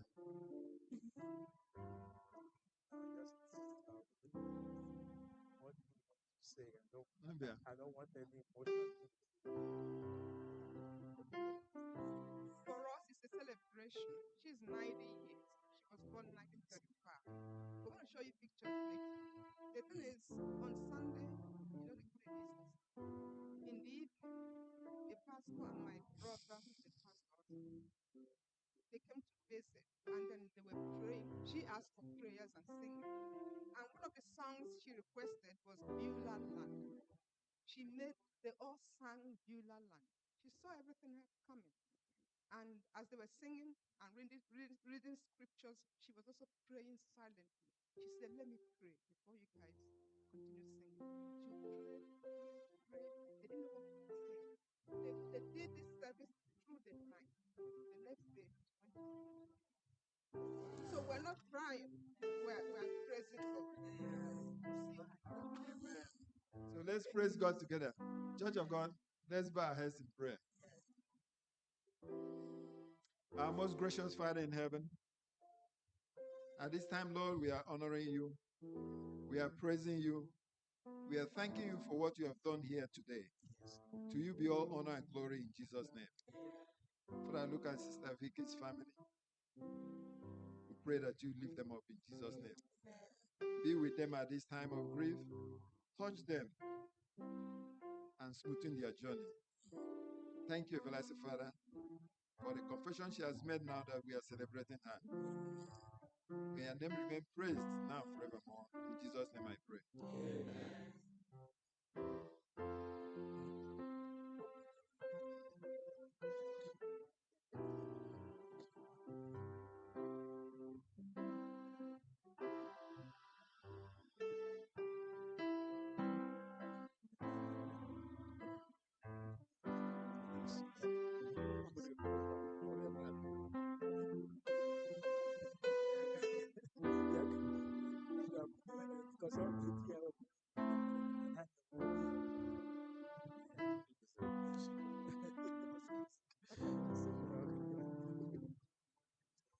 So today is a day of celebration. As we exit the sanctuary, we have special cake downstairs. So let's go and get our cake, please. Thank you so much.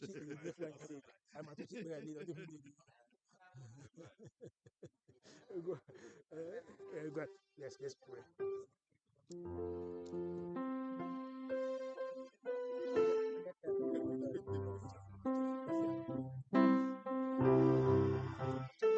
Father, you say